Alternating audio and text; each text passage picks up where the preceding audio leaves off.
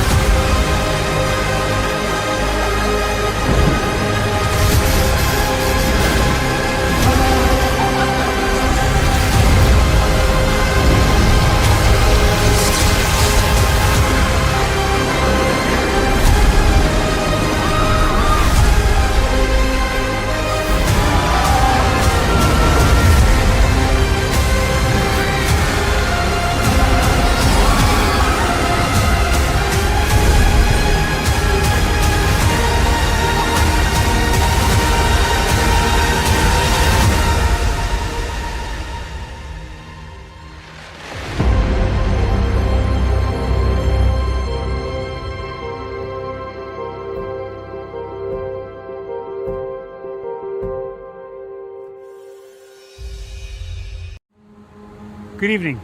My name is Mark Woodbury. I'm the chairman and CEO of Universal Destinations and Experiences. Well, we're finally here. Tomorrow we begin a new chapter at Universal Orlando Resort as we open Epic Universe.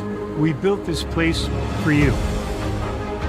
I want to thank you, our fans, for your love of our stories, characters, and immersive experiences that inspired this incredible place. Epic Universe represents over 8 years of meticulous planning, immense creativity, and innovation, combined with unmatched craftsmanship and operational excellence on the part of thousands of people who have brought to life the stories and characters that live beyond each of Epic's portals. But it represents so much more. Your love of Universal and the deep connections we've shared together here in Orlando over the past 30 years inspired us to dream bigger and to push the boundaries to create something extraordinary for you and for generations of fans and families to come. And tomorrow, as we open Epic Universe, I can't wait for you to experience this place for yourself. Now it's your turn to step inside, to lose yourself, and to share this place with the ones you love most. As we open this park, we hope your world becomes a little more epic. Tomorrow, Epic Universe becomes yours.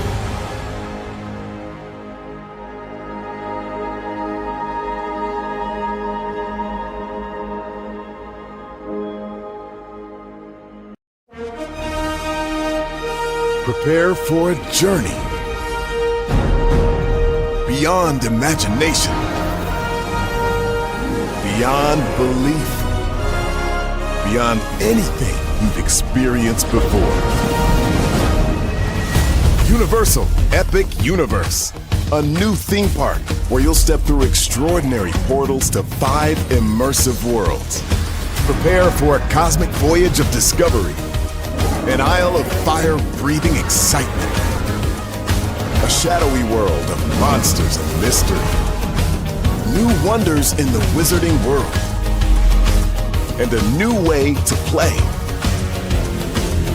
Plus the splendor of a magnificent resort hotel overlooking the park. It's all new excitement at Universal Orlando Resort. A week's worth of vacation thrills with 4 amazing theme parks, a variety of spectacular themed hotels, and incredible dining and entertainment.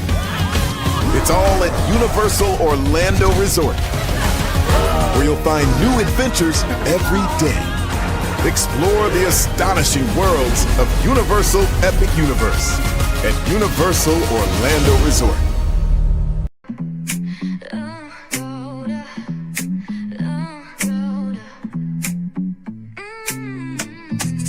Lights go low, the city goes high. Stories untold under moonlit skies. Braylon got the vibe, got the flow for the culture. Yeah, you already know. Turn it up, lean back, feel the breeze. Late night truths drifting through the trees. It's for the culture, by the culture. Braylon got the soul to show ya. Breaking it down, lifting it higher. Feel the rhythm, spark the fire. Headlines flip with a soulful twist. Behind the scenes where the magic sits. It's the heartbeat of the now and the then, where the story starts and never ends. Tune in, lean and feel the groove. Every moment, a vibe you can't lose. It's for the culture, by the culture. Braylon got the soul to show you. Breaking it down, lifting it higher. Feel the rhythm, spark the fire.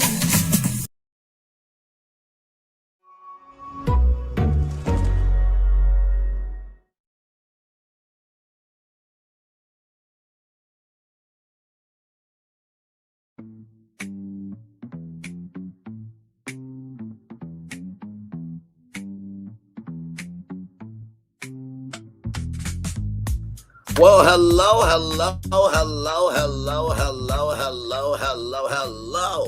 to you. Welcome into another edition of Braylon's Virtual Tour Live. Glad to have all here this evening. We are here to talk about Nintendo Cruise Line. Now, this is something that is not official from Nintendo, okay? Although they do have Nintendo New York and San Francisco, which is their retail space. Of course, you know them for being in any and every store, from Walmart to, yes, even Target, child. Toys R Us, Amazon, even eBay for collectibles, GameStop, and everywhere in between. You guys know them for Super Nintendo World at Universal Studios Hollywood, Universal Studios Orlando Resort, and Universal Studios Japan. And so I was watching some Disney Cruise Line videos last night. It got me thinking, what if we could make that happen, right? What if we could make that happen?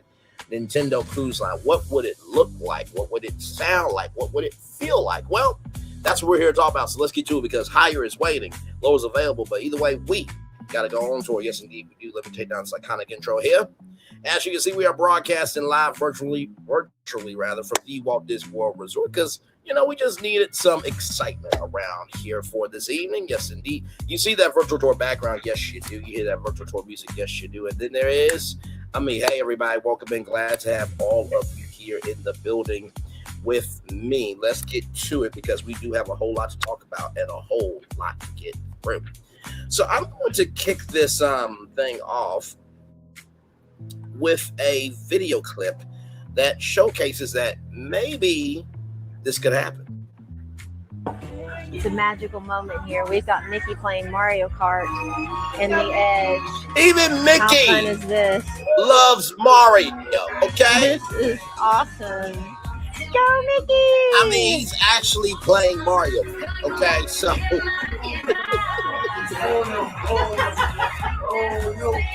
Mickey is not happy about that big shell. We can hit at him. There's Mickey. Woohoo!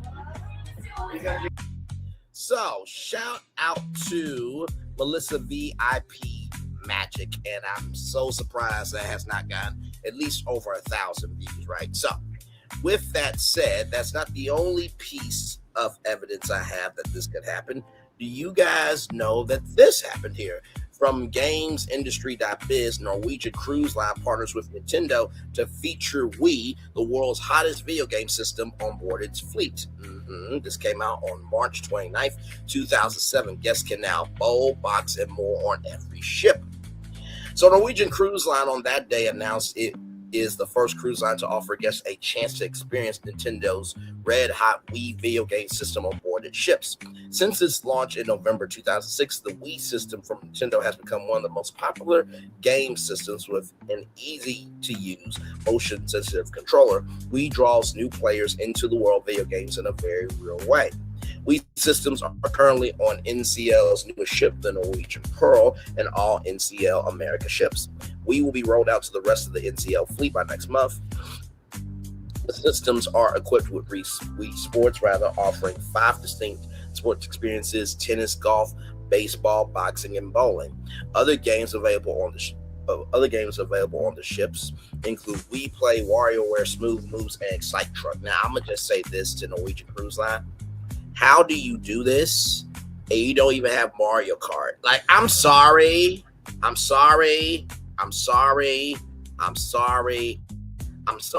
Hey, Phil, good to see you, good sir. Thank you. But you know, that's just one part of it. You don't know what the inside of the ship looks like yet. And you certainly don't know what the private island is yet. So just hold on a little while longer, okay? Oh, this is gonna be some fun. But sincere, how do you not have Mario Kart, right? How do you not have Wii Sports Resort, right? How do you not have Wii Fit? I'm just saying.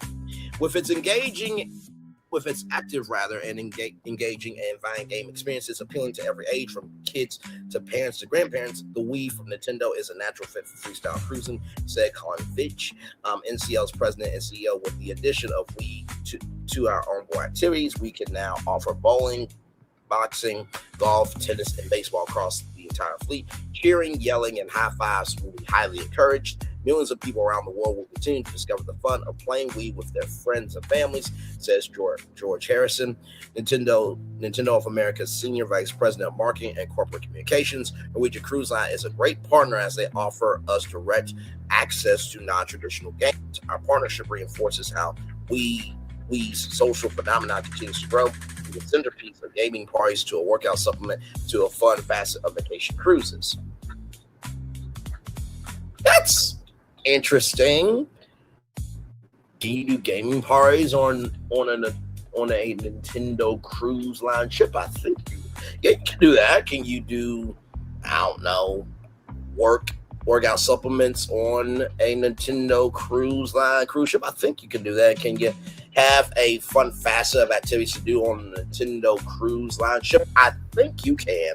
Let's continue on each ship. Wii systems themselves will be located in the atrium or other public rooms, allowing guests to gather and play against each other while viewing the game on large video screens. Each ship's kids-friendly kids crew facility will also feature 2 Wii kiosks, providing kids-only fun. The ships will also host tournaments and other activities around the games.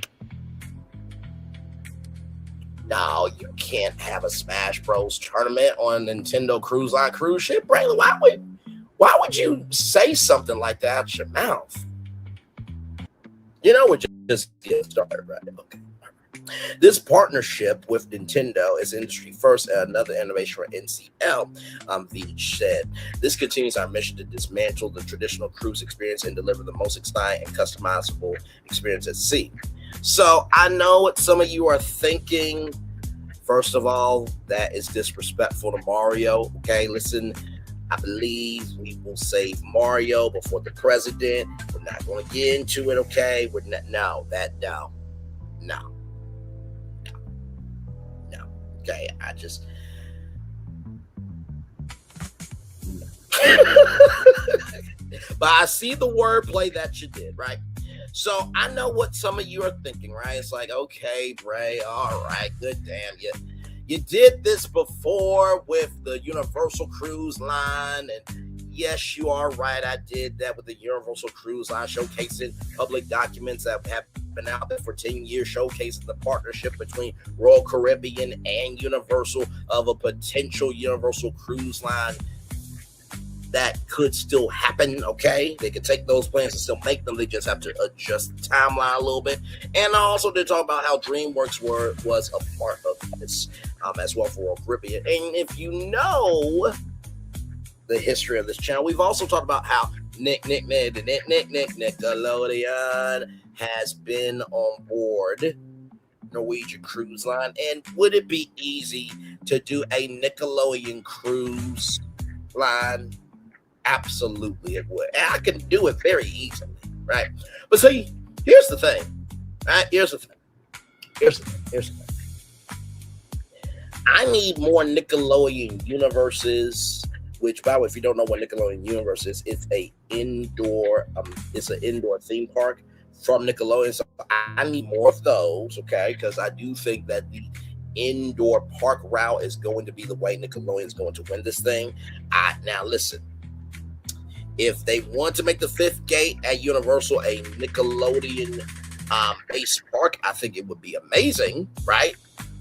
You know what I mean? I really do believe that. As you guys know, Universal and Nickelodeon have always had a wonderful partnership, from Nickelodeon Studios, from the Nickelodeon Blast Zone, Jimmy Neutron's Nick2 Blast. It's always been there. As you guys know, there used to be a Nickelodeon Suites Resort from Holiday Inn. That's no longer there, but there's another Nickelodeon Hotel that is coming to Orlando. It looks amazing. They're also going to have apartments. And before that, there was the Nickelodeon Resort by Marriott. And then, of course, you have the Nickelodeon Resorts in Punta Cana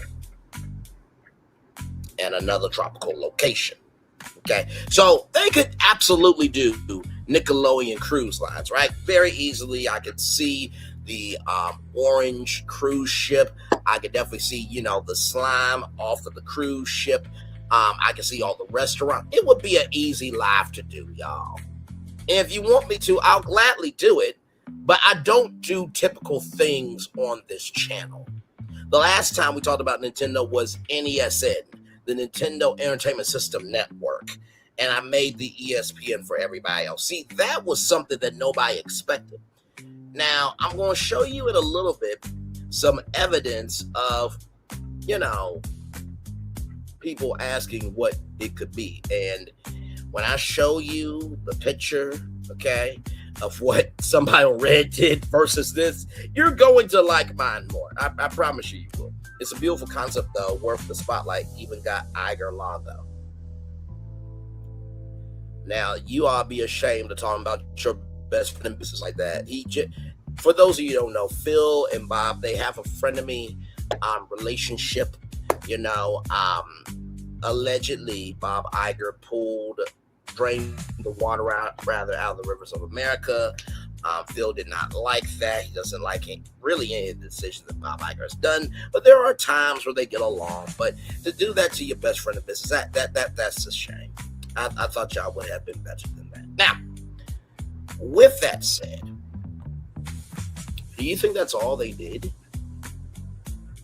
Norwegian Cruise Lines and Nintendo, do you think that's all they did? Of course not. Norwegian Cruise Line welcomes aboard Wii U. Which, by the way, for those of you who are trying to say the Wii U wasn't a very popular game system, do you know the portability of the Nintendo Switch came from the Wii U? Because the Wii U had a gamepad where if somebody wanted to watch TV, you could still play your game on the Wii U gamepad. Mm-hmm. Mm-hmm. So I'm gonna need everybody who hated on the Wii U to please retract your idiocy now. Thank you very much. All right, let's continue on with facts over here. Then Mario and Nintendo's cast characters expands again across Norwegian's full fleet. Norwegian Cruise Line has expanded their initial trial with Nintendo, bringing the Wii U gaming system to all Norwegian ships fleet-wide. After deploying Nintendo's original Wii gaming system across their fleet in 2007, NCL has decided to expand the system to be the Wii U system. Give me one moment.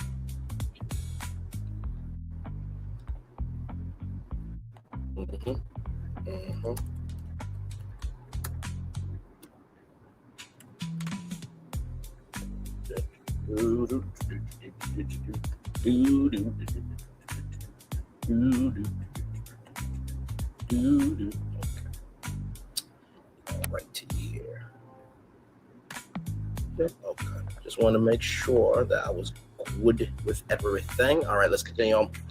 After deploying Nintendo's original Wii gaming system across their fleet in 2007, NCL has decided to expand the system to be the Wii U system, which delivers high-definition video gaming. The Wii U system is far more sophisticated, which allows groups to get into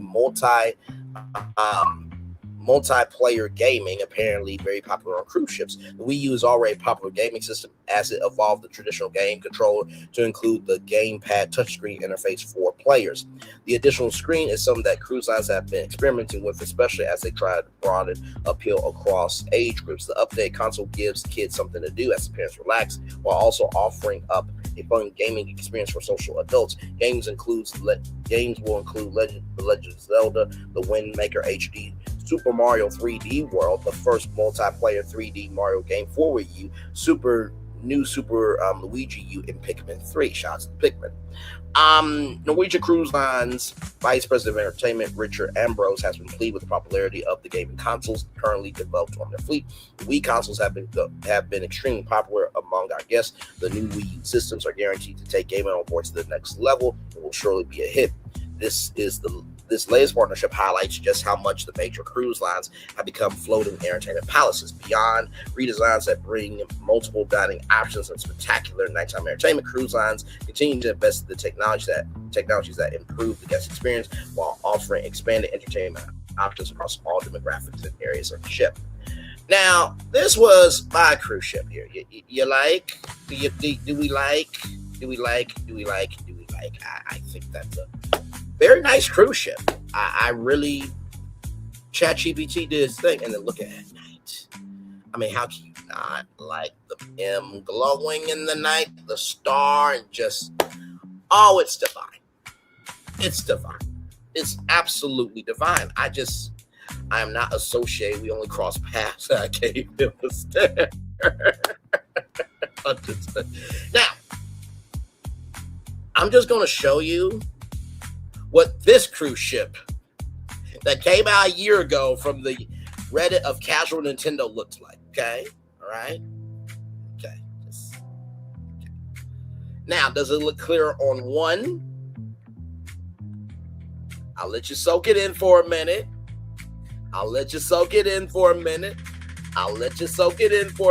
Okay? All right. Everybody soaking it in.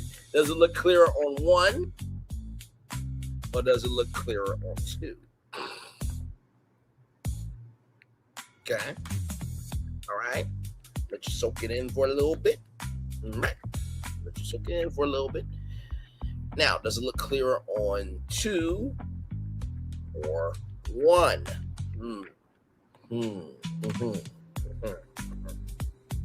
Soak in one real quick here. Let you soak in one. Yep. Let you soak it in. All right, does it look clear on one, or does it look clearer on two? Yes. Let you soak it in. Let me let you soak it in. Thank you so much. Thank you. Because I'm just a little confused of, this is the best we could have done.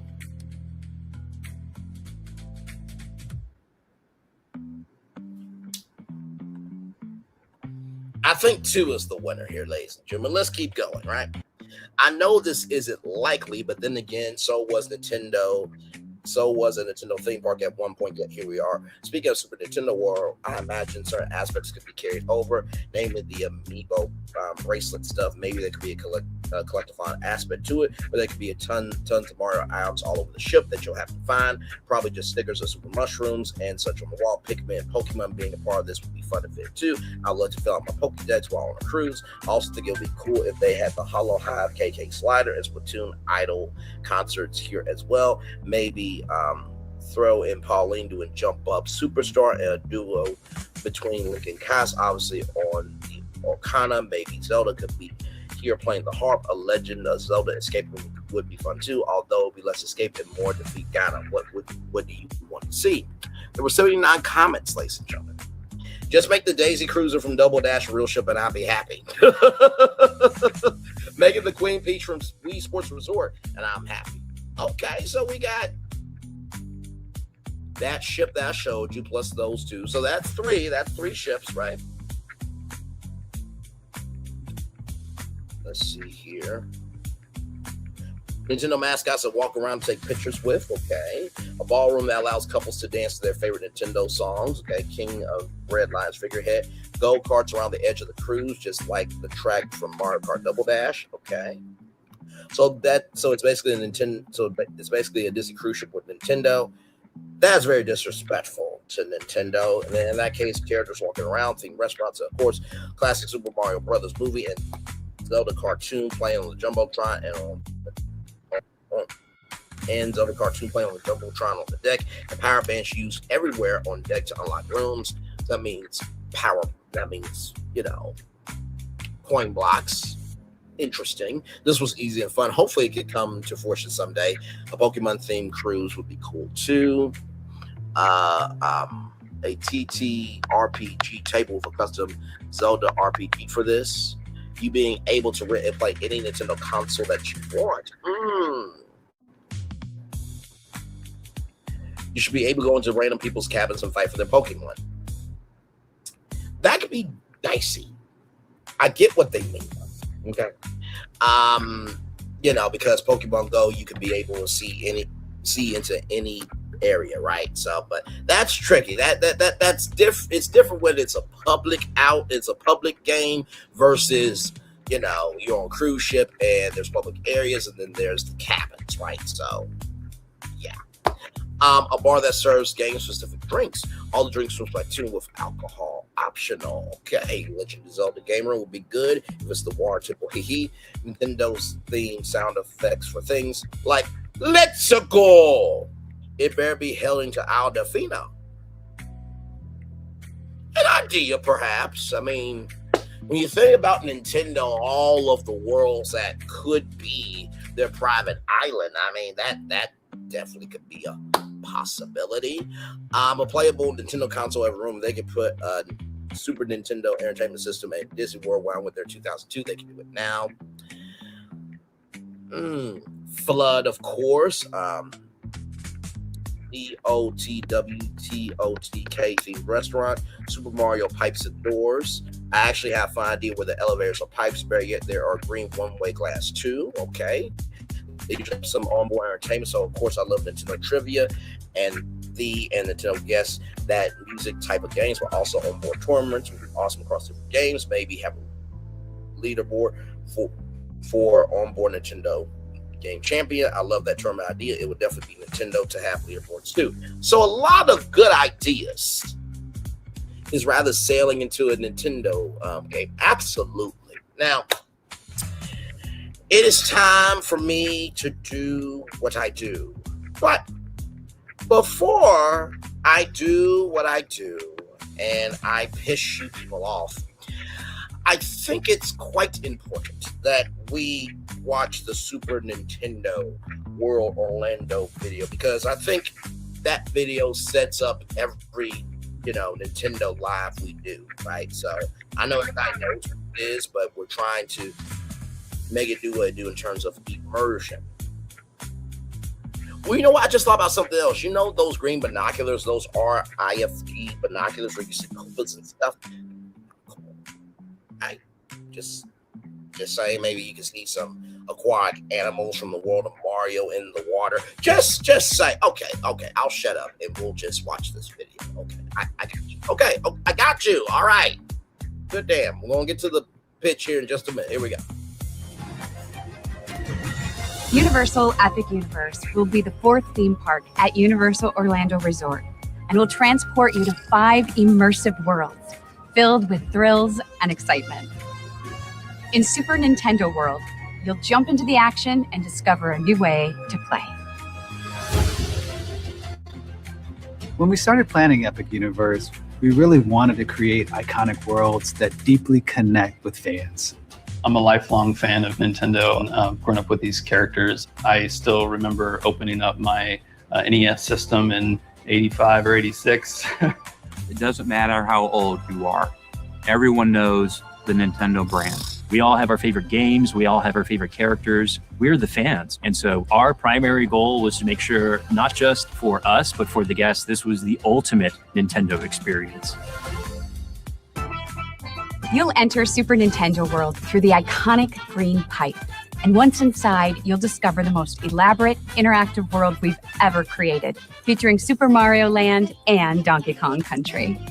When you come out on the second level of Super Nintendo World with that vista, there's just not another view like it. You have Mount Beanpole right in front of you. You have all these colorful blocks, all the characters moving around. This world is alive around you.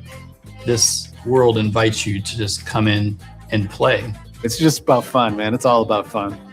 One of the features of Super Nintendo World is the power of fan. It allows you to play the games. It allows you to keep score. You can collect coins by punching blocks. You can find hidden elements throughout the land. You can see how you're doing compared to other guests in the park. Could you translate that to a cruise ship? I believe you can. Let's continue. Oh, wait a minute. Meet and greet characters.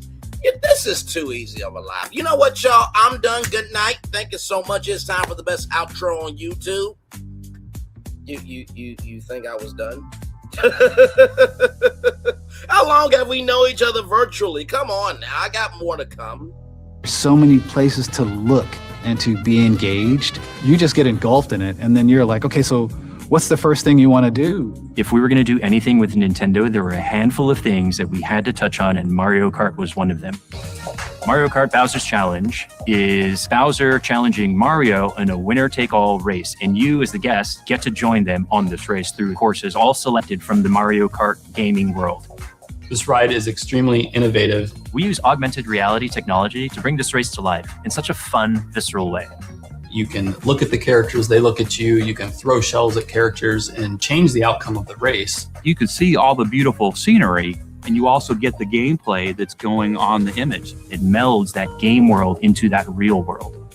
Everything in this world is designed to fully immerse you. The sights, the sounds, the food, the attractions.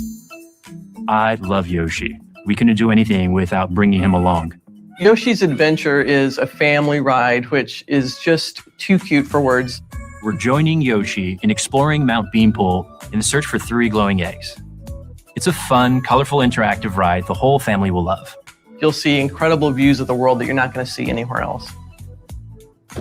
Yoshi and Mario Kart, they're so iconic. Donkey Kong is one of the original icons, and we certainly couldn't do a Super Nintendo World without including him. Donkey Kong Country is a completely different landscape from Super Mario Land. You're exploring through very lush jungle with rhythm and music. But the land really comes to life. When you see the mine carts coming through the land, it really looks like it's a runaway mine cart. My Kart Madness gives guests an opportunity to join Donkey Kong and Diddy Kong. It's a coaster that has jumps, turns, leaps, dips, dives. It's got the most innovative technology inside of it to make us feel like we're actually jumping the track. There are 0 screens. It is all real show. It is all real thrill. It will blow their minds on what we were able to turn into a real life experience. When I see Super Nintendo World, what I see is the future of immersive experiences, where it's the gaming world and the real world being able to finally join together all around you. I think this place is going to allow so many families to connect and bond over these timeless video games. To me, I think that's why theme parks matter. You could go there 20 times and you will always find something new every single time. You got to come here and you have to see this place. Super Nintendo World is going to bring so much joy to our guests, and is one of the reasons why Universal Epic Universe will be an amazing theme park experience. It absolutely is. It is now open for your enjoyment at Universal Orlando Resort. Now, with that said, I do have a job to do. I must now piss you the hell off. I must now piss you the hell off. This is the fun part. Well, not for you guys, because for you, you're going to lose your minds. But for me, it is a pure joy to showcase what can be. So, with that said, let's get to it. Here we go. All right, here we go. Nintendo Cruise Line. So, right, this should not simply be a Nintendo-themed cruise ship. It should feel like a flowing Nintendo world where every deck becomes a new kingdom, game, or level. So here is the big idea. Nintendo Cruise Line is a premium interactive family cruise line where the ship itself is the game world. Every voyage combines Nintendo characters, interactive technology, theme park quality entertainment, family cruises, adult nightlife, competitive gaming, Nintendo history and nostalgia, wellness, water attractions, food and nightlife, movies, live shows, and port adventures. The fundamental difference between Nintendo Cruise Line and traditional character cruise is that guests simply do not watch Nintendo, they play Nintendo. The cruise experience is built around one central idea. Every guest has entered the game. The ship can contain multiple worlds inspired by Nintendo's greatest franchises, while still allowing each vessel to have its own identity and home. So that's number one. That is the big idea, okay? Number two, brand philosophy. The Nintendo Cruise Line philosophy, play belongs to everyone. Nintendo Cruise Line is designed around the belief that play has no age limit. A child can play their first game with their parents. A college student can meet other Nintendo fans. A couple can enjoy a Mario Kart-themed cocktail bar. Grandparents can play the original Super Mario Brothers. A competitor gamer can enter a tournament. A family can explore the ship together. Somebody could potentially find love child. They could in Peach's Champagne Lounge. Oh, did I make that up live? Yes, I did. The cruise line should create a rare entertainment environment where generations are not separated by age. They are connected by play. The philosophy, play together, discover more, remember forever. Nintendo Cruise Line should never feel overly childish.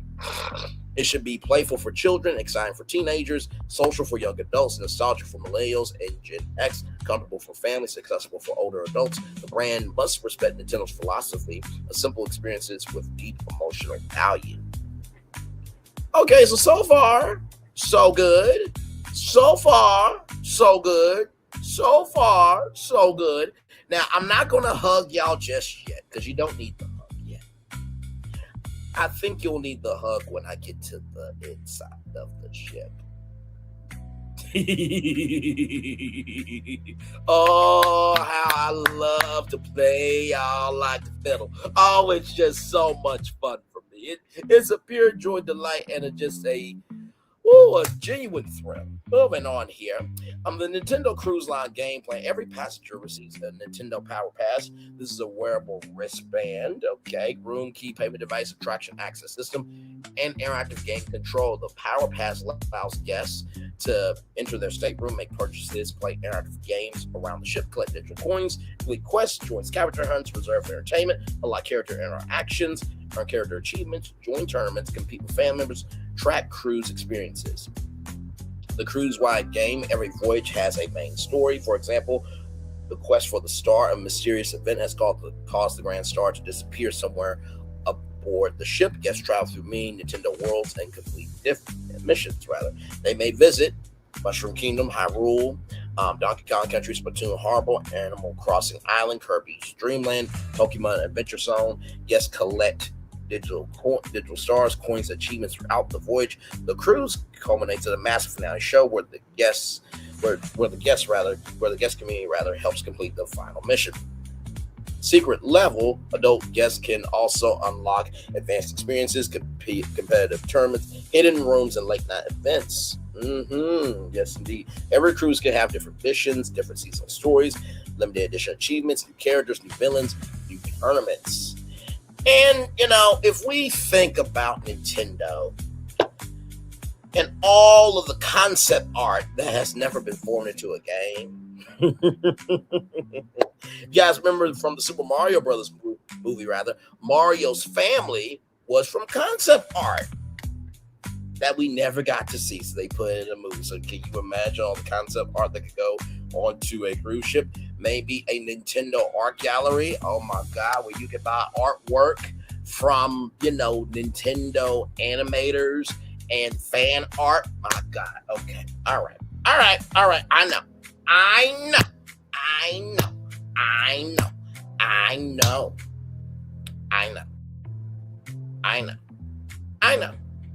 know. Yes, I still have to piss you off. Yes, this is my job. My job is to bring you concepts that will piss you off so much you want to go figure out where the headquarters is and ask them to do this shit. There. Everything is gonna be all right. There. Everything's gonna be all right. It will. The ship itself, a floating Nintendo universe. Each ship should be inspired by Nintendo mythology. Example: Fleet Nintendo Wish, a family-focused ship featuring the largest number of attractions. Nintendo Odyssey, an exploration-focused ship inspired by adventure, discovery, and Mario's world travels. Nintendo Star, a premium entertainment-focused ship. Nintendo Galaxy, a space-themed cruise ship. I wonder if they have a video game that also was a movie that came out this year that the Super Mario Galaxy movie, Super Mario Galaxy video game. Of course they can use that as the foundation for the ship. Silly me. Oh, then you got the bow characters, and then you got the whole character. It's so much we can do here, ladies and gentlemen. The future flagship, featuring advanced interactive technology. The fleet should be instantly recognizable for a distance, but elegant enough to avoid looking like a floating toy store. The exterior could use Nintendo red, white, subtle game iconography, character silhouettes, anime nighttime light during stars, and power up effects at night. The ship's exterior can become a part of the entertainment. It's kind of like this here, like this. I mean, just, we're talking about it, just damn. But that's just the outside of the ship. Just you wait. Let's continue on here. The stateroom plan, the Nintendo home stateroom should feel immersive without overwhelming guests. Every room should include Nintendo Switch connectivity, interactive television, Nintendo library, game library access, character wake-up calls, theme, digital artwork, power pass room integration, and interactive room missions.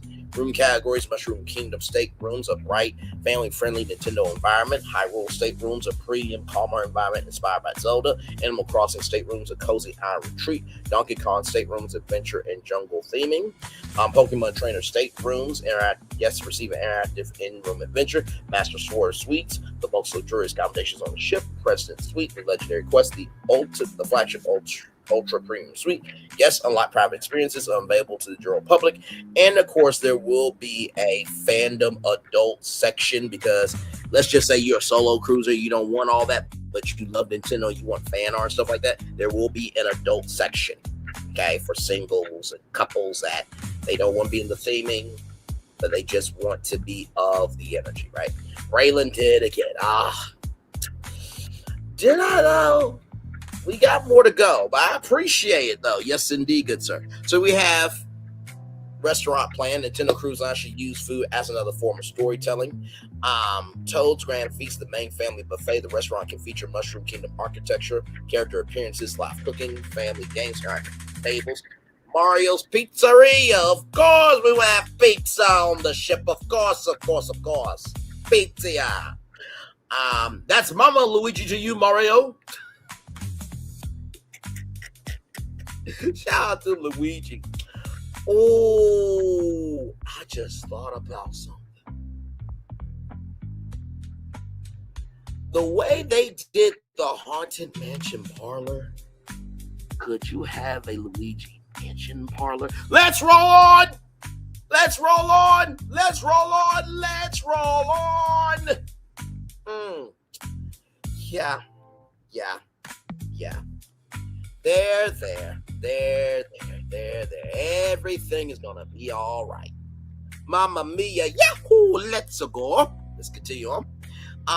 Mario's Pizzeria, a casual family restaurant menu, full-size pizzas, calzones, pasta, family platters, Nintendo-themed desserts, Peach's Royal Tea and Dining Room, an elegant experience for breakfast, afternoon tea, dining, dinner, character dining, and you think about Daisy and Rosalita and all of the Nintendo princesses around there, okay? Just think about character experiences, all right? Hyrule Hall, a premium immersive dining experience inspired by the Kingdom. The restaurant changes between daytime Hyrule, sunset, storm, and night. Guests experience a theatrical dining adventure. Kirby's Cafe, desserts, pastries, sandwiches, and specialty drinks. The Pokemon Market, a fast casual dining marketplace inspired by regions of the Pokemon world. Different food stations represent different Pokemon regions.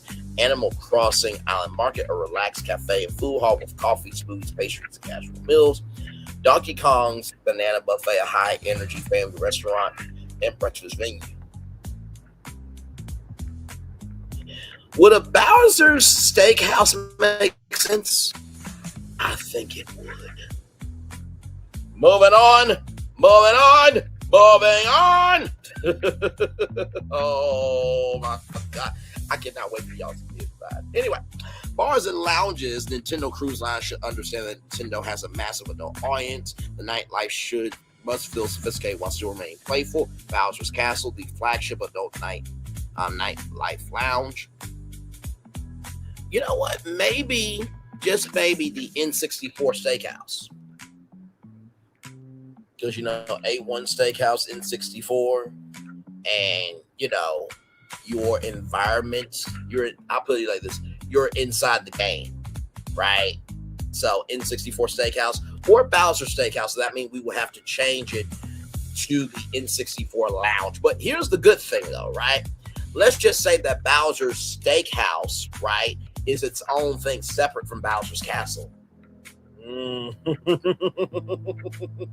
Let's continue on. The flagship adult nightlife lounge features dark castle atmosphere, fire effects, DJ dance floor, special cocktails, late night entertainment.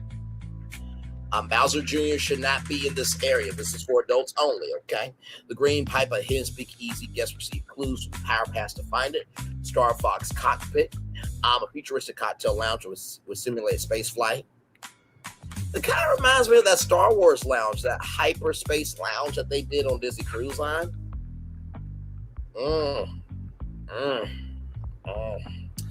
Disney, I would be very worried right now about this live stream being on YouTube. I really, really would. Yeah, I really would. Yeah.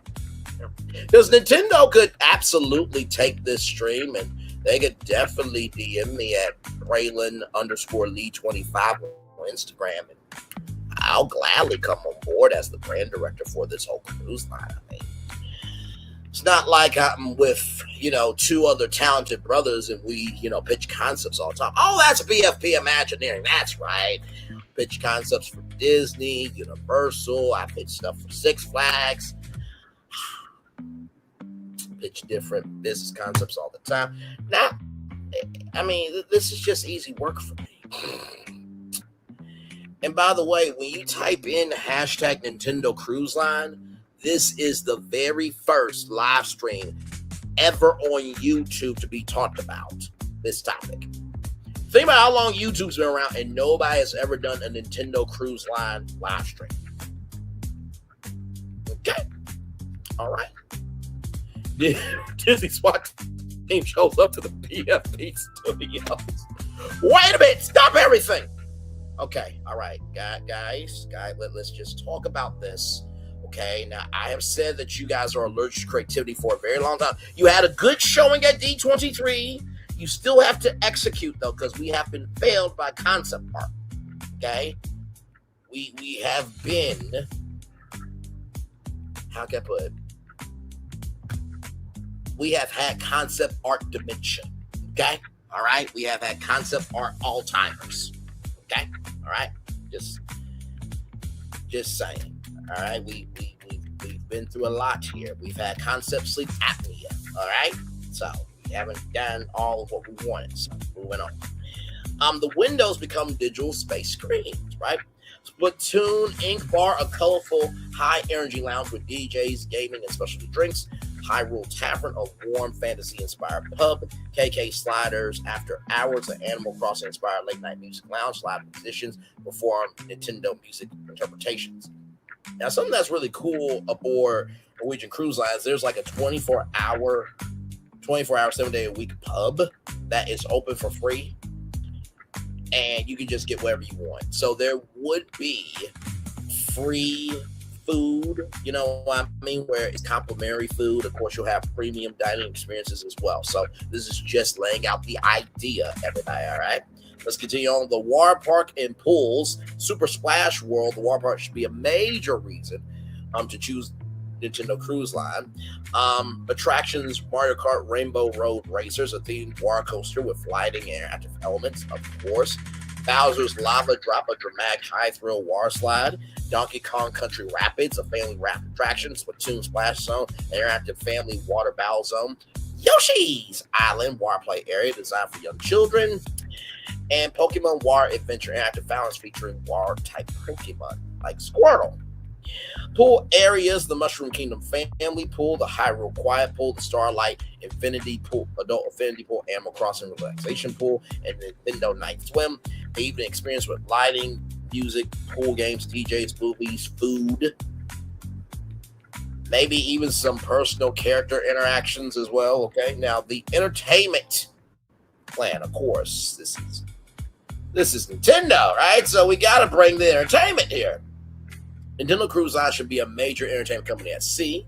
And by the way, Nintendo Theatrical Group should be a thing on Broadway. Just saying. The Grand Theater, a Broadway quality theater. Maybe it could be designed in the theme of Peach's Castle. I know. There. Everything is going to be all right. A Broadway quality theater, possible original productions, Super Mario, The Lost Star, a large-scale musical venture, The Legend of Zelda, Heroes of Hyrule, an epic theatrical production, Splatoon the concert, a high-energy multimedia concert, Nintendo the live experience, a celebration of Nintendo history featuring orchestration, performance, and projection technology. The movie theater, okay, the Nintendo Cinema. The cinema should play Nintendo films, family films, animated films, gaming documentaries, classic Nintendo content, behind-the-scenes features. There should also be midnight screenings, and the latest films and TV shows can play in there as well. Special event, Nintendo Premiere at Sea. Future major Nintendo film releases can potentially host special premiere voyages. Guest experience red carpet, cast appearances, special merchandise, first night screenings, exclusive entertainment. Now, Disney Channel used to do something with Disney Cruise Line whenever they would do Disney Channel Weekends at Sea. So there it is there. Late night dining should feel like a Nintendo gaming session that never ends. The one-up all-night diner open late. Menu, burgers, fries, chicken sandwiches, pizza, breakfast, milkshakes, and desserts. The atmosphere after midnight, Nintendo characters and employees can shift into a more adult social energy. Gaming tournaments can happen while guests eat. So the spa and wellness of it all. Okay, so this is inspired by peaceful Nintendo environments. The spa can include Zelda-inspired relaxation areas, Pokemon sleep experiences, massage, meditation, sauna room, steam room, beauty services. And of course, like, can we not talk about the thermal spa suites? Oh yeah, there'll be thermal spa suites as well, where you have access to the thermal spa and stuff like that. I'm not playing with y'all. Okay, all right. A Pokemon sleep retreat, a wellness experience focused on sleep, relaxation, stress management, recovery. This could be one of the most distinct wellness brands in cruising. Fitness plan, the Nintendo Move Club Fitness should be interactive. Experiences can include Ring Fit, Nintendo Switch sports tournaments, dance fitness, boxing classes, yoga, family movement sessions. Bringing back the Wii on board. Okay, all right, just saying. The challenge deck. Yes, participate in daily physical challenges and earn achievements through the Power Pass. The goal is to make fitness feel like gaming and esports, of course.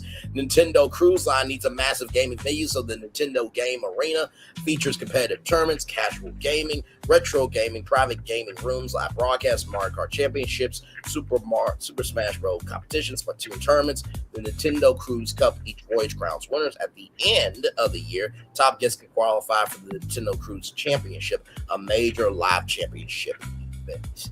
Okay. Marketing plan. The launch campaign should not market the cruise as simply another vacation. It should market it as the vacation you play. Phase 1 mystery.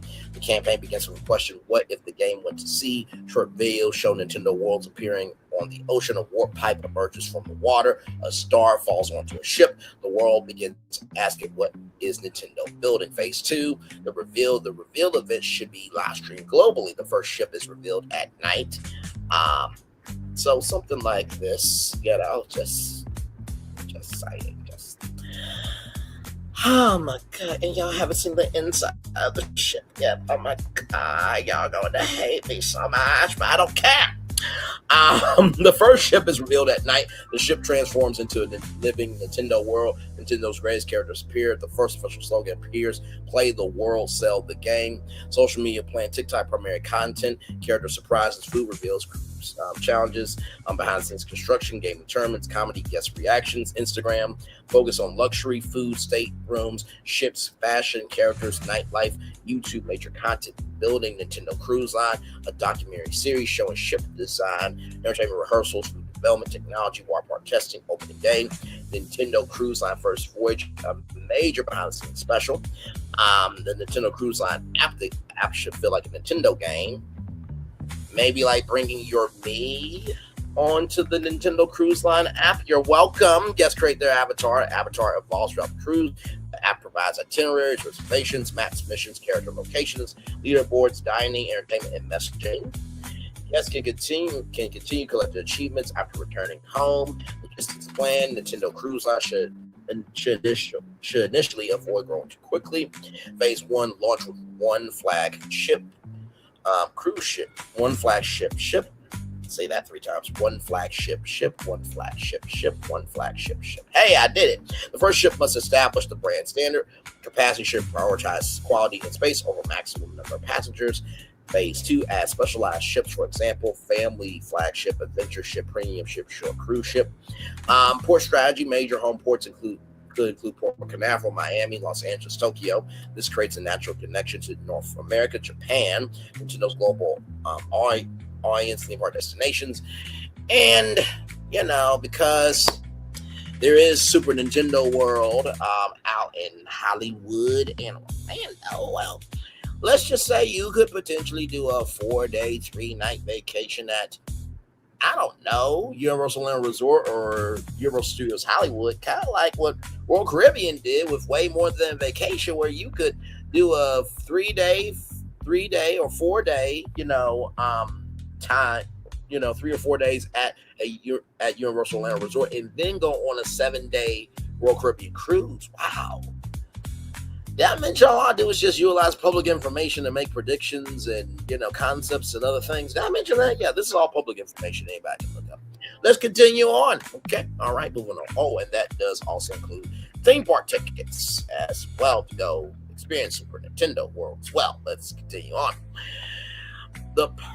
Theme park destinations as well. The perfect Nintendo cruise day: morning character wake up, breakfast at Toad's Grand Feast, family mission, pool or water park gaming challenge, afternoon premium lunch, Nintendo theater experience, game tournament, spa or fitness, character encounters, evening dinner, Broadway quality show, movie, pool party, late night, one up all night dinner, Bowser's Cafe, KK Sliders after hours, gaming, hidden speakeasy. They got that ice bar in Orlando. Could the ice castle, the penguins, could that be a thing on board? And yes, there would be a barbecue restaurant with catfish being served, okay, and beignets. We got everybody covered, okay? Listen. Cultural plan: Nintendo Cruise Line should become a cultural destination, not just a cruise line. Nintendo Fandom at Sea, the cruise can host cosplay cruises, career cruises, gaming cruises. college gaming events, content creator gaming events, retro Nintendo Cruises family reunion packages, fan conventions, developer conversations, Nintendo Legends at Sea. Special voyages can celebrate Mario, Zelda, Pokemon, Donkey Kong, Kirby, Splatoon, and Crossing. Inclusion and accessibility. Nintendo Cruise Line should become one of the world's most accessible entertainment vacations. The cruise line should design for mobility needs, sensory experience differences rather, be ADA compliant. All right. Different communication needs, families, solo travelers, older guests, disabilities as well. There should be sensory-friendly performances, quiet hours, relaxed character interactions, accessibility, gaming equipment, low sensory spaces, clearly communicate attraction experiences, and there will be chill zones as well. So it won't just be active all the time. You know how like they have the chill side of the solarium where it's adults only. There will be something like that on this cruise line. Right, on the ship.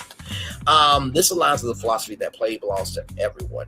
The cultural impact. Nintendo Cruise Line could redefine what a theme vacation means. It brings together theme parks, gaming, cruises, hotels, Broadway, cinema, esports, fine dining, water parks, wellness, family entertainment, and adult nightlife.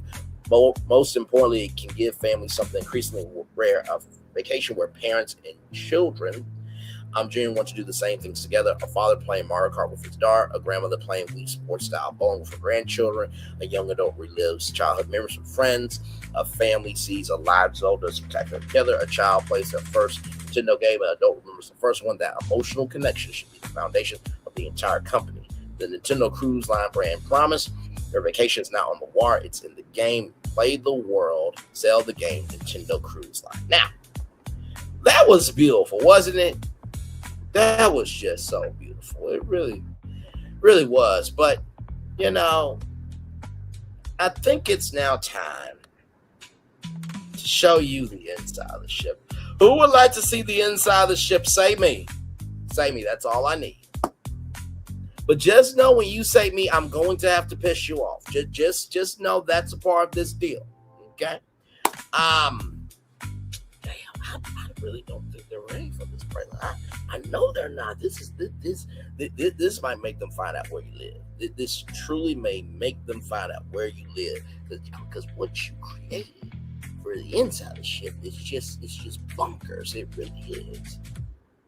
Oh, so y'all don't want to see the inside of the ship? Okay, I don't have to show it. That's totally fine.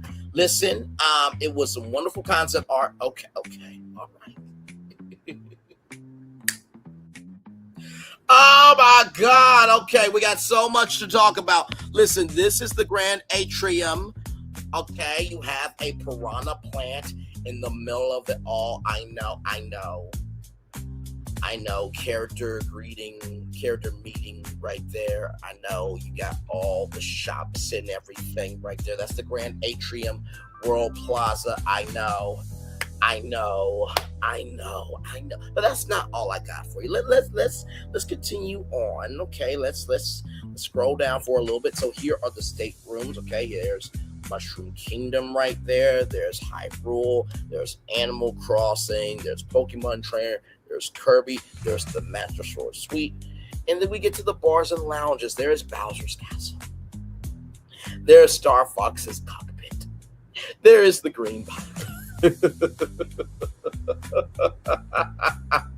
Oh, I'm such a sick fuck. I really am. We got Toad's Grand Feast. Look at that. It looks like Toadstool Cafe. It really does. Hyrule Hall, Kirby's Cafe, Pokemon Market, Animal Crossing Market, Donkey Kong's Banana Buffet, Splatoon Ink Bar, Hyrule Tavern, KK Sliders After Hours. Then you have the Game Arena, Character Encounters, Live Concert, the Grand Theater. Look at that Starlight Infinity Pool. I know.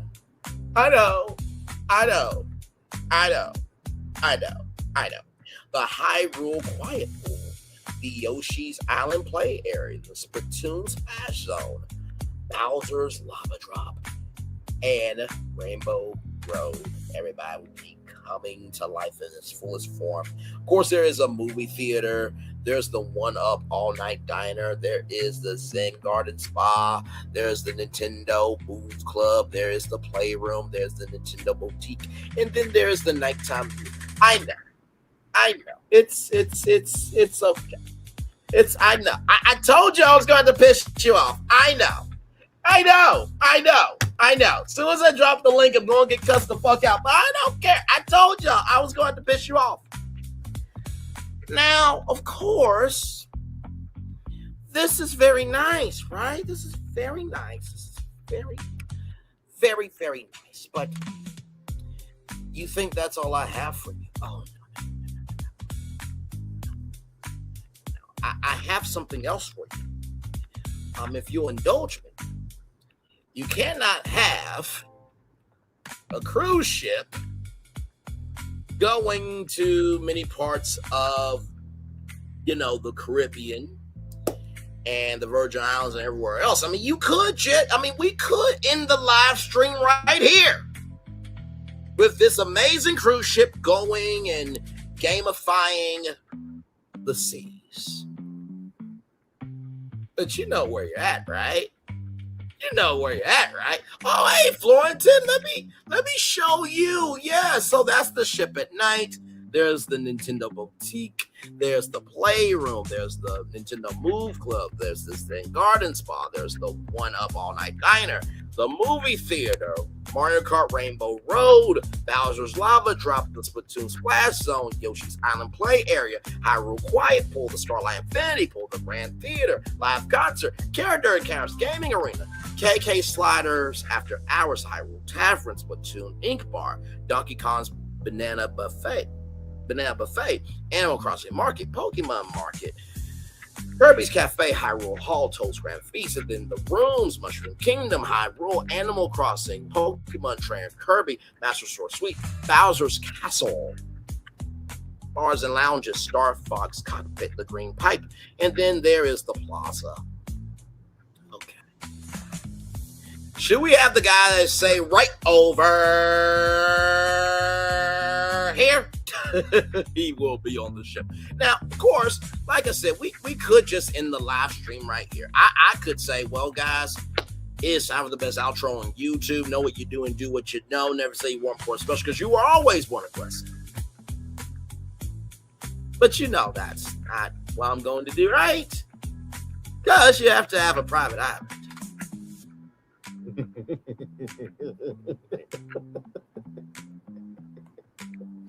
Oh, I love pissing y'all off so much. I do. I truly do. And with that, it is time to piss you off once again with this. So, listen. Al Delfino is coming to life, baby. Of course it is. Come on now. What did you honestly think? Sincerely. Come on now. Let's continue. Okay. All right. Here we go. Absolutely, Al Delfino should be the signature private island destination of Nintendo Cruise Line, the equivalent of a destination guests see as a major reason for the cruise. But it should be much more. It should be much more interactive than a traditional private island. The key concept is guests do not simply visit Al Delfino; they unlock it. So yes, the people of Al Delfino, they would be on the island. Yes, I'm bringing Super Mario Sunshine to life, everybody. If you guys remember when we talked about Super Mario Sunshine coming to Toon Lagoon and that Universal Live that I did, this is that times 10. Let's continue on. So Nintendo Cruise Line presents Al Delfino, Nintendo's ultimate private island. The big idea, Al Delfino is the private island destination of Nintendo Cruise Line, inspired by the tropical world of Super Mario Sunshine. Yahoo! It is a living island experience where guests arrive not just for beaches, water slides, and food, but for an unfolding adventure. The island combines tropical island, Mushroom Kingdom storytelling, Super Mario Sunshine, water attractions, beach clubs, adventure, character entertainment, interactive gaming, family experiences, luxury relaxation, adult nightlife, character, nature, and exploration around it. The entire destination is built around one question: What happens when a Nintendo world becomes a real place? The answer is Al Delfino. Brand philosophy: play, explore, discover. Al Delfino should represent Nintendo's most powerful vacation philosophy. Security creates adventure. Guests should constantly see something interesting around the corner, a hidden warp pipe, a secret beach, a character interaction, a mysterious shine sprite, a locked door, a new quest, a secret restaurant, an unexplored trail. The island should never force guests to participate in the game. Someone should be able to simply sit on the beach and relax, but someone who chooses to explore and discover that the island has a secret life. The brand promise: the deeper you explore, the more Al Delfino reveals. The arrival experience, rather. Guests should not simply walk off the ship and enter a parking style port. The arrival itself is the first level. The Nintendo Cruise Line ship enters Delfino Harbor. Guests see colorful buildings, tropical palm trees, Delfino Plaza, a towering shine gate, water fountains, water towers, fountains. A fountain and a tower, two completely different things. Nintendo characters, boats, floating shine sprite decorations, and the island mountain in the distance. Oh, I wonder what the concept art's going to look like. Oh, a massive soundtrack inspired by tropical Nintendo music plays throughout the harbor. And of course, there would be an Al Delfino band. What are we talking about here? Still drums, everybody? Come on now. Characters welcome guests. Arrival moment. Every guest receives a digital notification. Welcome to Al Delfino. Your adventure has begun. The Power Pass activates the island's interactive game. The island game plan, the hunt for the shine sprites. The central game of Al Delfino is based on the recovery and discovery of shine sprites. Every guest can participate throughout the island. Guests discover interactive challenges involving Mario, Luigi, Princess Peach, Yoshi, Toad, Bowser, King Boo, Donkey Kong, Animal Crossing characters, and Pokemon. Guests can find digital coins, find shine sprites, unlock secret areas, complete family missions, participate in races, join war challenges, solve puzzles, discover hidden character interactions, and also squad missions. Because let me tell you something, maybe your family won't go with you on the Nintendo cruise, but you are by yourself. You can be paired with other people. And if you're single, there'll also be missions for singles too. Listen, we're trying to help everybody out here. The system should allow families to play together. Example, a family receives a mission to find 3 hidden objects in Delfino Plaza. The children solve one clue, the parents solve another. The entire family receives a shine sprite. The island districts. Delfino Plaza, the center of the island. This is the most recognizable location in the heart of Al Delfino. Features include restaurants, shops, character encounters, live entertainment, interactive fountains, outdoor dining, game missions at night. Delfino Plaza transforms into the island's main nighttime entertainment district. Peach Beach, the family beach inspired by Princess Peach, features calm water, family cabanas, character experiences, Princess Peach inspired beach dining, sandcastle competitions, family games. A large beach stage hosts Peach's Beach Party, a daytime family show. I wonder if Bowser would want to do like a nighttime show on the island. I'm just talking to be talking. Let's keep going. That could happen. We don't know. The Mushroom Kingdom Water Park, Super Sunshine Bay. The water park should become one of the biggest attractions in the Nintendo Cruise Line ecosystem. Attractions: Mario and Flood. The Aquatic Adventure, a major water coaster inspired by Mario's Flood. Guests race through water tunnels, tropical caves, mushroom environments, shine sprite chambers. Bowser's Lava Fall, a high thrill water slide. Yoshi's Jungle River, a family raft ride. Bloopers, Beach Racer, a competitive water attraction. Goomba Splash. And if you don't like this video, you're gonna turn into a Goomba. Just joking, but there's an off chance you could turn into a Goomba too. Just like the video, just to protect yourself anyway. Nintendo Beach Club, the adult beach experience. This area should prove that Al Delfino is not exclusively for children. Features an infinity pool, private beach, premium cabanas, DJs, adult dining, cocktail service, and food. Okay, so there will be like an exclusive menu for that side of the beach. Okay, of the island, rather, of Al Delfino. The Blue Coin Club, the signature premium adult beach club. Guests enter through a hidden area of the island. Features live DJs, sunset cocktails, luxury seating, pool service, late night events, and a special Blue Coin menu. Okay, the club uses elegant Nintendo references rather than cartoon decoration. The Green Pipe Trails, a major adventure district. Guests walk through jungle trails and discover hidden warp pipes, animal encounters, Nintendo characters, puzzles, observation areas, secret game missions. Every trail can have multiple paths. Some areas are immediately available, others are unlocked through the Power Pass.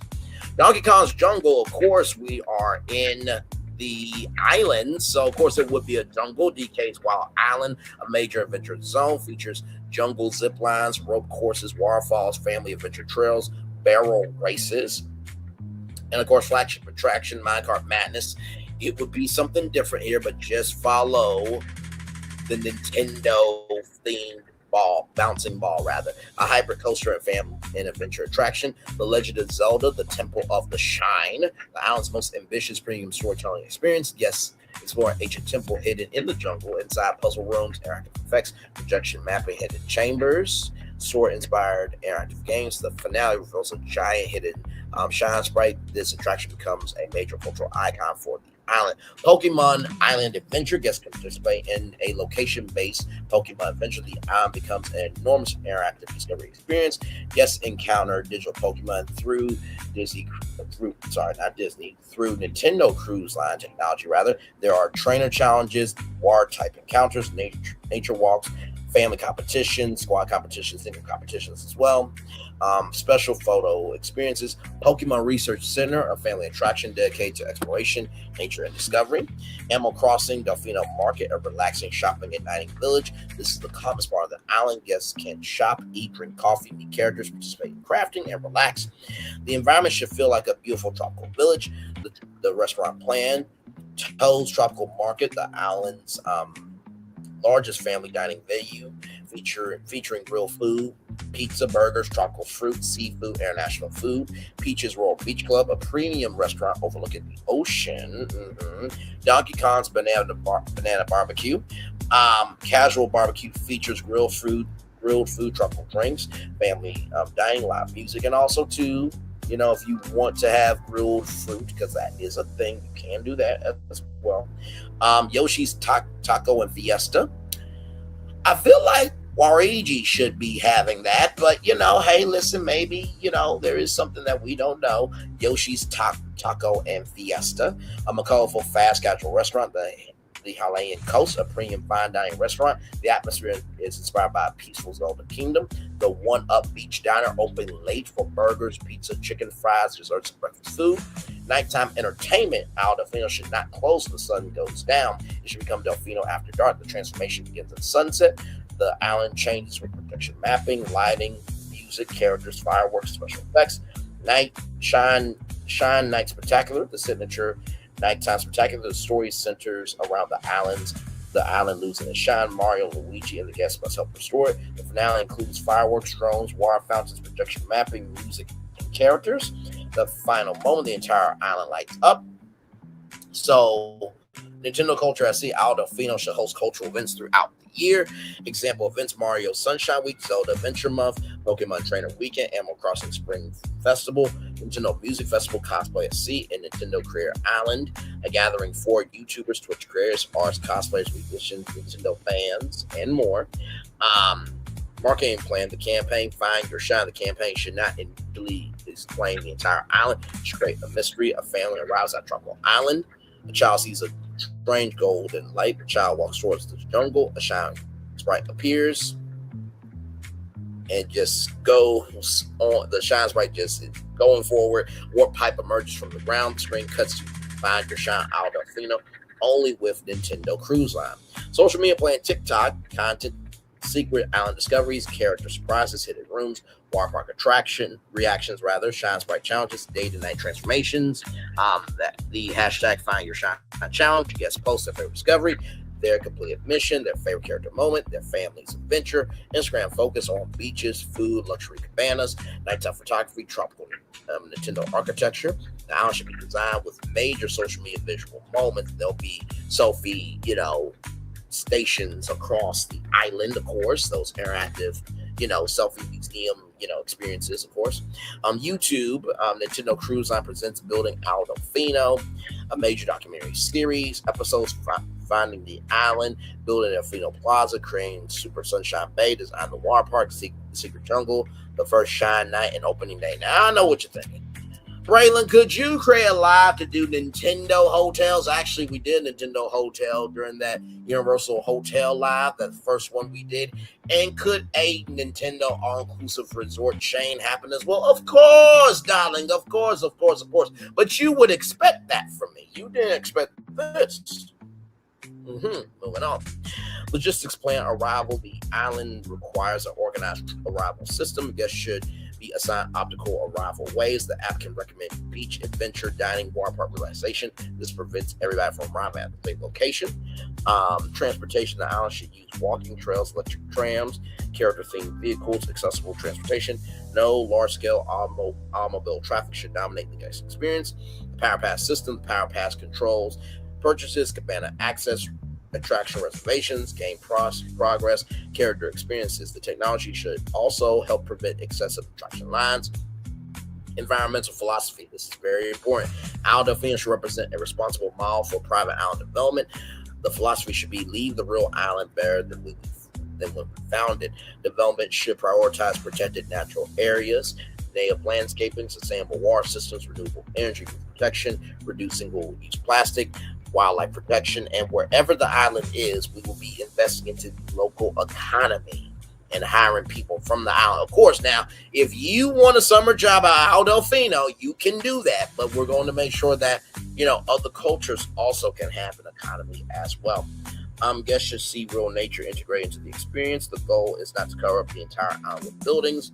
The unexplored parts, rather, are part of the magic. Cultural philosophy. Isle Delfino should never be treated as a generic tropical backdrop. The destination should respect the culture and communities of the region where the real-world island operates. Nintendo Cruise Line should build partnerships involving local artists, musicians, chefs, historians, cultural organizations, entrepreneurs, and many more entities as well. The island should have identity beyond corporate entertainment. The repeat visit strategy. The island's interactive technology creates a reason to return. Your first visit might unlock World 1, the Sunshine Quest. Your second visit could unlock World 2, the Lost Shines. Your third, World 3, the Bowser Mystery. This turns Isle Delfino into a destination with evolving stories. The ultimate guest experience. A family wakes up aboard Nintendo Cruise Line. The ship enters Delfino Harbor. They walk onto a real-life Nintendo island. They play together. They swim together. They discover secrets. They meet characters. They compete. They relax. They eat. They explore. At sunset, they watch the island transform. At night, they stand in Delfino Plaza as a giant shine sprite lights the entire island. The children remember the adventure. The parents remember the time together. The adults remember why they fell in love with Nintendo in the first place. That's the true pride, not a beach, not a water park, not a restaurant, a shared memory. So Isle Delfino brand architecture. Daytime, play the island. Sunset, find your shine. Nighttime, let the island glow. Final brand promise. Some vacations take you away from reality. This one takes you into the game. Nintendo Cruise Line, Isle Delfino, find your shine. Now, of course, Banana Buffet and Pokemon Market. Okay, Phil, this is an idea for a cruise line competition SmackDown. I know, listen, Nickelodeon Cruise Line, Warner Brothers Cruise Line, there's so many of them, right? Yeah. Now, does anybody want to see concept art for Isle Delfino, the private island? I mean, if not, it's cool. I understand it. We're about 1 hour, 23 minutes, and 12 seconds in. I mean, if you guys don't want to see it, I totally understand. I totally get it. I will just say, I'll turn off my camera. I've been on for a whole hour, and then I'll just drop the link.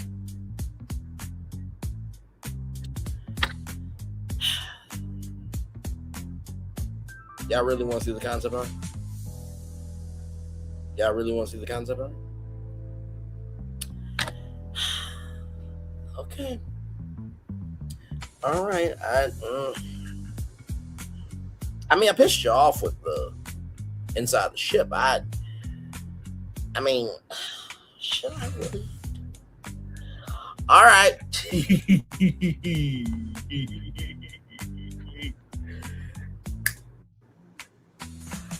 Let's look, shall we? So here is Delfino Harbor, right? You have Peach Beach right there, right? You have Delfino Plaza, okay, right? Oh, I don't need to know. You have Delfino Plaza right here. So all those buildings will have something in them. Then you have Animal Crossing Delfino Market right there. I know. Then you have the Super Sunshine Bay Water Park right there. The Nintendo Beach Club, the adult side of it all. Then you have Donkey Kong Jungle. Then you have the Temple of the Shine. And then, of course, a actual Shine Sprite right there, ladies and gentlemen. Now, that's it at day. There is a nighttime version. No, did I do that? Did I do that? Oh my God. I know.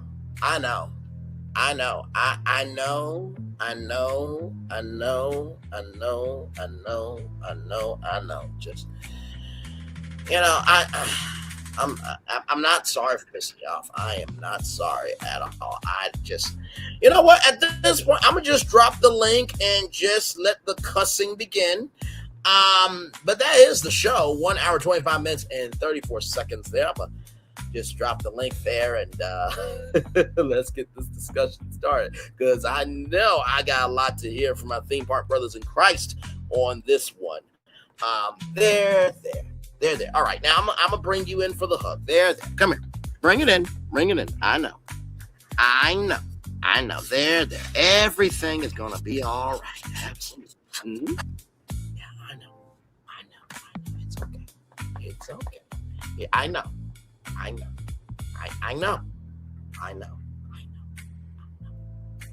There. Man. Oh God, that man, that Nintendo, you might want to get on that.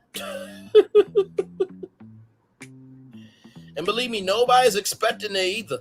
I can promise you that. And like I said before, y'all, this is all a prediction, but I do believe that this could really fuck up Disney.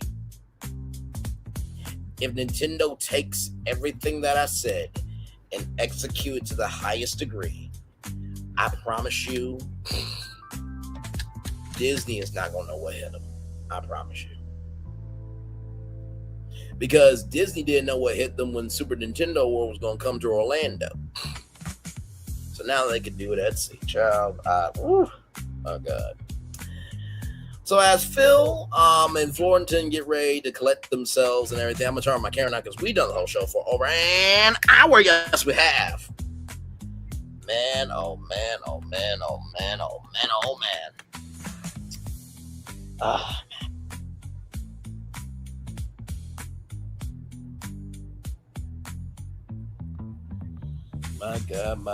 My God.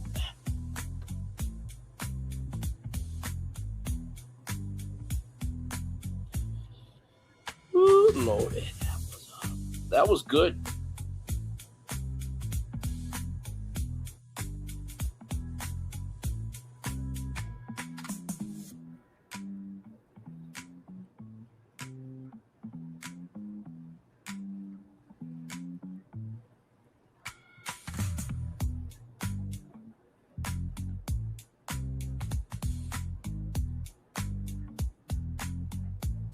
Man.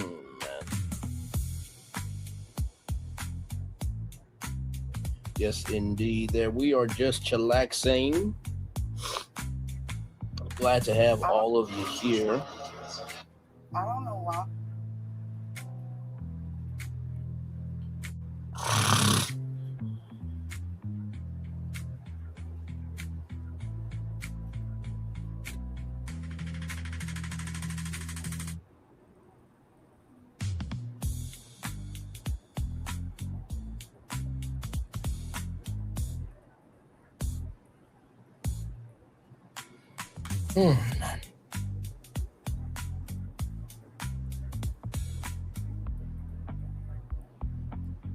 Man, oh man. Like I said, I am curious to see what Florentin and Phil have to say. I really am, because I know I did my good one.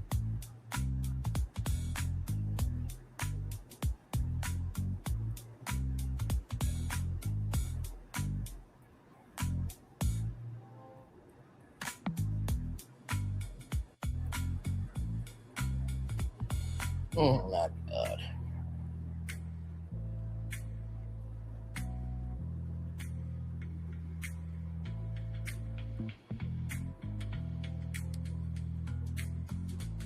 Mm.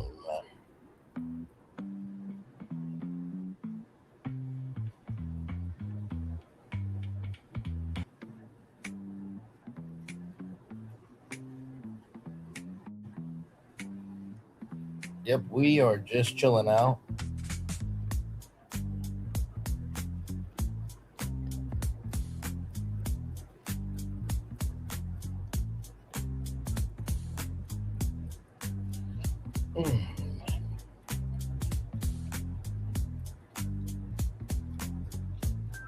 Yep, we are chillaxing, everybody.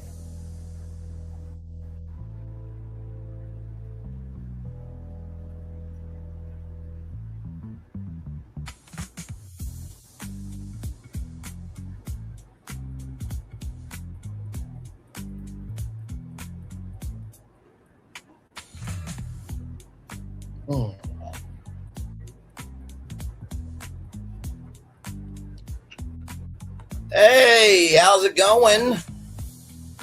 Hello. How are you, good sir?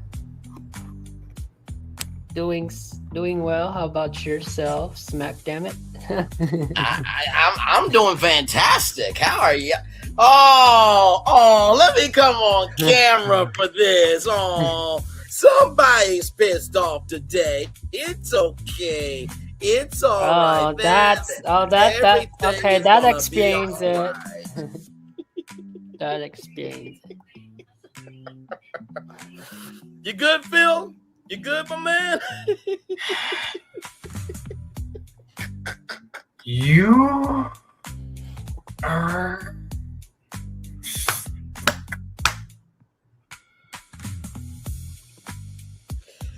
Oh man, I had fun with this one. I really did. I really did. As soon as I posted that picture up, I'm like, oh, they're not gonna be ready for what I got. Not with this one.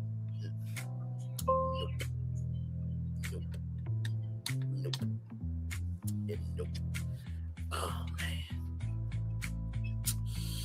I don't know what's happening with the AI today, but tell me I cannot make an image. So of what? I'm just running on through here, like making PDFs of my projects on the AI here. Gotcha. And thank you for that. Not make the images. Yes. Okay. Understood. I see the 1 year behind you there with Epic Universe. Very well done there. Oh yes. All that good stuff. Out of random, it's always been in my gallery, but I had, I forgot about it. And actually 1 year can go for BFP. So yes, there it is right there. So, but what are y'all overall thoughts on this idea? Like, I mean, sincerely, I didn't really think about this until I was watching probably at Disney and some other Disney Cruise Line content creators. And I was just like, could I really do this? I mean, I've done big things before. I mean, that's just what we do. That's what I do. But this here, I mean, the Al Delfino actually coming to life. And then, of course, you have this cruise ship here, okay, at night. And then, of course, during the day there. And then every single thing inside the ship. I mean, just...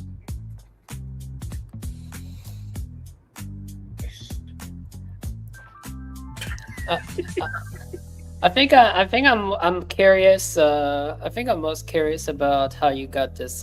How did this idea just come to you? Because I think that's something that you should have. It should have came to you maybe months ago, because we had discussions about Universal Cruise and So I think you know how we work and roll and move. I think that sometimes the best ideas are the ones that need to breathe, right? I think when the Universal one came up, right, Nintendo was just coming into the Universal family. So I felt like with this idea, Nintendo had more than enough intellectual property to stand on its own, right? In addition to that, I just thought, could you take what happened in Super Nintendo World and do it in a cruise ship? Because like I said, I watched probably at Disney, I watched some other, Disney Cruise Line content. I was just like, could I really do this? And I mean, when you see that ship, I was just like, yeah, that's Nintendo. And all the bars and restaurants and the water park and the dining and just, it looks like this thing was floating. Like people would try to be like, hey, listen, when we dock, can we just like switch cruise ships? like, is there like a visiting hours thing, So, but yeah, I just thought, this is something way different than Universal. I think Universal has its own lore. But I think Nintendo, they've already done the theme parks, and I feel like Nintendo Cruise Line could be the next biggest thing. So that's how the idea really came about. It just needs some more maturity, some more evolution, some more breathing room. I think it's really cool because Disney is different because Disney can pull off a cruise because Disney is not just their characters, and it's Disney, like Disney parks. Disney World is a bubble, so Disney is all about the merchandise. It's all about they have their resorts. Disney is known for their resorts and their dining experience, like their character dining experience. So you just take all the best of all these worlds, and you take it to the next level. Right. And for Disney Cruise Line, that works. But for Universal, yeah, back in the day, you think about like Shrek or Madagascar or how Universal can Minions. If they do that, yeah, they can have a character dining. But I think for Universal, like character dining is not the same. It's great, but it's not the same magic it's not the same that Disney does with character dining. So for Universal, I think for Super Nintendo World, even if you never play the games, you're not a fan of you're not a fan of Nintendo, you're not familiar with the characters. Just seeing the merchandise, seeing Super Nintendo Land, and even like at City Walk, seeing the Nintendo store and seeing how colorful the merchandise is. And this cruise line is really exciting because it's very vibrant, the colors and everything. And on top of that, you add an island experience. I'm not excited to go to Castaway Cay, but I think this island would make me excited to go, right? The Al Delfino. The Al Delfino, and it's a great name, Al Delfino. Yes, based off of the legendary Super Mario Sunshine game coming to life for the very first time. Sincerely, this would be a hit. It really would. Nintendo could definitely build a fleet over time that would be just bonkers in terms of making money. It's interesting because today I was just, going through, I don't know, today I was like wanting to come up with something. And you're right. Whenever the great projects, they're never planned or forced or set up.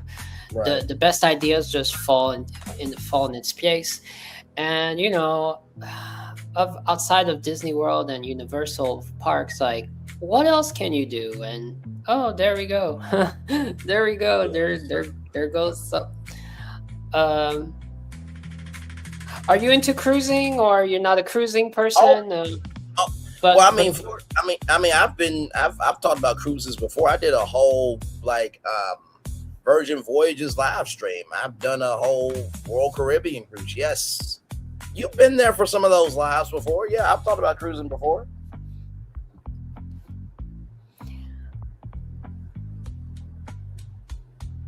Yeah, this is nothing new for me to talk about cruising. Yeah, I'm a huge fan of it. And I do think that this kind of cruise line, this kind of Nintendo cruise line, it'll make it so interesting to watch, even like on YouTube, like watch Content creators go. I think it'll be very interesting because it's a whole experience that you're not used to. Yes. Unlike Disney Cruise Line is kind of like an example of like the Disney resorts and character dining. Of course, it's great, but it's what's expected, right? You meet Mickey, and this here would be like, wow, is that really the experience? Is it just like it's like the experience you get at Epic, but I think actually it's gonna be even more unique because right. What do you guys think? No, I'm with you. I think that this would be a home run. It's very easy to do this. Literally, all you would have to do is just take this live stream, give it to Nintendo, get some, investors together and make this happen. I mean, it would take a minute for you guys to make back your money, but you would definitely make back your money without question. Phil, where is your head at right now with all this? Let me tell you something. Now, I've seen many comments in the chat from Phil before, but when he where is it? Well, he did this emoji right here. He did this red cussing emoji. I'm like, oh, I've hit a nerve. I hit a fucking nerve. And I thought Phil was not gonna come up because sometimes he doesn't come up. So I was like, okay, he's not gonna come up, but there's a reason why he's not coming up. Not coming up.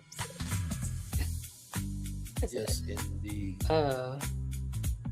So Phil, how are you feeling about everything? Does it feel like this is an organic thing? From an engineering perspective, can you see all this being actually done and everything in between? Yeah, if we can find an island, yeah, definitely. If you have an island in the market that could hold all this, you can do it. Yeah, that would be the biggest thing is finding. I'm like I said, there's tons of islands that are out there. The biggest thing you said is just finding the island. And then, what did you think about the cruise ship and what was inside the cruise ship? I mean, it really was a whole Nintendo console coming to life on the ship. I mean, even the two, M vessels, the what do they call it? The tails, the Mario tails that are on the ship.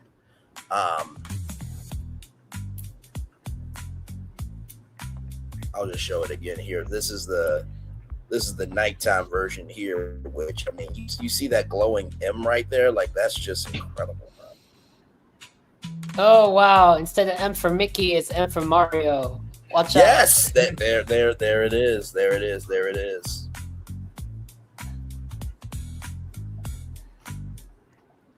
The thing I do love about AI, it really does bring everything to life. Like, you even see Nintendo Cruise Line lit up. Like, this is a ship I would actually not mind going on. Like, it would be nothing but fun, right? And you're stopping along all these different stops on the way to Isle Delfino, and then you come back. It's just like, I was in a video game this last week, you know what I mean? So, and then of course, even in the daytime, it's just as majestic with the red and white, which usually are colors for cruise ships, you know what I mean? So and the Disney Cruise Line is red and white and black, right? So. It's the Mickey colors, yes. But it is, but red, this is yellow, so black. Yeah, no. Even though the colors they're not like different, it's still refreshing. I don't know. It's like still brand new. Yes.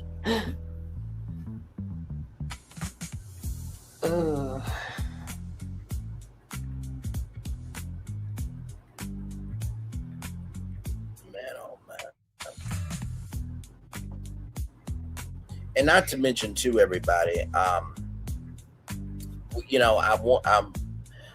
do y'all still want to do the Transformer show at 8:30, or do you guys want to honor Peter Culkin now, or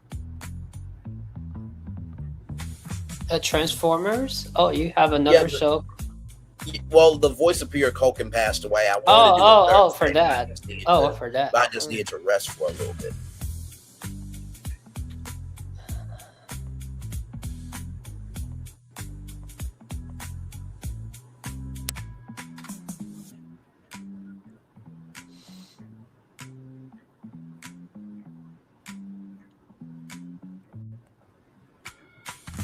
Oh, can't use AI anymore. What, you're done with all the credits, I guess, for the day, or no, it's just giving you excuses, and all the features are turned on where they belong, and it don't work. Because it cannot generate any images, and all the features are correct. Understood. Well, I will show y'all this, right? So, when you're talking about the world of Nintendo, right, you do have other games, right? So, one of them is Transformers, right? And for those of you who do not know, the legendary Peter Culkin passed away at 85 years old. He also was the voice of Eeyore as well. So, give me one moment as I pull that when up. they had all those Winnie the Pooh movies in the 2000s, he was playing Eeyore in every single one of those. Yes. So from Walt Disney World News today, Eeyore Optimus Prime and King Kong voice actor Peter Culkin dies at 85. Voice actor Peter Culkin, known for his roles as Optimus Prime and Eeyore, has passed away at the age of 85. And there he is right there. Doesn't look 85 at all, I will say. Culkin's agent, Kelvin. Oh, no. Tony, wow. Yes. I don't know if that's the most recent picture, though. Say that again? That might be an older picture from 10 years ago. Yeah. No, I guess I appeared that way. Yeah. Right. Culkin's agent, Kevin McCulty, told the Hollywood Reporter that he died Wednesday, August 26th in his Los Angeles home. He passed away peacefully, surrounded by his loving family, and held in the hearts of his many friends and countless fans worldwide. His family said in a statement they asked fans to honor his remarkable legacy by serving your communities, leading others with compassion, integrity, and loyalty. Always remember that you'll be strong enough. Always be strong enough to be gentle. His iconic roles include the voice of King Kong in the 1976 film and Car in Knight Rider. Okay, so Car, I believe, if I'm not mistaken, is the actual car from Knight Rider. Yes, indeed it was. So he was the Knight automated roving robot. Okay, so he was the iconic fictionist villain from the Knight Rider franchise. He provided vocalizations for the Tyler Alien Predator. He voiced Thaddeus in Amazon's animated series Invincible, which was the last thing he did in terms of, work. He voiced Optimus Prime, Ironhide, and other characters in the original 1980s Transformers animated series, and he returned for the live-action films beginning in 2007. He attended the grand opening of Transformers The Ride 3D at Universal Orlando Resort with Megatron voice actor Frank Welker. Both provide their voices for the attraction. He appeared as Optimus Prime in a 2024 episode of The Masked Singer. What? How did I miss that? Oh my God, I gotta find a clip of that. He's also been the main voice of Eeyore since 1988, beginning with the New Adventures of Winnie the Pooh. He reprised his role for such projects as House of Mouse in 2001, which, by the way, Disney Plus, can we, you know what, that would have been cool for the movies and TV showcase of we're bringing House of Mouse to Disney Plus. That would have been cool, okay? Just saying, there is an audience for that. Piglet's Big Movie 2003, Pooh's Heffalump movie 2005, and Doc the Stuff is in 2017. He voiced Monterey Jack in the first season and part of the second season of Chip and Dale Rescue Rangers. He also voiced other one-off characters in the series. He provided his voice to various characters in the adventures of the gummy bears, DuckTales, and Muppet Babies, and Spider-Man and his amazing friends. He narrated the read-along storybooks of the original Star Wars trilogy. He voiced the Wizard in Mickey's 60th birthday special, The Abominable Snowman, and Bonkers. He was Captain Nathaniel Flint in Treasure Planet. Shout out to all Treasure Planet fans out there, which I believe has some 20,000 Leagues Under the Sea energy in that. He also provided his voice to anime series like The Smurfs, G.I. Joe, Ghostbusters. It was the same author who wrote that original story. There it is. Thank you for that, good sir. G.I. Joe, Ghostbusters, the Jetsons, and Scooby-Doo. Scooby-Doo, to be more precise. The National Academy of Television Arts, and Sciences presented him with a Lifetime Achievement Award in 2003 as a part of the second Children Family Emmy Awards. What a life lived, first of all.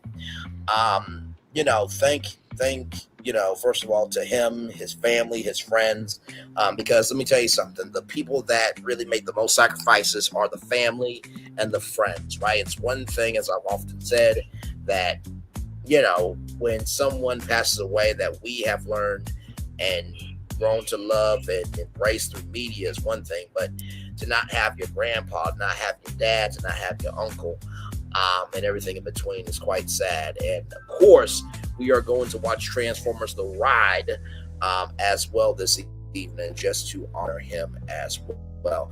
Phil, what do you have there, good sir? Mentioned same author, James Verne. Yes. Very good. Very, very, very good. So we have the Transformers. Yes, we have Transformers The Ride at Hollywood and Orlando. And by the way, y'all, I prayed for all of the Universal fans at Hollywood and Orlando. Because I know when they went up to Optimus Prime, it's like, wait, are you still here? You know what I mean? So, what a time. So with that being said, we're going to watch the grand opening, actually, of Transformers The Ride 3D, where Optimus Prime, Megatron voices at Universal Orlando. Now, this is courtesy of Inside the Magic, so, but still, it's the grand opening, so.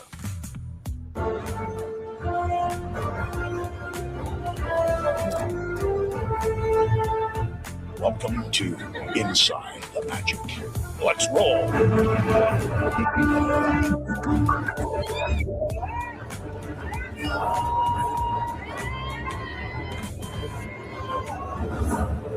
Bumblebee. It's amazing how they brought these characters to life. That's awesome.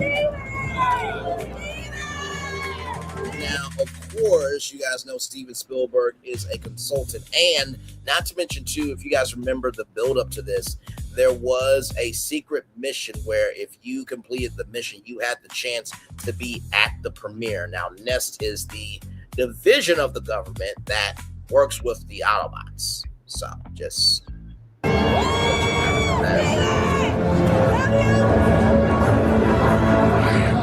Appreciate it, sir. Leader of the Decepticons. I want you all to experience the ride, but make sure to buckle your seatbelt. Man, amazing. Ladies and gentlemen, I've got a question for you. If you're a fan of the Transformers, can you make some noise right now? Now, before it... Sorry, hold please. Yes, copy that. I just got word that our convoy is en route, ladies and gentlemen. The convoy is en route.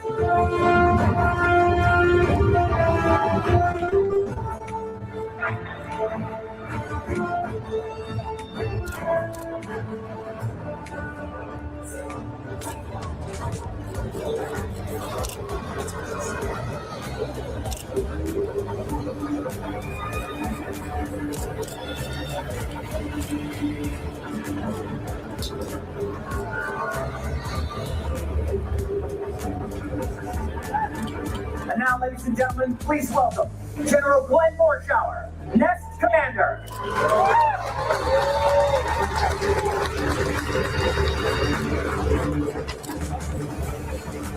General? Thank you, Bray. Good morning, everyone. Today, we take the next step to defeating the Decepticon incursion. Our allies in this battle are none other than the Autobots, and two of its members who I have had the extreme honor of fighting alongside of for many years. They are here today to join you, our newest freedom fighters. And now, ladies and gentlemen, the Autobots' most trusted lieutenant, Bumblebee. And there is Bumblebee.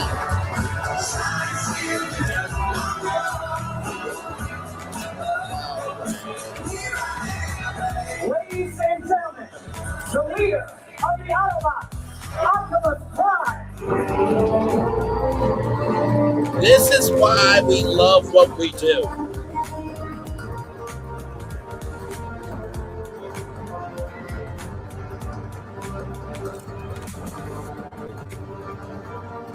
Just incredible.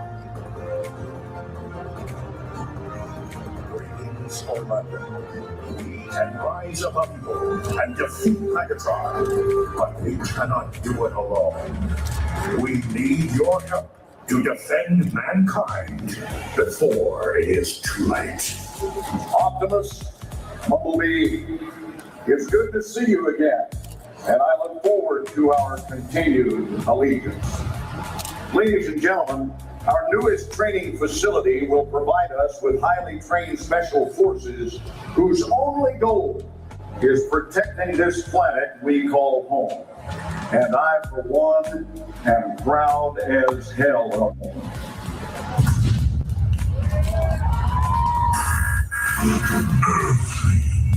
Soon you will all perish. The Autobots cannot protect you. This is your last warning, insects. General. Whoa! What's going on? The Decepticons are right on top of us. Optimus, to engage the Decepticons. Bumblebee, roll out. Get the Death Strike team in position to protect our guests. Look alive, troops. We are under attack. Can you imagine what it was like to be here in person on this day? My God. This is not a training mission. Use lethal force to take down any Decepticons that breach the perimeter. Scribble the jet. This is a hot zone with civilian. Black Diamond, this is Nets Command. We have troops in contact and it's danger close. Ground Commander initials are Officer Papa and Boy. Inbound. Bangs out. This base cannot be compromised. It must be protected at all costs. Target acquisition. Squadron, target flight. Tango, Bravo. Attack for suppression. Rocket. Target bone crusher and rampage. Stand by to initiate attack run 1 by 1. Roger that. Lock and load. Ready. Unit. Lock on the middle. Roger that. Target lock. That, Jump. 11-1. Start information out. Keep an eye on your six. Prepare for their strike. Confirm. Next command is the target.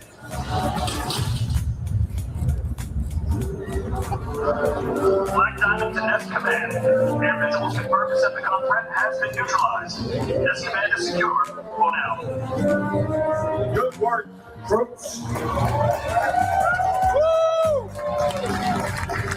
The Decepticons are in retreat. Ladies and gentlemen, thanks to the Autobots and Nets, everyone is safe. Now, in just a moment, we have a very special moment planned with the Black Diamond Jet Team. Bumblebee, Optimus, you are clear to return to Nest Command.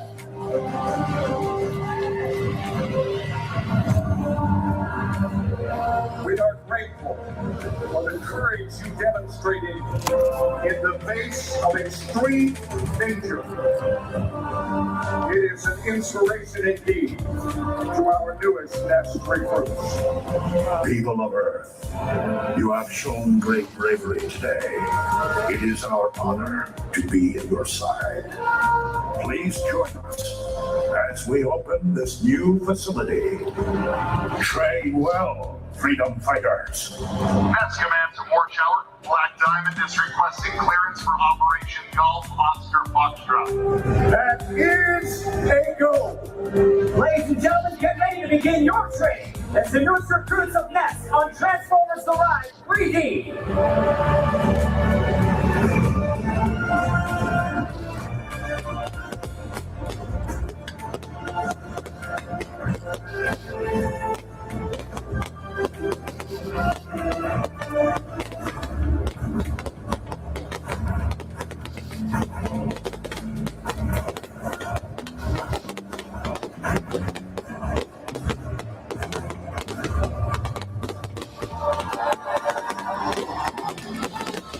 Look at that light force right there, those jets. Ain't it you're gonna do it? Ladies and gentlemen, Transformers The Ride 3D is officially open.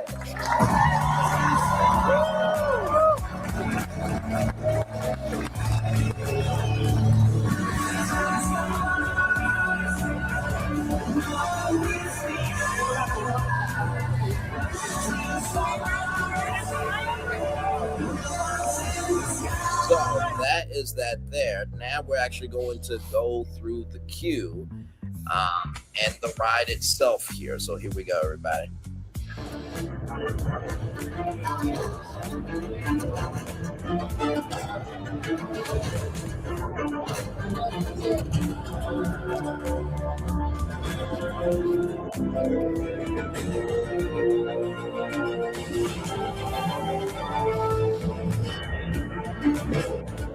I want to thank you for volunteering to be a Nest recruit. Commitment and sacrifice are appreciated by peace-loving people the world over. I hope you know what you're getting into. In a few moments, you'll be entering our command and control bunker for an in-depth orientation program. You will learn about our all-important mission and the immense challenges we are up against. And you will be challenged. You can be sure that we will thoroughly evaluate your skills and interests so you can take advantage of all you have to offer. And you will be trained to be an efficient member of our battle-ready force. But ultimately, you don't have any say about where we assign you. So for those of you who don't know, there's a part. Hey, Nikki News, good to see you, gorgeous. Glad to have you here. We are just talking about Peter Culkin, who passed away at the age of 85 years old. He was the voice of Optimus Prime and Eeyore and King Kong and many other great things. And so we're watching right now the queue. So there's a piece of the AllSpark that they have put in Hollywood and Orlando, and it is your job to protect the AllSpark. So glad to have you here, Nikki News. Love you as always, and good to see you good people as always. Here we go.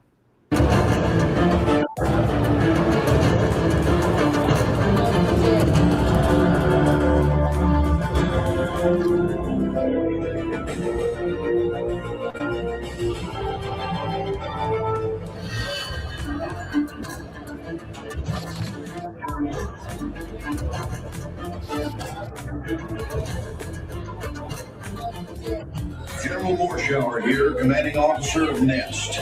NEST stands for the Non-Biological Extraterrestrial Species Treaty. It established a dedicated combat force of humans and Autobots united for one cause: to protect Earth from the Decepticons who are intent on destroying our planet. Battling Decepticons is the most difficult tactical assignment you will ever see. I am one of my officers. Our long Decepticon has raged for countless thousands of years. But we were not always at war. Long ago, we lived together peacefully on our home planet of Cybertron. But the freedom we knew came under threat from a faction who hungered only for power, who sought to turn brother against brother, the strong against the weak, the force of tyranny and fear. They called themselves the Decepticons. And those of us who chose to resist them became known as the Autobots. Cybertron, our home, was destroyed by this endless war, and now the battle has shifted here to Earth. Every last Autobot has made this solemn promise. We refuse to let the fate of our planet become the fate of your own. The Decepticons are here because they seek the Allspark, the source of pure and ancient power that could make them unstoppable. They will destroy Earth together, unless we are willing to stand in their way. Welcome to Bastion Cruise. Carry on. And perhaps humanity's greatest ally. Is the Allspark right there. And as you guys know, the good thing about theme parks, and especially if you are a movie studio that owns theme parks, it's very easy to call Steven Spielberg or Michael Bay and say, hey, could you come on in here and help us theme this thing? So yes, indeed.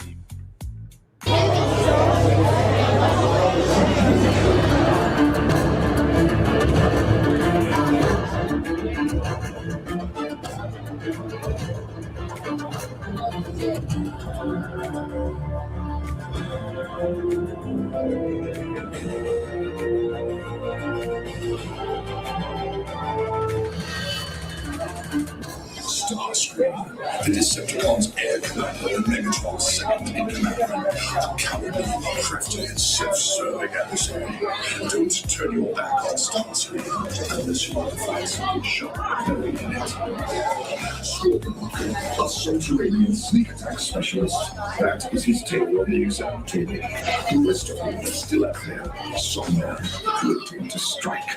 Only we, the entire mess unit, operating in tactical coordination.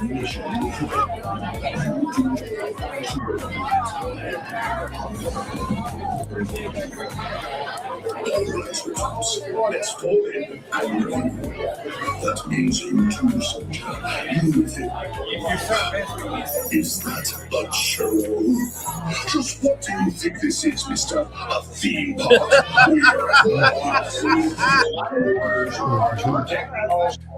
Secure and fortified location here at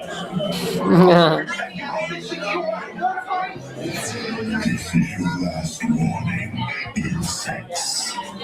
Relinquish what remains of the Allspark, or suffer the wrath of Megatron. The Autobots cannot protect you. They were defeated on our world, and we will defeat them here. She's already inside. D, sir. Give me an update on that reserve box. What was his name? Do that, sir. I had no idea he was the voice of Eeyore. Say that again? I think I never knew that the voice there is the same voice as Eeyore. Yes. Yes, indeed. Yes, indeed. That makes it more entertaining.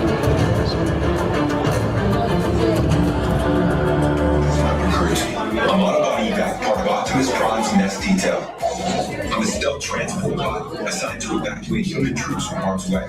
But I'm also on reserve to help get the Allspark out of the city if the vault here comes under attack. I'm supposed to partner with human navigators, but they told me there isn't anyone they can spare, so I asked them, what about the recruits? The more eyes we have, the better. We'll have to react fast to keep the Allspark away from them, so think it over while I finish prep.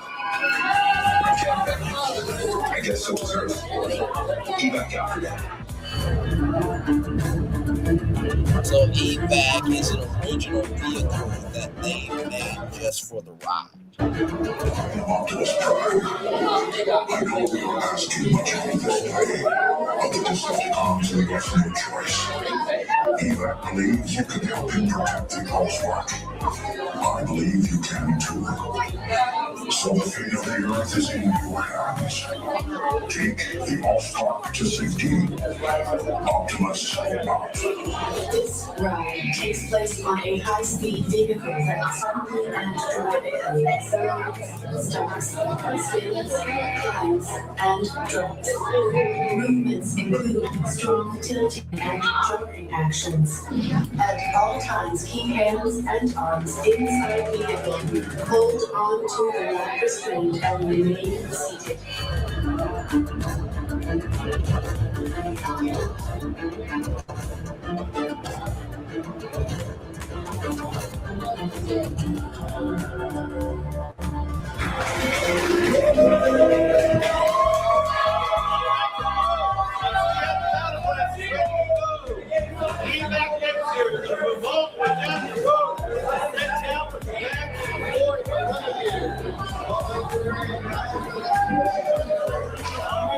There's E-Back.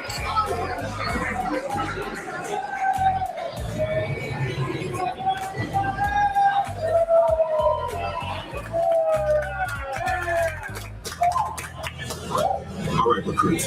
Ready or not, it's mission time. I have your company. Now, put on your glasses. You guys are my navigators, so if anyone sees trouble... Security breach. Level 2. Lockdown. That's trouble, all right.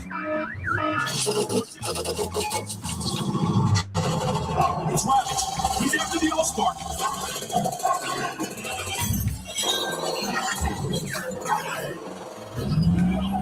Gotta catch him. Follow me. I'm on the catwalk.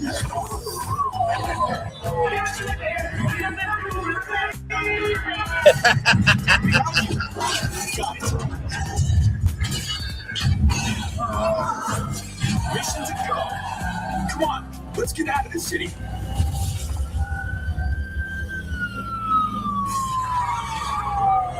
I will state, even though it is a screen-based ride, the fact that they were able to extend the story where the pieces of the Allspark are in Hollywood and Orlando, and your job is to be personal, a part of the personal cavalry to help the Autobots.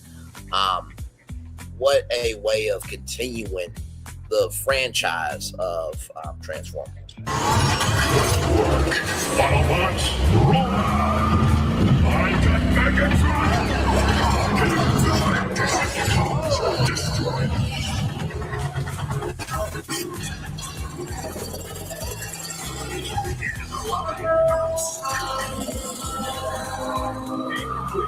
Maybe a little warning for me next time. You can't escape Megatron. Reverse thrusters. How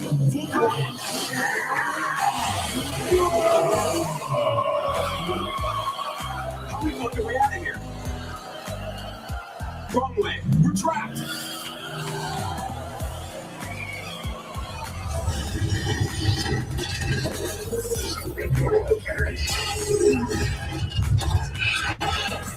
Your planet belongs to me. Take cover. Saw that? Wait, something's wrong.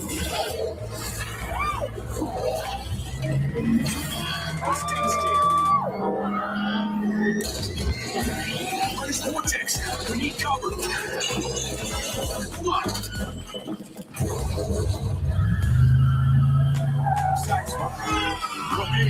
Hey, just carry with this mission. Guys, go touch it. I got cowards. Heroes fight. Your war is with me. Your spark.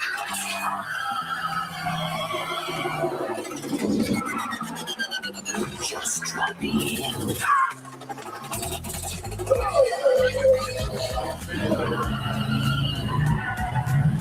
We're on our own. What do we do? No more running. He wants the Oscar? He can have it.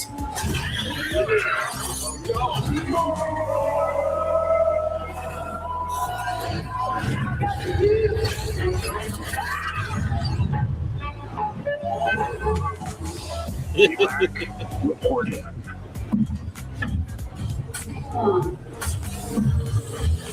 Your bravery saved the planet. Well done, freedom fighters.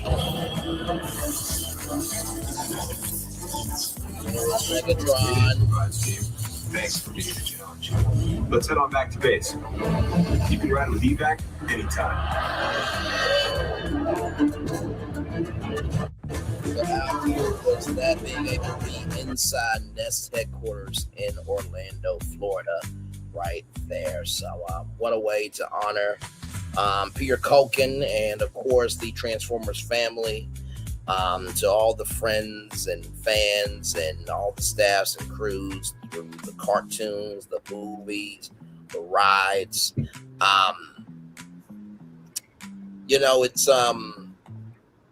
It's sad that Peter Culkin's no longer here, because I think the last film that they did was the Battle of the Beasts, I believe. And I know we talked about, Madagascar being like the 5th theme park, but how cool would it be if Cybertron was the 5th park of Universal Orlando Resort? Madagascar is the 5th theme park. Really? No. Florentine, just you mean follow land. what I'm saying. Exactly. We talked about Madagascar being potentially the 5th park because they don't have an animal kingdom. And I was saying Transformers, they had the Battle of the Beast movie where there were Autobots and Decepticons as animals. But what if Cybertron was the 5th theme park at Universal Orlando Resort? I can see that because the Universal buses have when you see the Universal buses, you see what is on there. Of course, there's a bus wrap for every Yand and Epic, and then there's Jurassic Park, of course. Now, at first I was like, how come there's not a bus wrap of ET? But I guess they're making, if that's an interesting point you brought up, because ET is just a standalone attraction. Right. There's even Shrek, so who knows? Just like you say, if Shrek is Shrek 5 comes out and it's a massive hit, maybe, and Transformers is on the bus wrap, so maybe you could have Shrek and maybe you can have Transformers as a whole new Yand. Yeah. Was there a Shrek Land at one time or never Shrek Land? So there's a Shrek Land in Singapore, but the only Shrek that we had at the time was Shrek 4D. Yeah. And basically, y'all, the Hollywood one is the same one, but check this out. So this is the thing that I really do love about my industry, because of things like this. When they made the announcement at Universal Orlando Resort, roll it.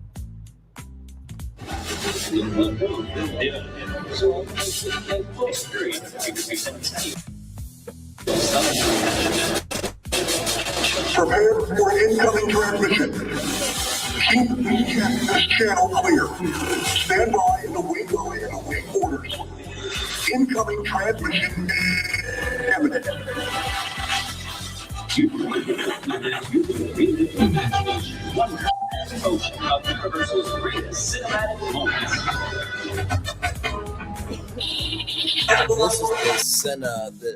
This is the Cinemagic show, or sensational show that is on the Universal Lagoon. Just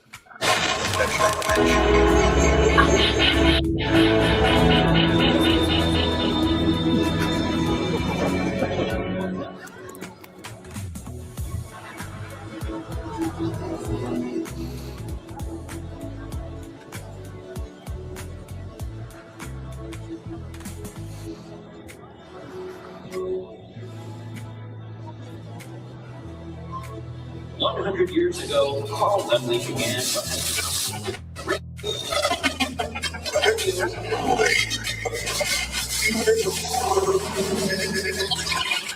Attention, please.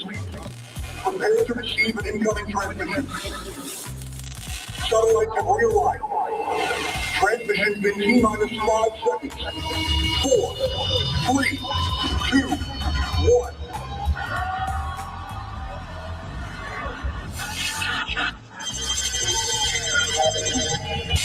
Humans, you are in grave danger. I am Optimus Prime. I must warn you that at this very moment, the Decepticons are mobilizing to take over Orlando.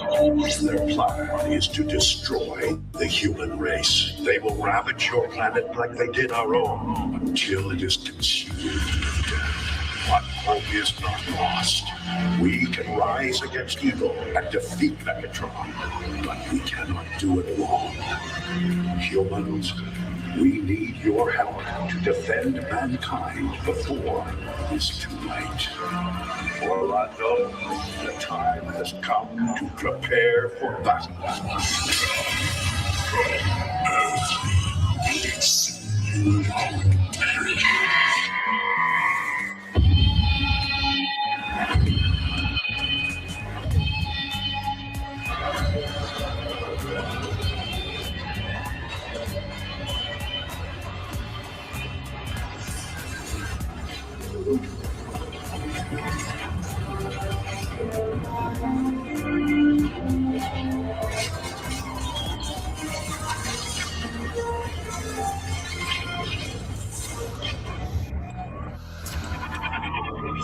That is how you play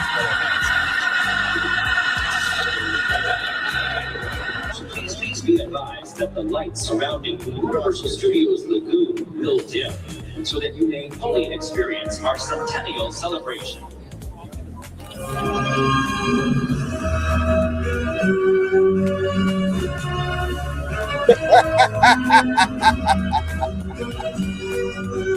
Man.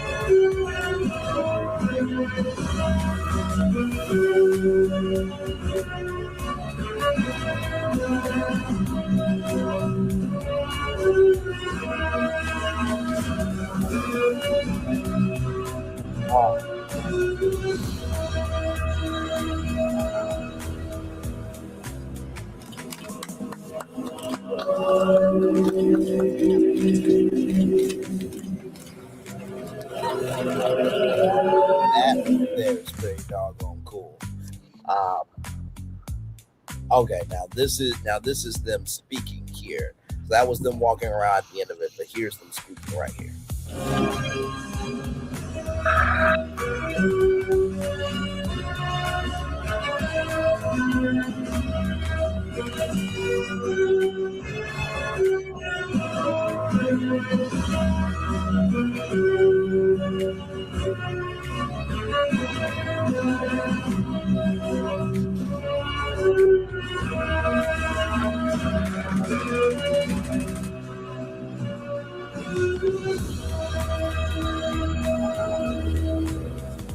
Humans, you are in grave danger. I am Optimus Prime. I must warn you that at this very moment, the Decepticons are mobilizing to take over Orlando. Their plan is to destroy the human race. They will ravage your planet like they did our own until it is consumed with death. But hope is not lost. We can rise against evil and defeat Megatron, but we cannot do it alone. Humans, we need your help to defend mankind before it is too late.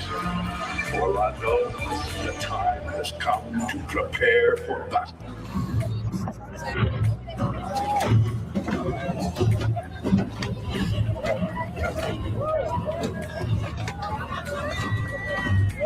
I mean, just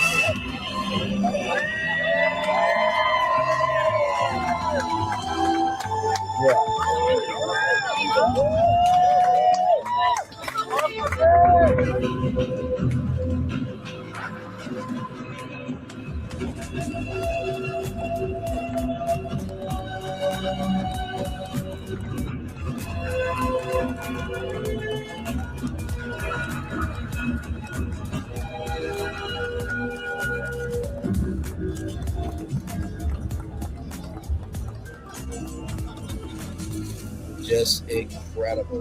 That lets you know how old Inside the Magic has been around for. I remember that logo. So quite a time to be alive for that attraction there. So rest in peace to a legend, for damn sure. Just God, can you slow down? Sincerely, like, my God. A lot of people you take it up. Because there's a list of some other people that should have gone before them, but Yeah, speaking about that, there was somebody else, and it was a well-known Disney Channel person, and but it was 2 weeks ago, so I think maybe you know about it. You mean Hayden Panettiere? No. She was a Disney Channel star. Passed away 2 weeks ago. Maybe I can find a name back on.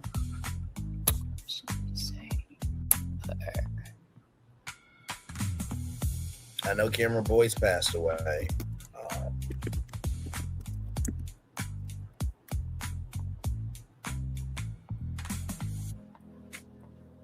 Giving Chase.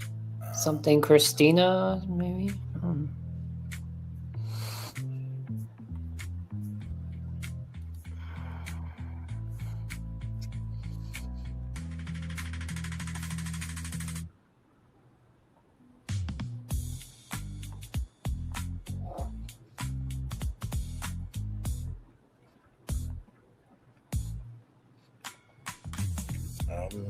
Oh, Christy Knowings. Yes, Christy Knowings. Yes, she was an all. Yes. Yes. She passed away at 46 years old. I did mention her on the show. She passed away from a asthma attack that got to her brain. So rest in peace to that wonderful sister there. I thought about all that cast and Nickelodeon and everybody in between there. She was on Disney, which I'm sure she was. You know what I mean? Because Disney and Nickelodeon, they were the only two places where kids could work. But rest in peace to her as well. So, yeah. So, talking about these things is never easy, y'all. But we try to do it with love, grace, and space. Because it is a thing that all of us are going to have to go through, sadly. As I often say to my mom, I only know this life. I don't know life underground. So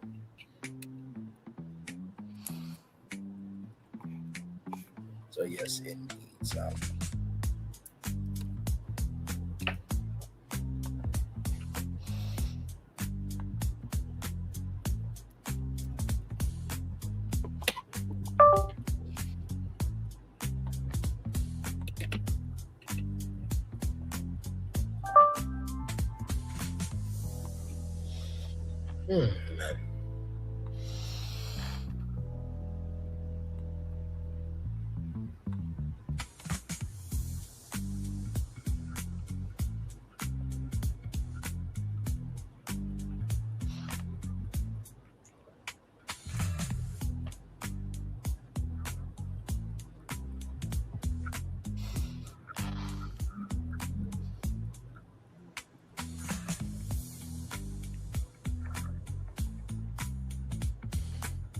Yep. We are just chillaxing, y'all. We talked about Nintendo Cruise Line and the potential of that happening.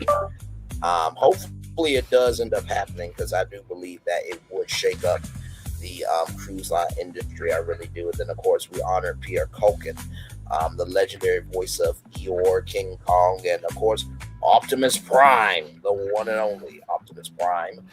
And went through the grand opening of Transformers The Ride out in Orlando. Of course, they did a grand opening out in Hollywood as well, which it was pretty much the same thing. I think the Orlando one was a lot bigger.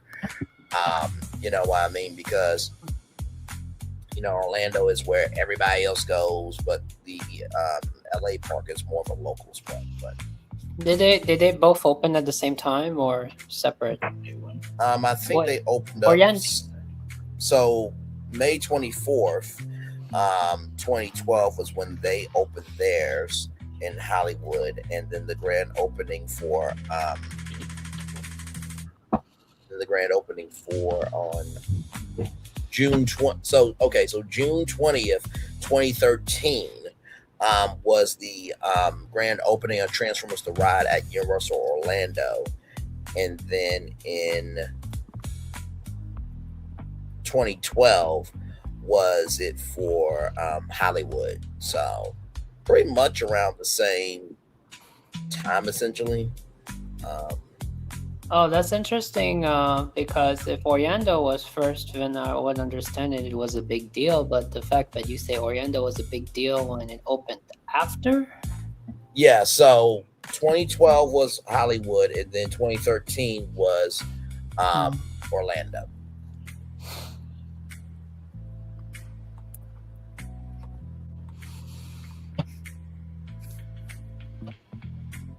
So yes, indeed, there.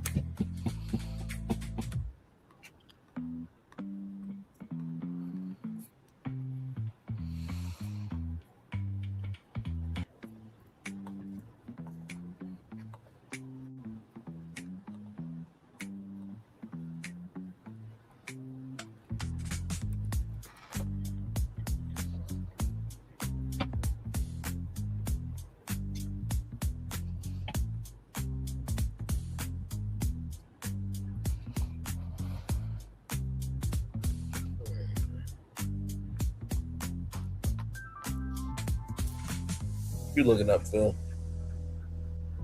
Oh, I don't know. Nothing's working today. Daily life of, Donald Duck's cousin, with all that.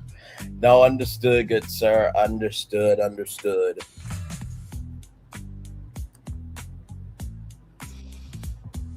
I sent a map about it is something like Yeah, like I said, you were able just to generate it just right now, didn't you? Yeah, no, a couple hours ago, but yeah, nostalgia park. Yeah, Right. I agree. Yeah. Although I don't, Nostalgia. although I don't want the design to be so Magic Kingdom, though.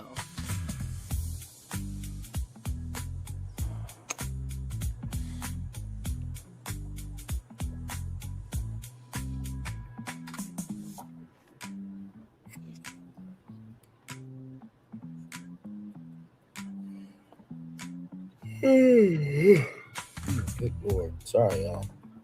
No, man. I may do, we'll see, but I may want to do a Cybertron 5th Park tomorrow as a live, because I do find that interesting. Because think about it. You have Tomorrowland for Disney, right? Now, I know where everybody's going to say, Braylon, how dare you do that and you don't bring in, Back to the Future? Come on now. How many times has BFP Imagineer been able to blend different worlds based on a theme? Back off camera.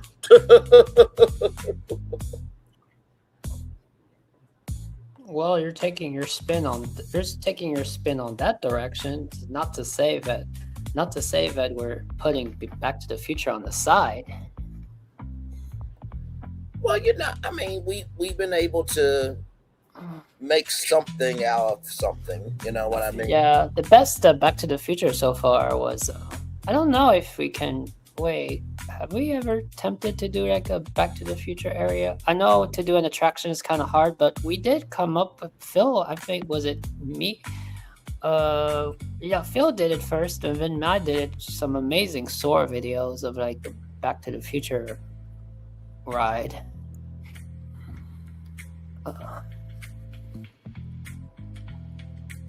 Someone was saying that somebody was saying that they are certain that Jaws was going to make a return.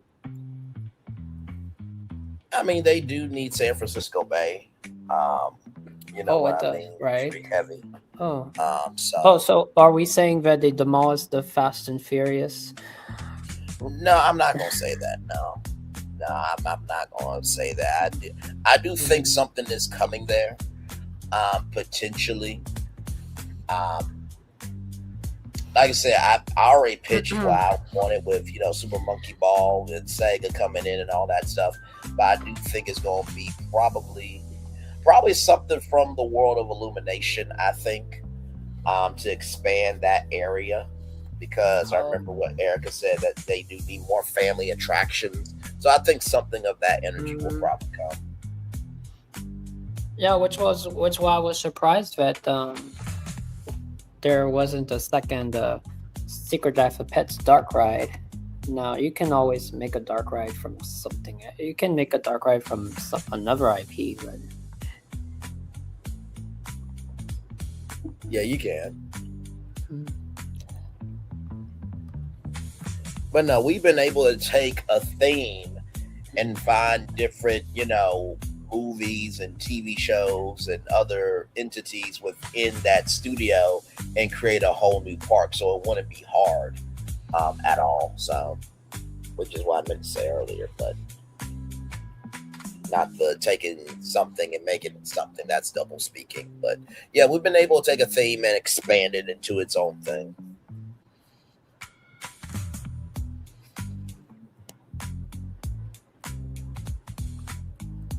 isn't that what they did in no, it's not. No, it's not is it the Hong Kong? No. Universal Beijing. Isn't there like over here we have the Hulk coaster. Isn't in Beijing like they have a Hulk coaster but it's themed to Transformers? Is it Transformers? No, that I don't know for it.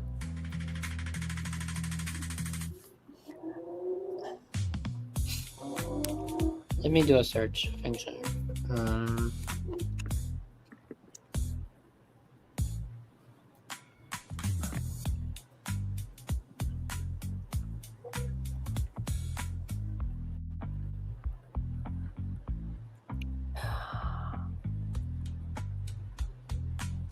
Yep. Yes.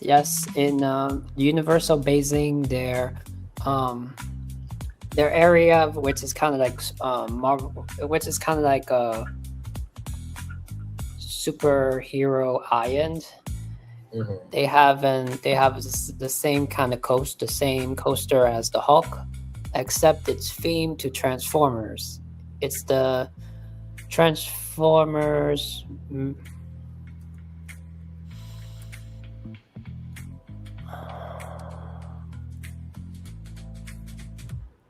Trying to see what is the name of the area.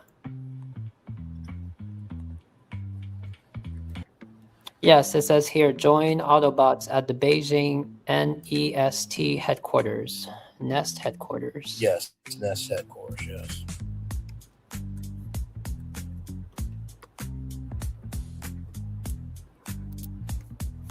Hey, yeah, hi, Nikki News. Say that again. Hi, Nikki News. Bye. Yes, hi, Nikki. Hey, Nikki News. Welcome in. It's always good to see her. Good to see her for sure.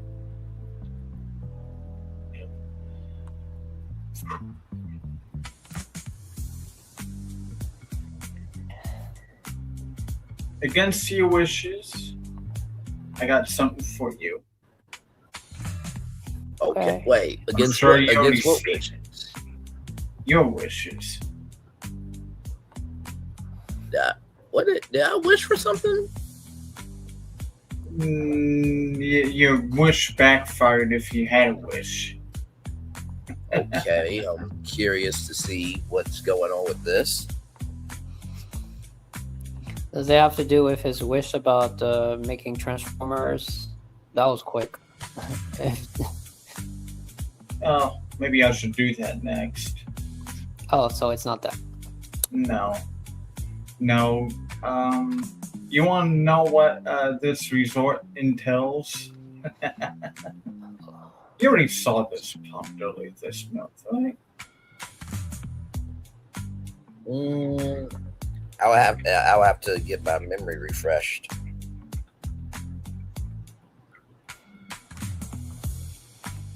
This okay, Braylon. Despite the name of the resort, it turned out okay. Okay, I'll pull it up on the stage here.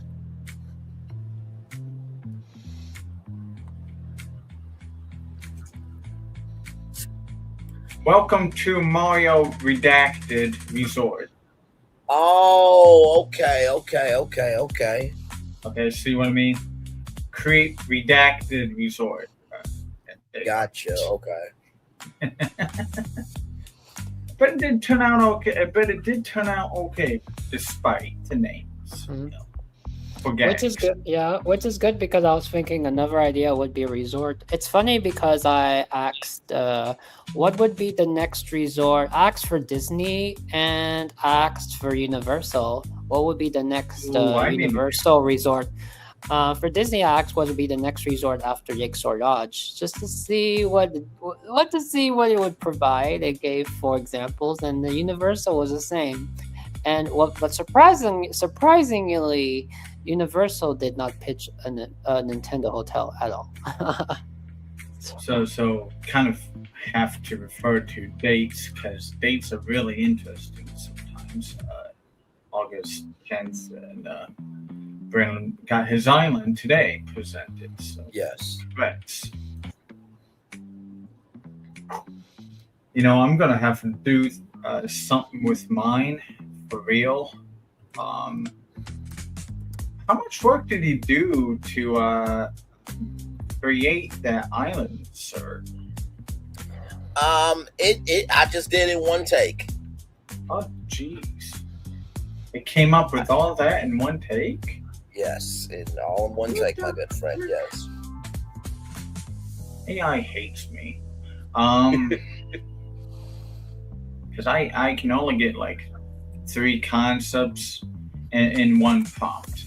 And you look like you got like 50 of them in one prompt. Well, see, here's the thing, right? So because when you have built out, when you have a limited set of pictures, right, you have to know when to hold them and when to fold them. So I say, create a visual concept art for day and night. You know what I mean? So that way you can get. But you had so much going on there. You had like 7 different zones on that island. And I thought, damn, I want that now because. Oh yeah, what did you do to get all those rooms? Do you say like give it a tour or something? Because like it was all. Yeah, so I said, create the plaza, the lobby, the bars, the restaurants. I say everything that I want in there, and then they do what they do in terms of that. So if you just so if you just type it like that, then it will just correct. Yep.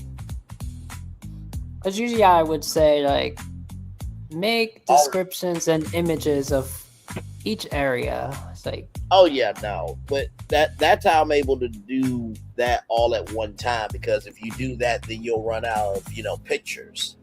Your limit will be up. So you gotta play against it a little bit. So if you use ChatGPT, of course. Yes.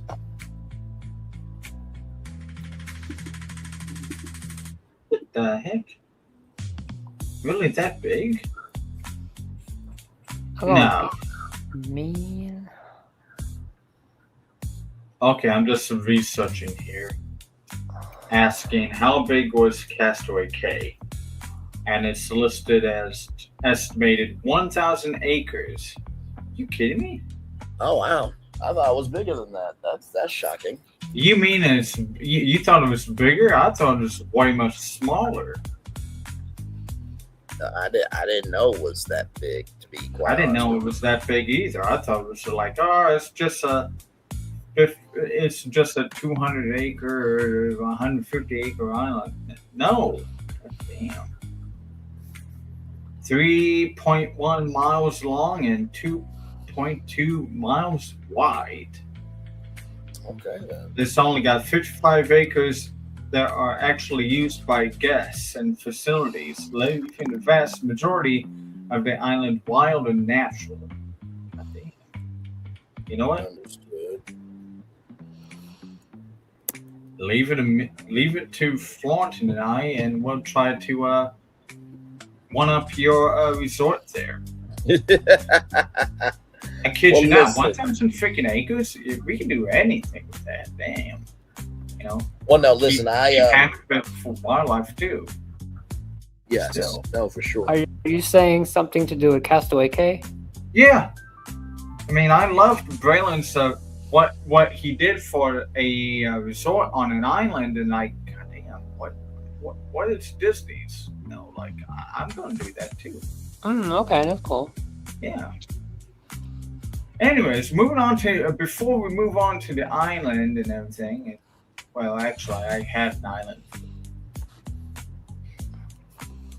Well, let's just go over Mario since we're in Universal for now. Before we, jump into that company. Style is a Moorish mushroom revival. Referring to the Mario Redacted Resort. Right. Okay.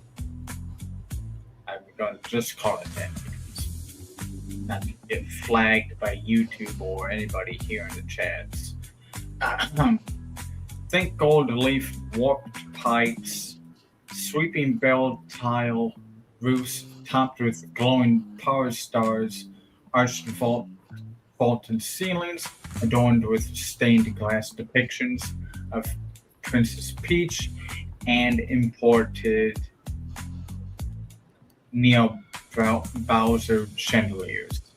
The entrance is that the guests pull up via a grand pump stone driveway flanked by gilded piranha plant statues that double as security guards. Valet parking accommodates standard luxury vehicles, master cycles, and Bowser Koopa clown car. Understood. Key resort facilities and grounds. The Grand Gold Ballroom. The Vibe is a soaring double-height hall wrapped in velvet drapery, polished marble, and floating. Take this Vibe. Nope, all good. We're here chillaxing. Welcome in everybody. Phil was talking about a Mario Redacted Resort, and everything in between. And of course, I pitched a hang on me. Hang on, I got you. Hang on. And I pitched a Nintendo Cruise Line along with Al Delfino as well.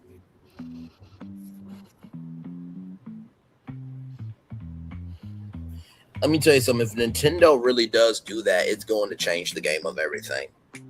I promise you. Like, they're not going to know what to do. For certain. I feel like Disney will be like legitimately scared of like, wait, what? They got Nintendo at sea now? And of course, as you guys know, any new video game console is going to be update on the Nintendo Cruise Line ship. So it's like, but the thing is, maybe it's an interesting question. If it's a cruise ship, so of course you can make it. With Nintendo, you can make it. Of course, you can have areas where there's arcades, where it's full of action. But the rest of the ship can be very tranquil, like as it should be, relaxation and relaxation. Whereas, not saying that Disney Cruise, I don't know, there's not quiet areas, but I don't know, Disney Cruise is like getting the Disney experience throughout the ship. Whereas Nintendo, it's like, yeah, there's character meet and greets, there's special character dining, but if I had to say where you would get the most dynamic, where to get the most dynamic, maybe possibility for like music and full of action, might be at like the Isle of Delfino, and not so much on the cruise ship. Gotcha. So you're saying Isle Delfino would be more dynamic than Castaway Cay or Castaway Cay? I think more than the ship. Oh, you think Isle Delfino will be more interactive than the cruise ship itself? Well, not saying that the cruise ship cannot be interactive. Of course, there'll be areas where for interactive for kids and that, but I don't know, because when when you think about you think about Nintendo, you think about like Super Nintendo World and like an epic universe, and they say it's over systematic and all that. But when it comes for a cruise, you can't. What I'm trying to say is like you cannot have it like you cannot have it like the whole sip like the whole time like how do you say it? The Nintendo synergy. Because it would tire you out, right? Wait, are you saying that that much Nintendo would tire someone out? It depends how you do it. I'm going to push back on that a little bit. I think that while the environment, I mean, I'll pull up the cruise ship here just for a minute. Everybody give me one moment here. Because like I said, I think that when you look at this, right, and you see all that can be of this cruise ship, right, you don't have to do every single thing, right? You can choose any one of these rooms, right? And let's just say that, hey, you are more of a casual person. And let's just say that you are more at the quiet pool. You go to the Animal Crossing market. Maybe you go to, Star Fox cockpit, right? So there's a way that you can do, the Nintendo Cruise Line in a way where it's not just Mario. It's not just, Zelda. It really is based on what you want it to be, but all those worlds colliding does give you a greater palette. So I push back on that a little bit. That's not too overwhelming, because I would say if all this was just Mario, right, or if all this was just a pink Kirby cruise ship, then that would be overwhelming. Of okay, how can we break this up, right? So I push back on it just a little bit. Maybe when I'm referring to that, I'm like thinking about like the ambiance, the kind of background music, because I don't know. I know they can pull off anything. Who am I to say? Not saying that this would be like Super Nintendo World.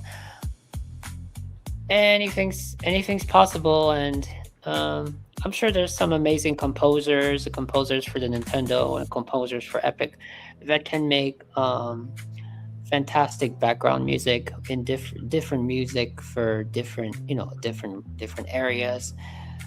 Make it that it's fun, make it that it's enriching without at the same time that it's relaxing and not tiring. Right.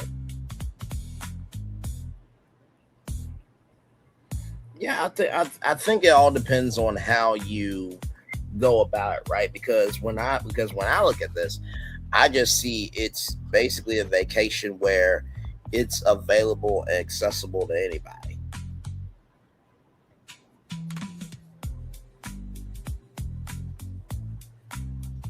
Which I think that's one of the factors that people will be most curious about, because we know with a Disney Cruise Line, you basically, even if you've never been on the cruise line, you've never seen videos, you can pretty much imagine in your head how it will go.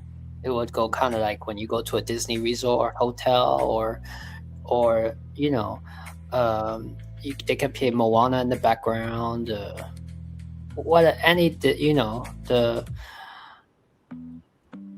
have some kind of like a Disney instrumental. Right.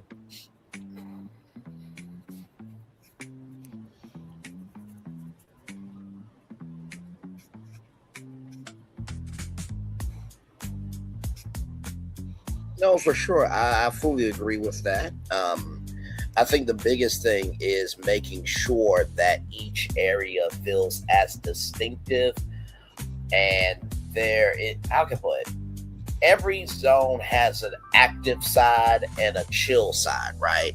So if you have the Splatoon ink bar, for example, right, that's a very active, colorful zone, but you also do need an area that is just for chilling out within that zone, right? So it's like Epic Universe. Nobody knows how it feels to actually be there and like step into a portal and like walking through the portal. I watched tons of videos. I watched Creole's live stream before I ever experienced it, and when I finally got to experience it in person, I mean, it was totally different. It was totally different than when I watched it. It's totally different than seeing it on video. Yes. Especially for Super Nintendo World. Right. Especially for Super Nintendo World. I thought I went in there thinking that, oh, you're gonna go in, and then the moment you're in, you're gonna be there for a couple minutes and I'll be like, oh, this is too game, not for me. But no, what was funny is I was most surprised by that. Most surprised by that one. Isle of Berk, Isle of Berk was how I expected. It was amazing. Right. Wizarding World, the Paris was surprising too, because seeing it on video versus seeing it in person.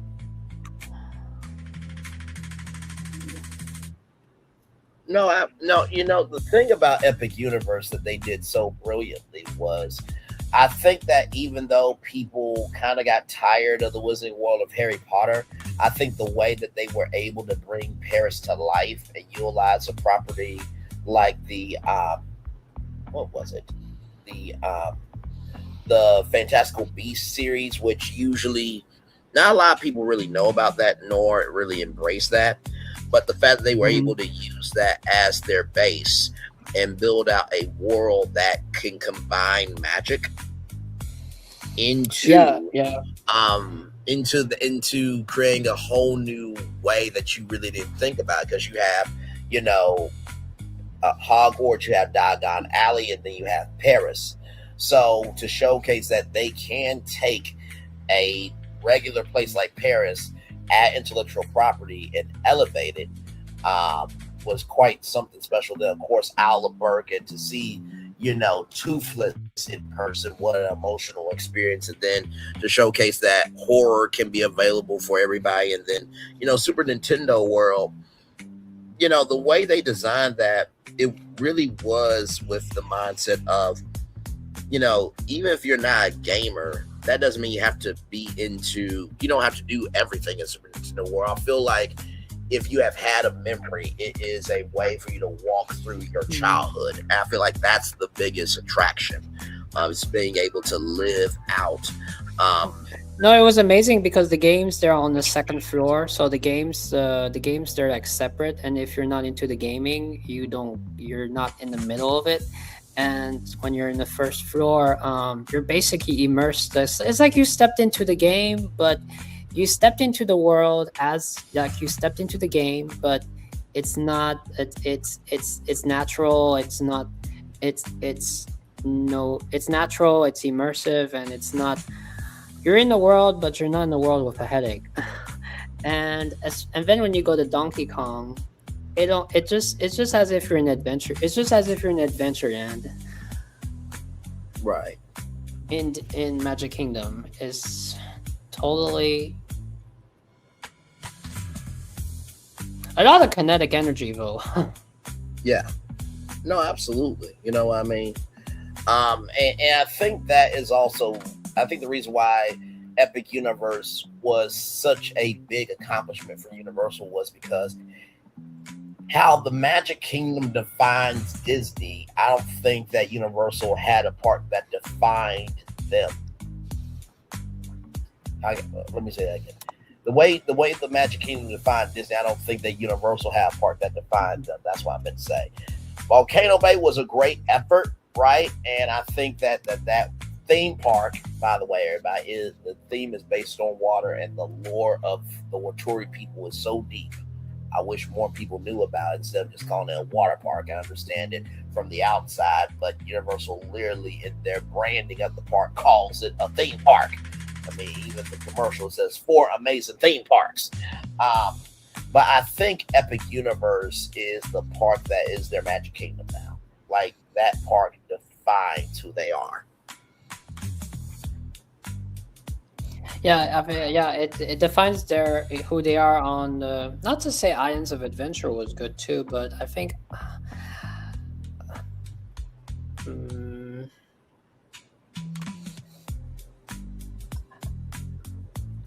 I guess the most is Epic because it's their. I don't know. I don't know.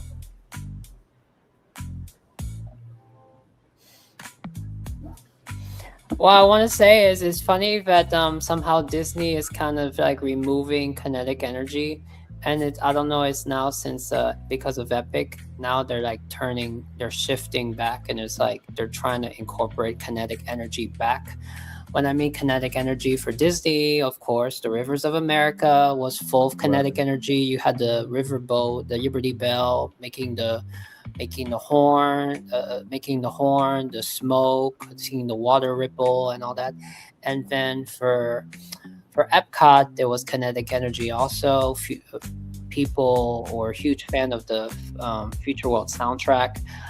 Fountain of Nations was full of kinetic. Even the flooring lights that used to be, not the ones now that break. And then Animal Kingdom, you have all the kinetic energy, but you cannot really enjoy it. Like in Pandora, you cannot enjoy it because the park is closed. Kinetic energy, the Discovery boats, which don't exist. There's no nighttime show on the water. And then for Hollywood Studios, well, Hollywood Studios had the most transformation, but I do think that I get what they were trying to do with the magic of Disney animation. I think personally that it would have been really cool to have, instead of Olaf drawing, because he cannot draw, that was proven in the footage of Josh Gad recording that I cannot draw. That's not me shading Olaf. That's not me hating Olaf. That's not me dragging Olaf. That is a fact. I think it would have been cool to see a actual Walt Disney animator being able to do what they do in front of a live crowd. You know what I mean? Because animatronics do break down the 7th, 3rd, and plus they are in the park. But also, too, I think it would have been cool to have Walt Disney Animation to go back to the old school where, guess what, they can make animated movies for Disney Plus. And maybe some adult cartoons and anime for Hulu, and you're walking through and seeing actual animators. I feel like that would have been a better experience than trying to showcase the concept of animation through basically an intellectual property experience to me. Because isn't there going to be an animator on the screen? Like every time it's a different animator? Yeah, it is for Tim, but it's like I know you're fine for Olaf, okay? I know you are, but it's not the same as being able to, have a human-to-human experience. and afterward you can have a Q&A with the animator. You can't have a Q&A with Olaf. After it's done, it's going to do what it does as an animatronic, and then that's going to be it. You know. I know it's pre-recorded, and it's just like a daycare center. You just go in and sit in the room and.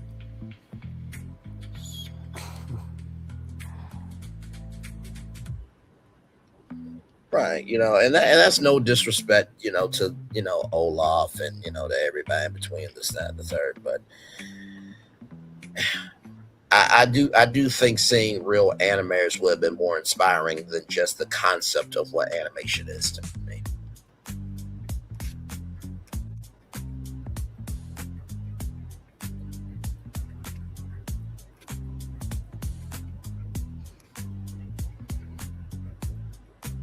I mean, don't you agree? I mean, you live in Florida, right? I mean, would it not be cool to walk into Disney's Hollywood Studios and be in an actual animating class with somebody who works at Walt Disney Animation? Oh yeah, I've never experienced. I never had an. No. I mean, in the past, I never. I only been to Hollywood Studios once, so I haven't never experienced like how MGM Studios used to be. I don't know if I know it was that. Did that exist? Did that exist before? Yes, I remember when. Oh, yeah, that would've been cool. Yeah, I mean, it might have been a while because you slept since then. But yeah, I literally pulled up the old animation thing and did a prediction of what they could do from the past attraction to the new attraction. I did a whole live stream on that. Yeah, I remember that stream. Mm-hmm. Yeah, so I wish they would have went in that direction because I think that would have actually had more people engaged in it. And then if because everything has to be IP. Well, yeah, but I'm like this. They could have what they could have done, right? Let's say, right, that they had the animators actually animating and stuff, and then because I think in the old attraction they did have like a meet and greet with Mickey Mouse, so you could still have the animators actually animating. You can still have a meet and greet area, and then you can do the Alice in Wonderland indoor, playground. So you could have still done all that with actual animators inside the building. It would not have been that hard. I mean, but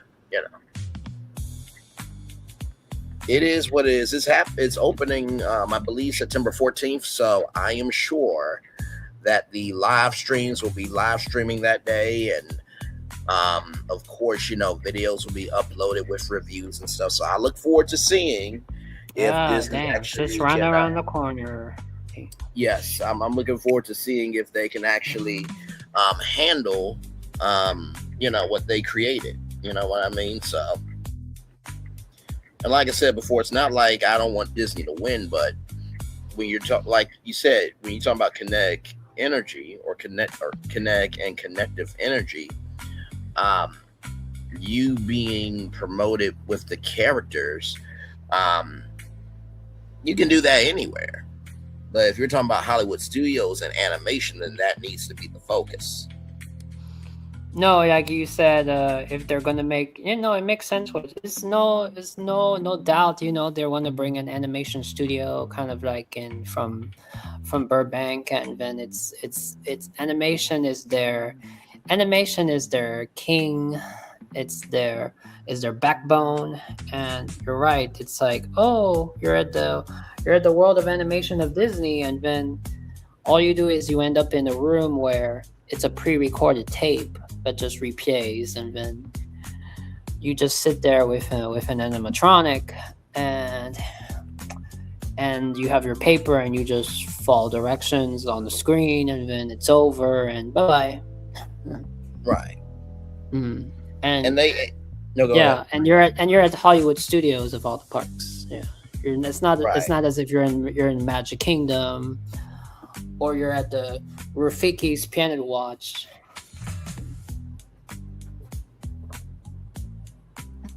No, absolutely, and not to mention too, I know, you know. I have heard that the character interactions at Hollywood Studios is really, really, really good for the kids. So, like I said, I'm not against kids being their character heroes, right? I'm not against that, but I think if No, you you're go talking in- about the other side of Hollywood Studios, the legacy, absolutely. the respected. Yes, Yeah. absolutely. If you go in and see actual animators, and then when you walk out, all the characters are on the lot, then you understand, like, oh, they came to life in there, and now I get to experience them out here. So it's connective tissue. The kids understand that there's a process to them being created, so they can so that way they can understand why it matters to them, of why. That's why we were kind of excited for this.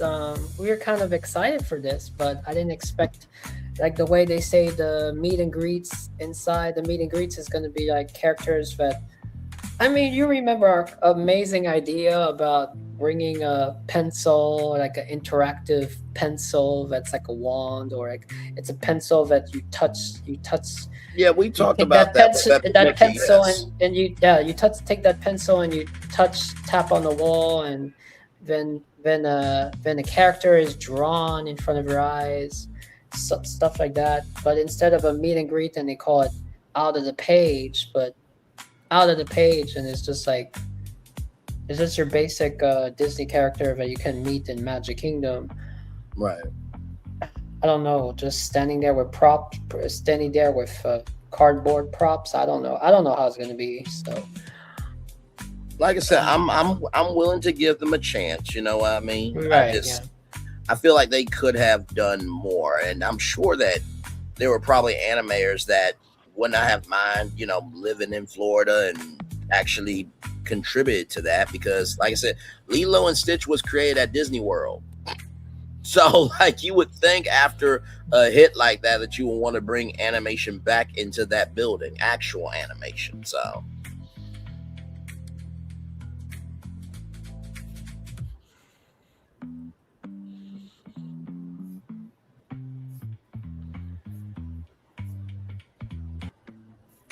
like I said, I want Disney to win. I really do. They had a very good, strong showing at D23. I thought they did a fantastic job. I think people they're tired of what could be.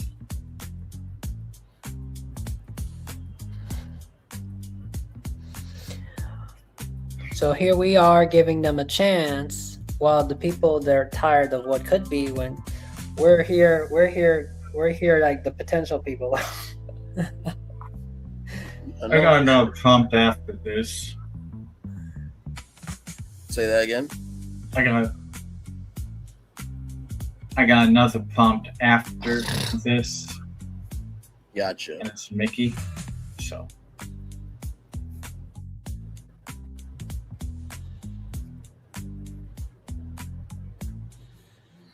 Understood. I pulled up this hotel picture. Oh yes, yes. Yeah, is this? I'm not gonna tell you what it is. This part of.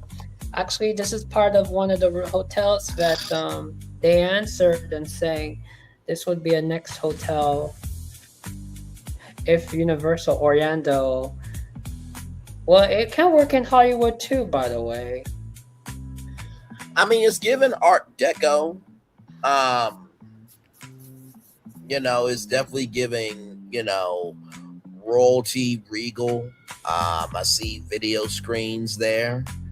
I can't quite put my finger on what it is. I feel like it's a Universal movie resort of some kind, but not like a value resort, but like a premium movie resort. Is that the theme for this? Or yeah, this is 100%. This is a premier. This is a premier resort.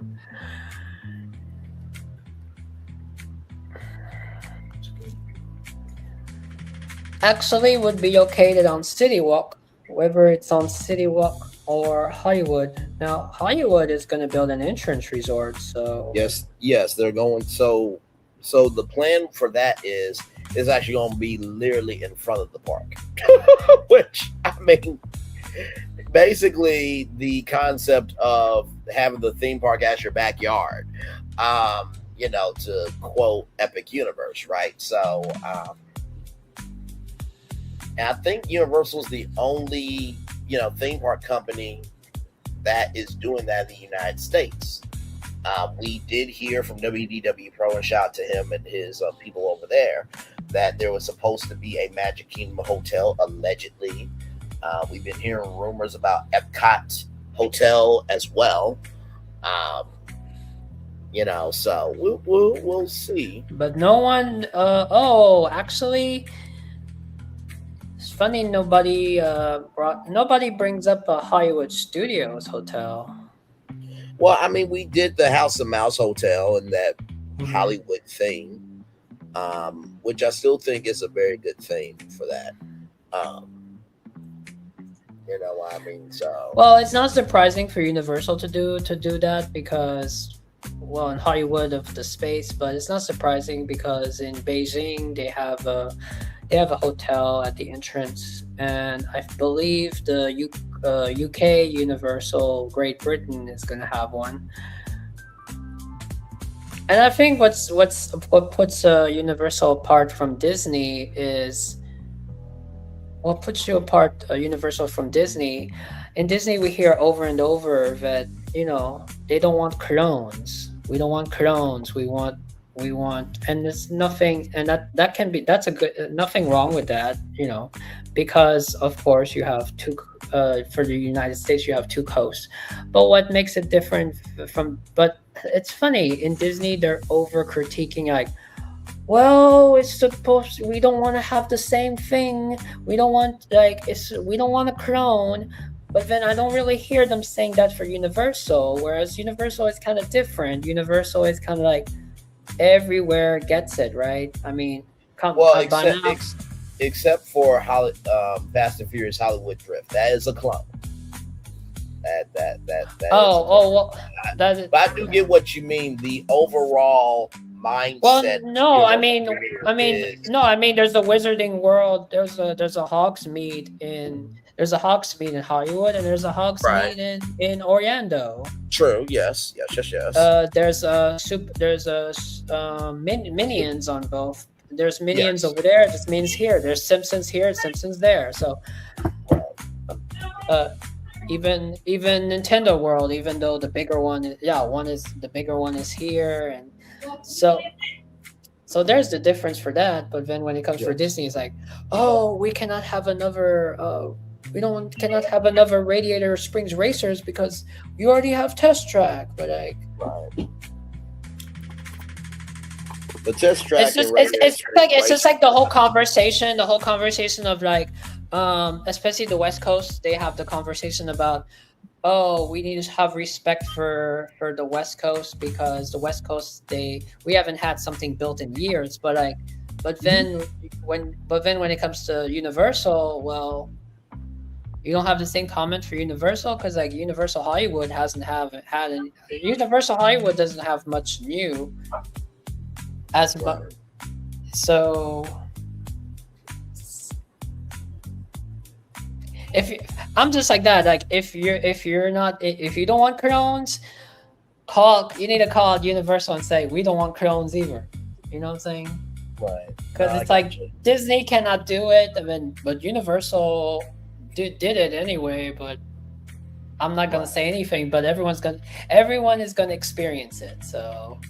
Well, I mean, I will say this. You know, when it comes to the Cars universe, I think what they did with Ridge Run Rally, which I have to give Disney credit, they actually did something decent here. They pulled off something that nobody really expected.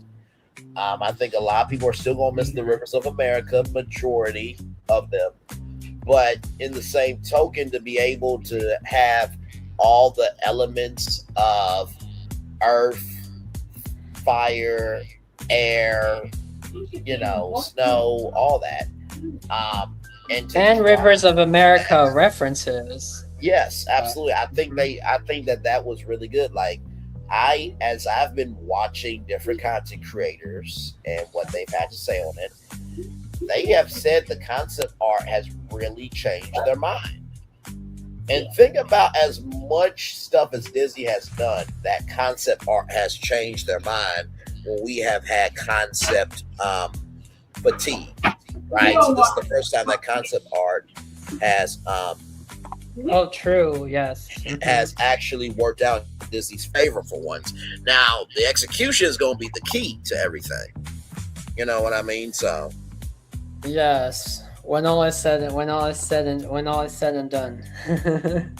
yes, so that will be the real key to see if what they're talking about they can actually deliver. Now they can do that. No, because It will be for Piston Peak, they're promising so much. They're promising, well, you're not going to hear cars on this side. You're going to hear noise on this side. There's going to be noise, but then on this side, there's not going to be noise. And then on this side, we're going to make sure it's quiet.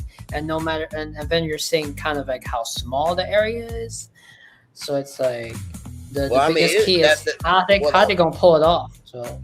Right. Well, I mean that's what they do. I was watching episode, we call that Imagineering today, and they went into architecture and how they utilize a force perspective and color and how they make.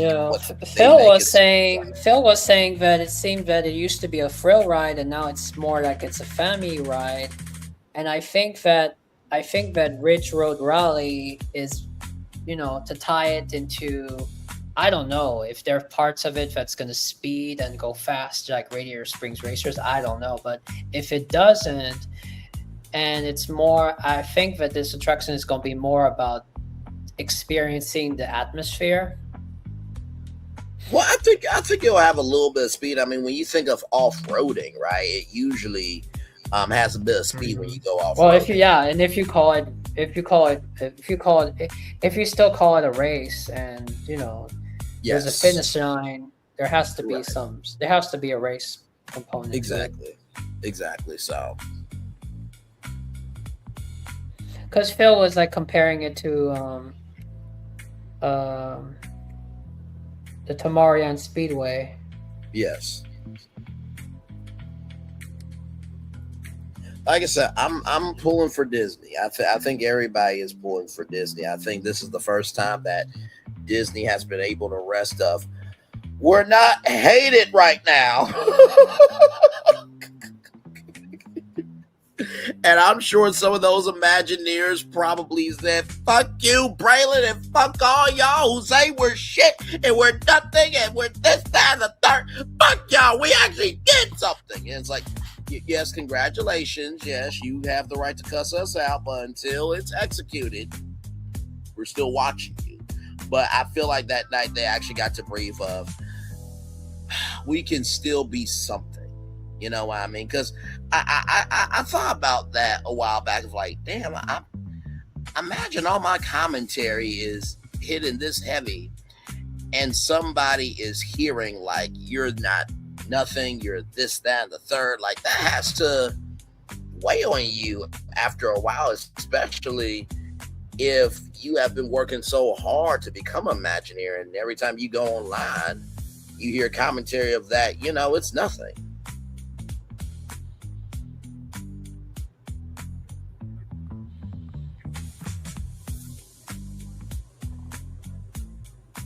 And like I said to y'all, I think that the Disney fan base. I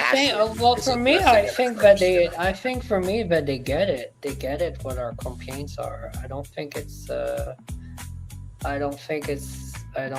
something that's like, oh wow, did they really feel about that? Like, well, no, you know me, I'm always thinking about the emotional perspective, right? Mm-hmm. But they do take what they do very seriously, and when people don't, I would love to know what's happening behind the scenes. Maybe there's so much there's a lot of conversation. Which it's good to have a lot of conversation. So you know how to make the product. Yes.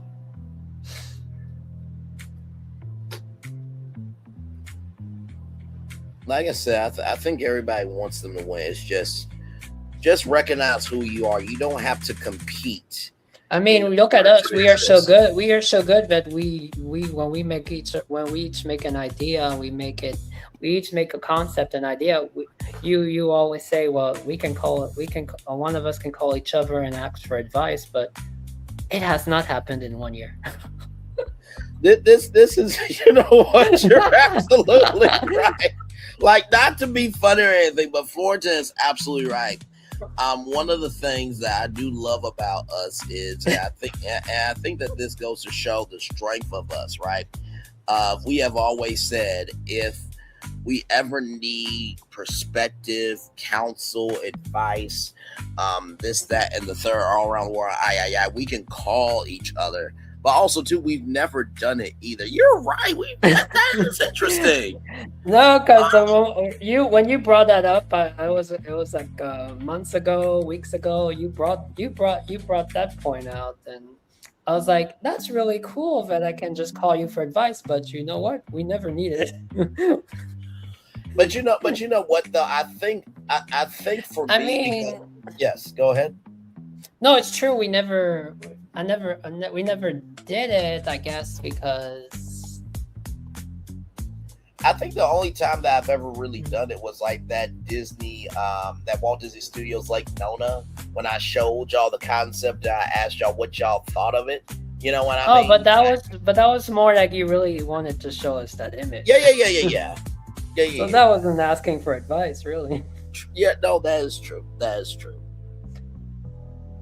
But I think there is a genuine fun in like seeing what each other can do. You know what I mean? Because no, but I think the reason we don't do that is because we prefer not to, because sometimes, like, you know, every show you do, it's like I got a surprise for it all. You're gonna get a kick out of it, and you know. Yes. And thankfully I've been able to execute. and I prefer it that way, because it's like, oh man, I just don't feel like watching his show on that. Right. No, right. I mean, and that's the thing too, like when I thought of that, and you guys now said, what we can do is, if we want to say do a follow-up show after that and make an improved version, because who's to say you can have a concept and then just next follow up with that project and like upgrade it, you know. No, that's true. I think a follow-up show is always a good call. You know what I mean? Being able to look at a live stream that we've done and then do. But I don't think so far it's been necessary either. No, that's how much each of our ideas are genius. Yeah, no, absolutely. We really do allow each other's, you know, genius to breathe. There's never a time where I had to say, Phil, you're gonna have to edit this. Gonna have to edit that. Right. No, for sure. Like even like with tonight's live, when I showed y'all the thumbnail, y'all like, ooh, nice thumbnail. I was like, ooh, y'all don't know what's inside, and I do. And then when you guys saw the inside of the ship, you were like, what the fuck? And then you guys saw Al Delfino was like, oh, Braylon was not playing. He actually wants this to be a whole thing. But see, that's the thing, is like, if we want to present something, we make sure that it's complete and we make sure that we are fulfilled with it. And yes, otherwise, yeah. So I was not shading to say the Imagineers over at Disney that they're having so many conversations, whereas us, we don't need to do the conversation because we're brilliant. No, that's not the same thing. That's not the same thing. That's right. You're dealing with a whole population of humans on the planet. You have to have these conversations to make everyone, to see what is the best choice to make the most people happy. No, absolutely. I fully agree with that. And in addition to that too, I think what they tend to do has a lot more bigger consequences than us talking to each other. You know what I mean? Of course, yes, 100%. because whatever they choose. Although I do think that a lot of people would be very happy with our ideas. Then. Oh, absolutely. Are you kidding? I don't think we would have any backlash. No, like if we applied every idea that we've done, it would be game over. like I said, I think the website would genuinely shut down if our ideas got, showed. No, if everything was built for what we have done, right? I think that the website would crash down, the hotels would be filled, like Extra Magic Hours would be back, Fast Pass would be back, Magical Express would be back because people would really be wanting to get there. And honestly, to tell you the truth, I know that they throw in like the water park tickets for like the first day of their vacation. I honestly think that they would actually throw in the theme water park tickets for any day of your vacation and be more laxed about it because you have so much more to do. You know what I mean? So I'll be right back, y'all.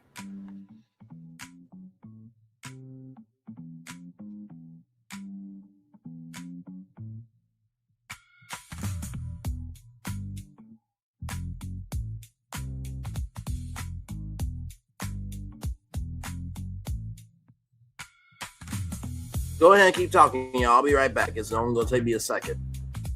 Oh, there's nothing wrong with me. I'm just having a wonderful day. Oh, is that a good attitude? Yeah, wonderful day. Okay. Just peachy. It's a peachy beach. Yes. Okay. Okay, I hope so. I still love to know why is the Gemini not letting me do images. I cannot create images at this time. Oh yeah, it does that to me too. But you know what I do? I just hop onto another account. Oh, different account.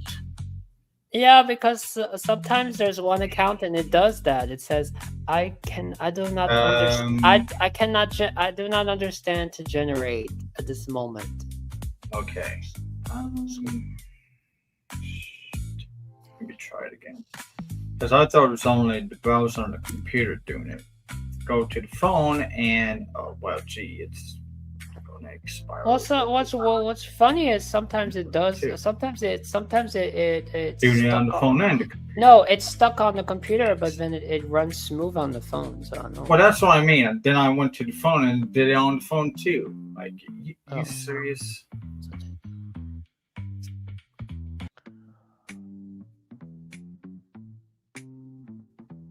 So is it now paywalled as well? Good grief.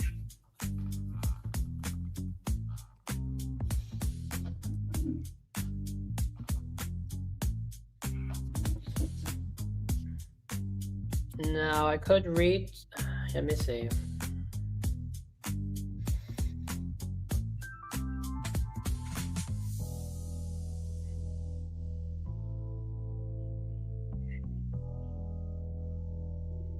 Okay. Run this through. Come on.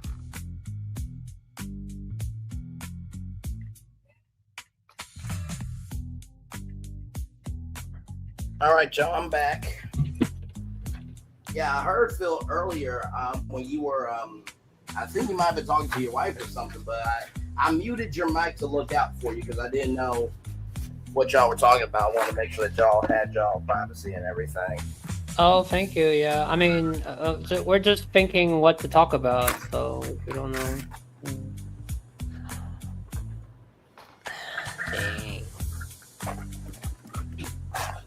Like I said, I haven't heard anything else new. I mean, let me see if I can pull up probably at Disney. You freaking kidding me? Just see what we get here. I do not have a built-in image generation capability. Yeah, so whenever it does that, I just call it a day. Yeah, well, you know me. If I go, it just follows me.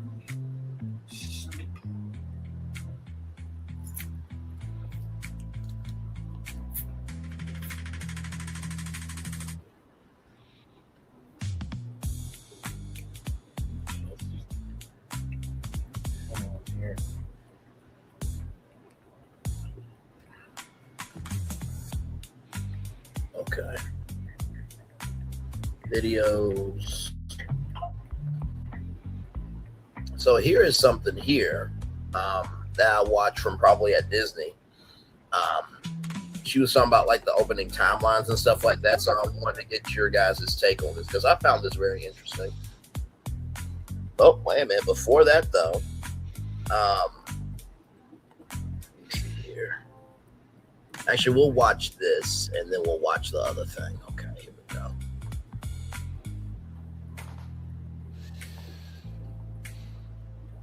So here we go. Okay, now I got something generating. Good grief. Very good. Okay, I got something working here. Okay. Working on the browser. Understood. Between a brand new Indiana Jones attraction, the chance to step inside Encanto's casita, a massive expansion of Avengers Campus, a new mountain rising over the Magic Kingdom, the return of the Dreamfinder, and so much more, clearly the next few years are going to change Walt Disney World, the Disneyland Resort, and yes, even Disney Cruise Line forever. But the question is, when will we actually get to experience them? That is the question I am hoping to answer today, whether it's through officially released information from Disney, expert reports, or just realistic predictions. My goal in this video is to map out the timelines for almost every major project coming to Walt Disney World, the Disneyland Resort, and Disney Cruise Line between now, which is 2026, and 2030. So come along with me as we tackle Disney's upcoming slate of new domestic park projects, beginning with something new opening just a few weeks from now. Yes, on Monday, September 14th, the Magic of Disney Animation will officially open at Hollywood Studios. In fact, at the time I'm recording, Disney has just unveiled this open house photo op for the coming experience. But in case you need a refresher on what this is, the Magic of Disney Animation is inspired by the Once Upon a Studio short, and the story here is that we guests are stepping inside the famed animation studio where the Disney characters have come to life after the animators left their desk for the day. So there will be animated pictures that come to life, animation classes taught by an animatronic Olaf, character meet and greets, a Mary Blair-esque Alice in Wonderland playground that parents is indoors and air conditioned, so that's a win, and so much more. And as an animation fan, I am super excited about this, and I'm so happy to have movie making and animation back in this park. So that is what's still set to open this year. But now let's move into next year, where our first confirmed opening of 2027 is actually taking place at the Disneyland Resort. In February 2027, both a refreshed version of Disneyland's Nighttime Spectacular Remember Dreams Come True and Disney California Adventures World of Color will premiere. No exact date just yet. All we know at the moment is that it's coming in February. But as for new attractions in 2027, that is going to take us back to Walt Disney World, and in quote-unquote late spring. That is when Disney has said Magic Kingdom's new Carousel of Progress will make its debut and give us all new scenes and historical points in time. For instance, we're going to have a Walt Disney animatronic in a scene inspired by 1964's Disneyland Goes to the World's Fair, followed by the Who's to say that if that Walt Disney animatronic is better in Florida, that they will update the one in California?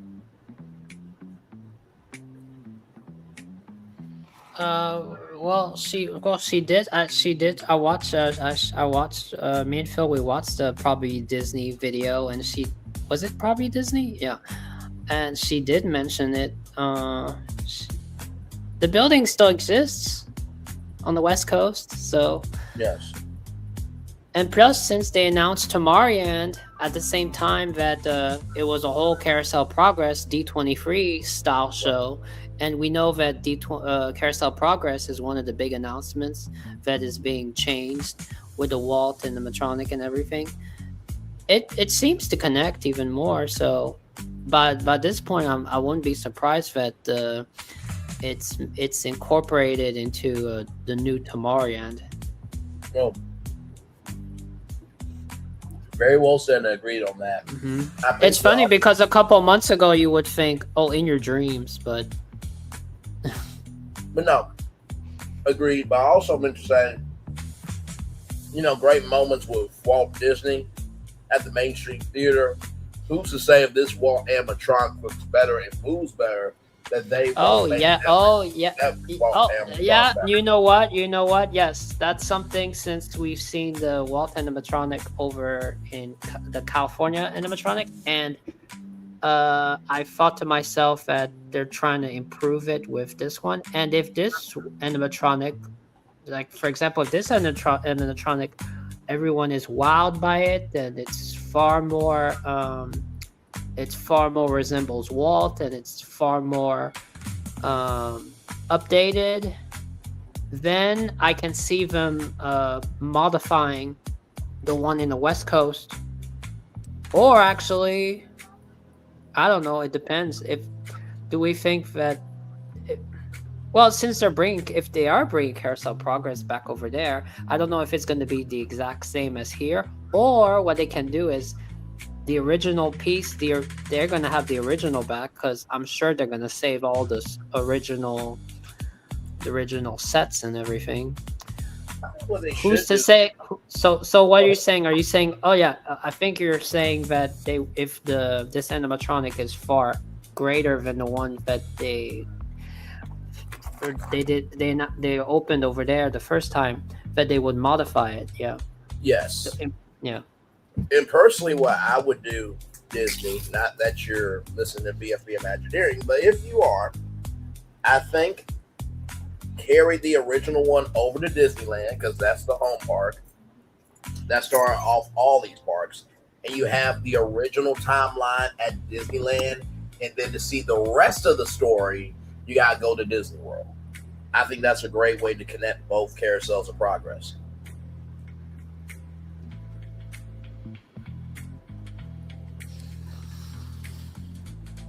Now, if they do bring the Carousel Progress back over there, and let's say they bring back the original form, it might be the original form, because I don't think they're gonna have two animatronics. Oh, they're not gonna have two Walt animatronics over there. Well, no, that's what I'm saying, right? You have the original timeline over there, and then you have the new Carousel Progress at Disney World. So like I said, you watch the original one at Disneyland, and then to see the future, you gotta see it at Disney World. So it connects the two. That's what I'm saying. Yeah. I think that will actually really work out well, Disney, for you. I really do. Because think about it. You have duplicates, but at least one of them is up there, and then the other one's the original. And yeah, and I think so. And yeah, and what are they gonna do with what they're gonna? And that. Oh, you're watching it? Yeah. That would actually fit into why they're closing it and why they're changing it, and also they're saving the set. They have all the set pieces, so if they're moving all the set pieces, the original set pieces over there, yeah, that makes sense for everything. And I'll throw out a random idea. Why don't you make? Well, I wasn't sure if because Phil showed me the original was in California, and I thought I was asking, did they move when they closed it over there? Did they move? They moved everything to Disney World. Yes, yes, they did. When I figured they did. Yeah. Because I thought you said they did not. So I was like, oh, did they make double? They did. They moved everything over to the East Coast, and because I mean, they went the cheap route versus like let's have two of them. They just moved it over to Tomorrowland Disney World. Same animatronics and all the set pieces, kind of modified up, for the new layout and everything. And the only other difference other than that would be that it went clockwise versus counterclockwise. The theater, as he saw in that footage that is presented on Florentines' channel. We watched it together. If you want to know, it's on Florentines' channel, where we discuss about some carousel progress. I think something that they could do that I think would add to both Tomorrowlands is if you made Uncle Orville and Sarah and Father and the kids actual walk around characters.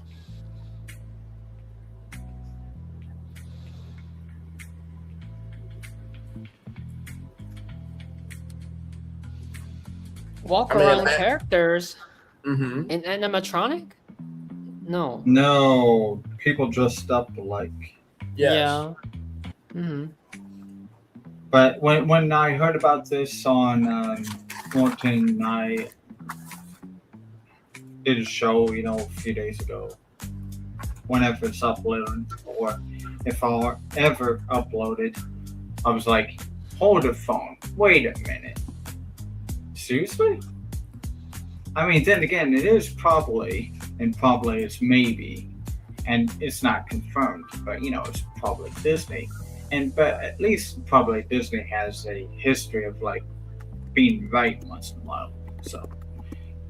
No, for sure. And yes, I was saying actual people walking around as Uncle Orville and Sarah and them. Because think about, imagine me and Uncle Orville in real life in his bathrobe. And you're saying there's no privacy in this place, but yet you're outside, and then there's a funny interaction with that. I feel like seeing the Carousel of Progress characters as real human being characters would add to the story. And then you can extend the story afterwards too.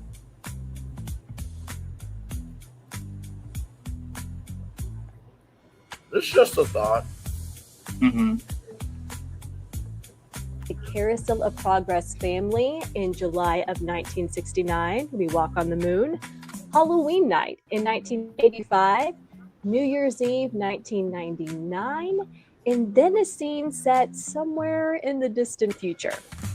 At D23 this year, Disney shared that the patriarch and matriarch of the family, John and Sarah, will now be voiced by actors Bryan Cranston and Jamie. So that picture that was drawn, Ford and I, for the longest time, thought that scene of them sitting around in the living room was the future. But she says, I don't know if that's confirmation, that's 1999 New Year's Eve. Right. Okay, well, the whole time I thought that was the future. I was like, that's not futuristic at all.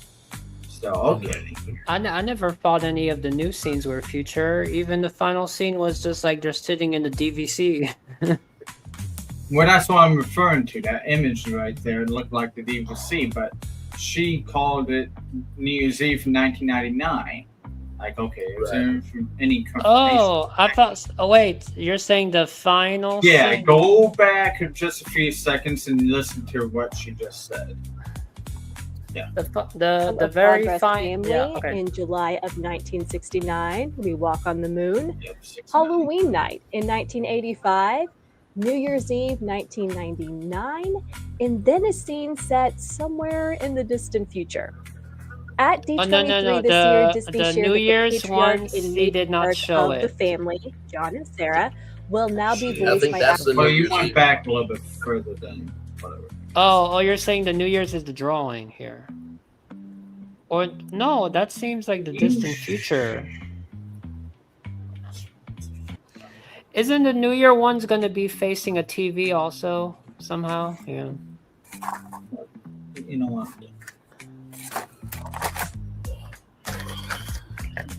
All I can say is the distant future doesn't feel distant future. It feels like they're sitting in a DVC Yixor Lodge. That's just me. I thought she was showing the image when she was talking. Apparently not. Apparently not. I swore she had the image when she was talking, but it looks like she. By actors Bryan Cranston and Jamie Lee Curtis.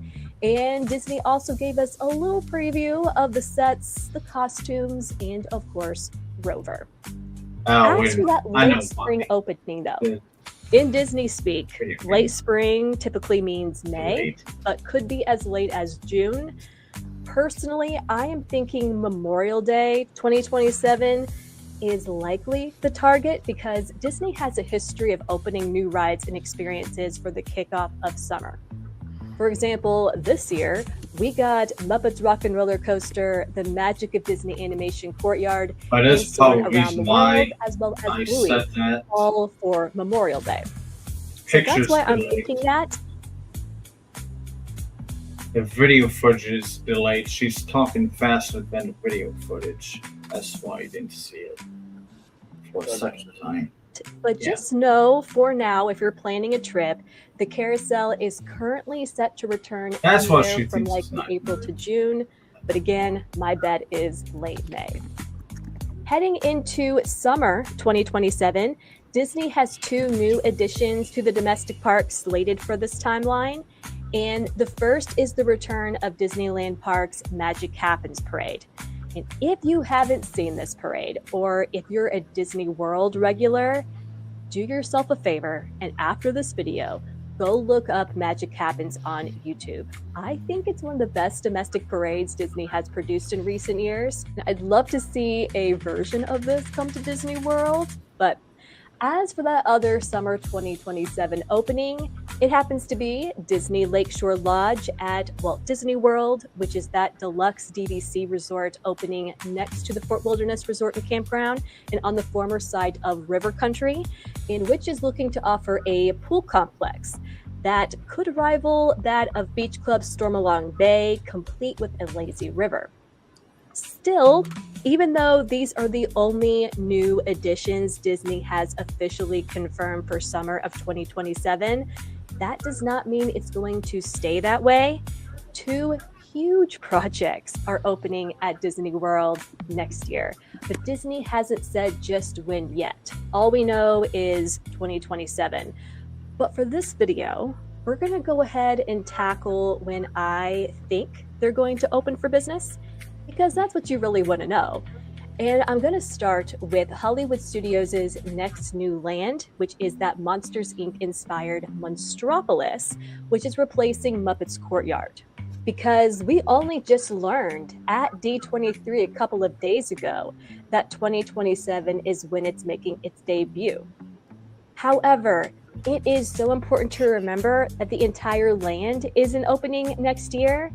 The door vault coaster that's being built outside the former perimeter of the park and behind what used to be Mama Melrose's and Muppet Vision, that is not going to open in 2027.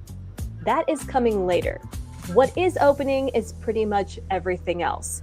And that involves that new Mike and Sully theater show that's replacing Muppet Vision. We didn't hear a lot about it at D23, even though the concept art they showed us actually tells us a lot. Speaking about that, I saw in a video there it the is. other day. Okay, so remember when Brian and I had like a little back and forth because I just said it out like that it was the. When I mean back and forth, I mean a productive conversation, not an argument, folks. In the beginning, there was the concept art of the theater, what was said on the theater, and you had you had a great point that was just the name for the. All you have to say it, sir. Yeah, so this was the conversation, right? Florton saw concept art that said "Welcome to Monstropolis," and remember how Florton, talked about Figment and stuff like that, and remember how Phil pitched it, but then I said, "Why give away the thing that you want in the beginning of the show? Then there's no showcase, right?" So I said, why would you showcase the actual title of the show in the pavilion when you can just hold it until Saturday? Now, they did have a new song for Randy Newman called Welcome to Monstropolis, but I do feel like that title is really basic and that, maybe we might hear more Halloween about the show. Yeah. You know what I mean? Like the actual name, because I don't think Welcome to Monstropolis is the name of the show. It can't be. That's just too basic. I still had no, at that time at least, we all still have no idea what the show is. We still didn't even know. And who knows if we still don't know what the show is about. And this concept art appeared on D23. I don't remember seeing it, or I was not paying attention. But unfortunately, the same name is on this image, right? So this is the name of the show. So I guess I was right. When I believed you that maybe I believed you that that it would not be the name of the show, and they just put it on the front of the building just to say. Just because the concept art was more showing the facade of the outside and the area, exactly. And it was just to say, "Welcome to Monstropolis." This image is this is showing that it's Monsters Inc. But apparently, when I saw this image now, I guess that is the name of the show. I'm guessing so, but I don't think Welcome to Monstropolis describes this show. I mean, this seems like a very involved show that would have a bigger title, I think. But actually, let me just look. Yes, do we feel? I don't know. The way they are is almost as if they're dancing. Is the way if the name is called Welcome to Monstropolis is like? Is it kind of like a Monster Inc. Broadway style show? What is going to be the new show at Monstropolis at Disney World? Well, you're only going to get the same answers as what D23 gave you. The Monstropolis area at Disney's Hollywood Studios will be called Welcome to Monstropolis. That's literally the name of the show. Yeah, what do you expect? Welcome to Monstropolis. Just going to get you the that's such a basic name. Well, instead of saying it's a basic name, I think it's more basic. Yes, because it's a basic show. It's a show like Welcome to Monstropolis. It's a Monsters Inc. show. There was a flying canister, Florton. That's not basic, sir. We're not going to play. Well, that's 3D. It's 3D animation. I don't know, especially the way it's called Welcome to Monstropolis, and it's for me is like they're dancing here. It's almost like a Broadway show, a Broadway musical show, but Monsters Inc. version. It's like welcome to Monstropolis, everybody. I mean, we had things flying around with the Muppets. It's like instead of being in Main Street USA, you're now in Monstropolis. You know what? Like we get it. Yeah, we get it. It's kind of like too much proving itself. I mean, the whole this proving itself is like, well, this is not Muppets Courtyard, folks. We need to prove to you that this is Monstropolis. Yeah, thanks for the reminder. Thank you. I would think like Monstropolis, the Scary Beat musical. At this point, I'm more surprised that Piston Peak they came up with more creative names. Well, that's what I'm saying. I feel like you know what? I knew what I was going to say. You remember how in Monsters Inc. he would say "scary feet, scary feet, scary feet." I would like to think Monstropolis, Scary Feet, the musical. right? This is how you need to move with your feet.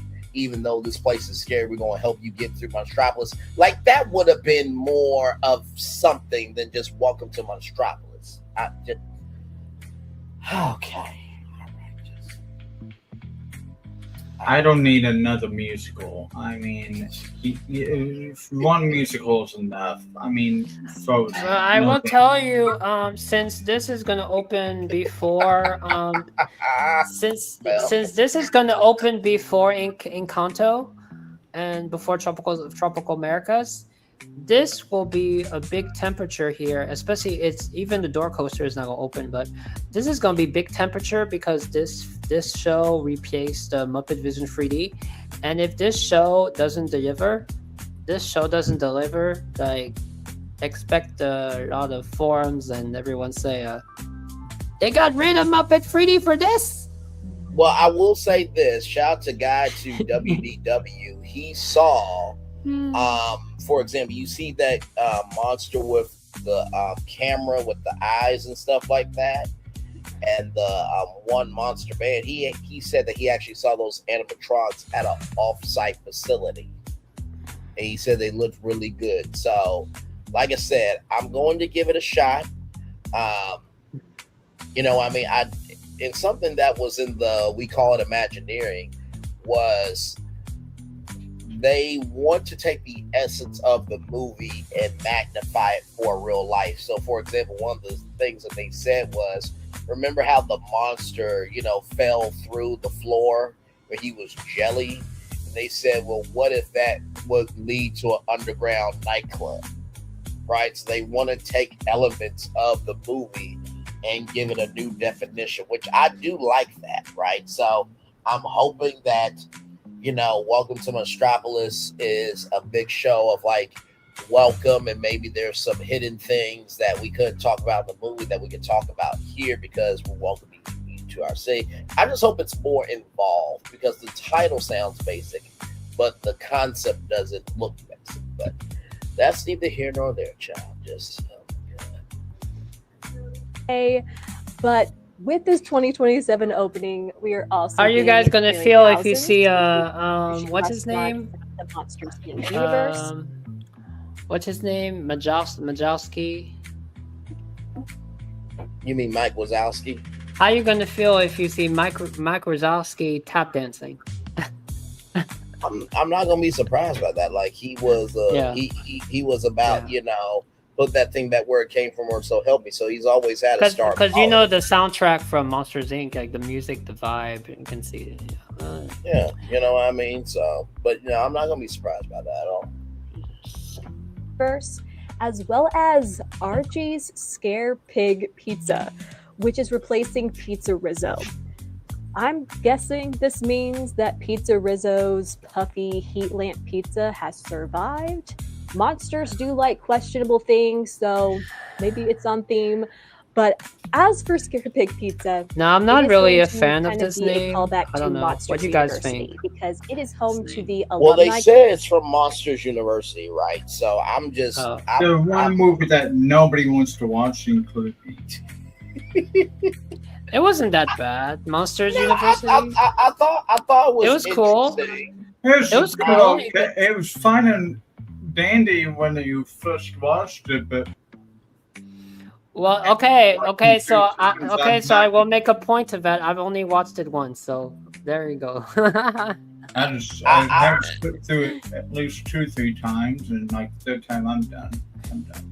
Well, I will say this. I do think because this is Monstropolis. It's not necessary per se. It was okay at first, like, oh, this is where they began. Okay, fine. I'm done. I will say I do think because this it's a money grab. Right. Well, I will say this because it's Monstropolis, right? It would make sense to bring in the Monster University's alumni club because this is Monstropolis, right? So you want to showcase all aspects of the city. You want to see where Mike and Sully work. You want to see the alumni club and see all the other monsters that maybe could be featured in the movie. Maybe there's some hidden Easter eggs in that. So I do see, why that matters. Because in a city, there would be a university. and there would be an alumni club in that city, right? So it's not too far off. Alumni club that celebrates top scares, student clubs, and familiar monster sororities and fraternities. And then finally, with the land, we are getting the Scareporium, which certainly sounds like it's going to be the primary gift shop for the land. So, when in 2027 is Monstropolis going to open? Not gonna lie, making a prediction is tough due to how little we know about that stage show. But at this moment in time, I think that if Tropical Americas doesn't open late spring or summer, that sweet spot between Memorial Day and the 4th of July, I think that might be the target opening date for Monstropolis, depending on Tropical Americas. And since we're already here, let's talk about Tropical Americas. I think this Animal Kingdom land is a bigger deal than Monstropolis because it is bigger. It is bringing us 3 attractions, which is Antonio's Fiesta de Encanto, El Carousel de Emilitos. Forgive me if I butchered that pronunciation. It is the wood-carved carousel featuring Disney characters, and Indiana Jones and the Myth of the Jade Serpent. In addition to that, though, we're also getting a new playground for this land and a new theme for Restaurantosaurus, as well as a number of new gift shops. Now, we have known for a while that Tropical Americas is opening in 2027. But the fact that D23 came and went without a slightly more specific opening timeline, that tells me it's likely not going to be ready to open in early 2027. And that Disney may be aiming for the second half of the year, maybe early fall leading into the holidays, or if they end up being ahead of schedule, mid-summer at the earliest to boost summer attendance, which has been pretty soft in recent years. Again, with 2 lands opening in the same year, there's a lot going on, but I do think there is a good chance we do get a specific timeline for either Monstropolis, Tropical Americas, or both at the end of this year or early next year, just to give guests enough time to plan their trips accordingly. Now, really quick, while we're talking about Animal Kingdom, for those of you who miss Dinosaur or just really appreciate your Disney history, I gotta shine a spotlight on what Imagineers have been doing at Epcot that actually has to do with Animal Kingdom's past. As I shared with you all in my YouTube post, Imagineering has been making some changes to the Germany Pavilion's train village. In addition to adding miniatures of the Germany Pavilion itself, and even an appearance from the Dreamfinder, Imagineers have now added a Dr. Seeker from Dinosaur and crates of Iguanodon and Carnotaurus bones. Whoever at Imagineering thought of this deserves a raise, as does whoever gave it the green light, and I really hope this becomes an ongoing thing. But yeah, I could not wait to share this little Easter egg with you. This is the kind of park stuff I can't get enough of, and do check out the Train Village the next time you're walking through World Showcase. But back to our timeline discussion and what's happening in 2027. Disney has told us of one more new addition to expect next year, and that is Disney Cruise Line's next new ship, the Disney Believe, with its Moana statue and atrium and Toy Story Stern characters. We are expected to find out just when in late 2027 that the Believe will set sail. In October, Disney has a media event for this ship, and that's also when reservations are likely to open for this ship as well. But let's keep moving, and let's now get into 2028. The big opening, right now anyway, for the domestic parks in 2028 is the Disneyland Resorts expansion of Avengers Campus at Disney California Adventure. And that is going to involve 2 new attractions, the first being Avengers Infinity Defense and the second being Stark Flight Lab. As for the former, this Keystone attraction is essentially supposed to let us live an Avengers movie, and it's going to feature Marvel Studios talent like Robert Downey Jr.'s Iron Man, Chris Hemsworth as Thor, Aman Vellani as Ms. Marvel, and more. And we're going to visit multiple locations from the MCU, like Wakanda, New York City, and Asgard. Imagineering has confirmed that they are using both physical sets and screens, and this is going to be a 3D ride. But even so, the screens in this 3D ride are supposed to follow and move depending on where we're looking, and that is new technology we haven't had in a ride before.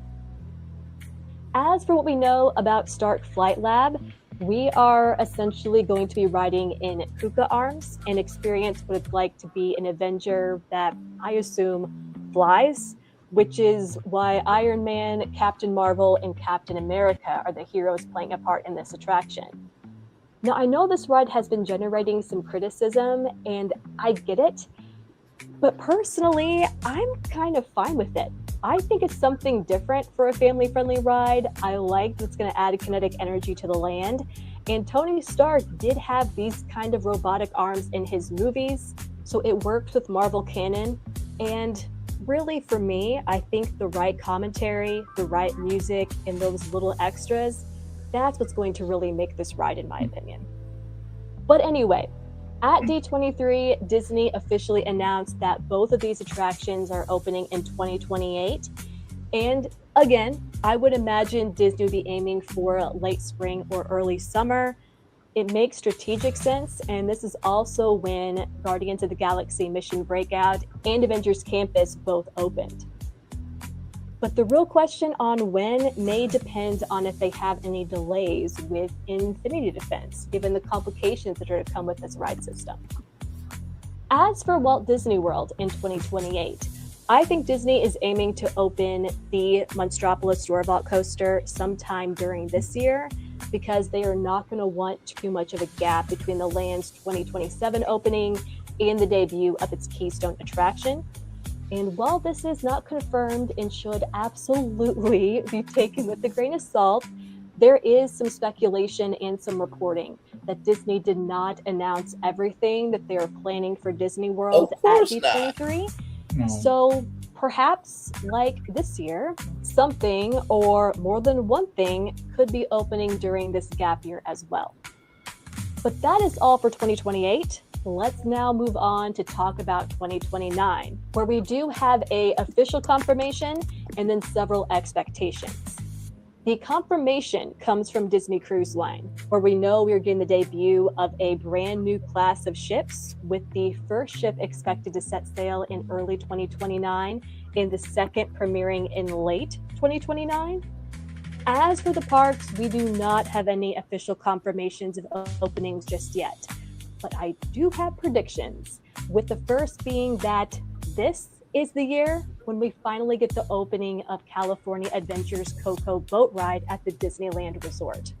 Granted, it is absolutely possible that this ride opens in 2028, but since Avengers Campus is opening then, and Coco 2, which is now going to have some sort of presence or influence on this ride, is coming to theaters in 2029, 2029 just seems the most likely.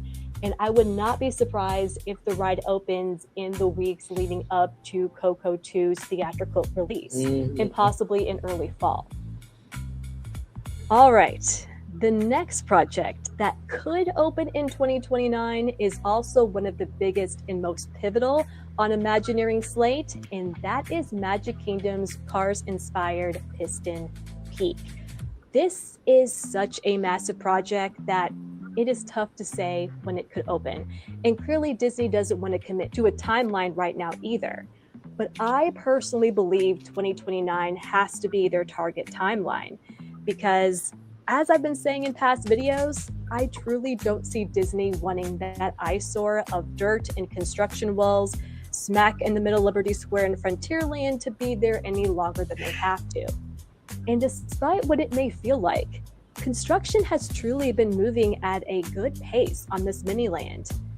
Furthermore, and you're going to have to let me know in the comments your own thoughts on this, but since the model was revealed at D23, I have seen quite a few fans changing their opinions on this project and feeling a lot better about it.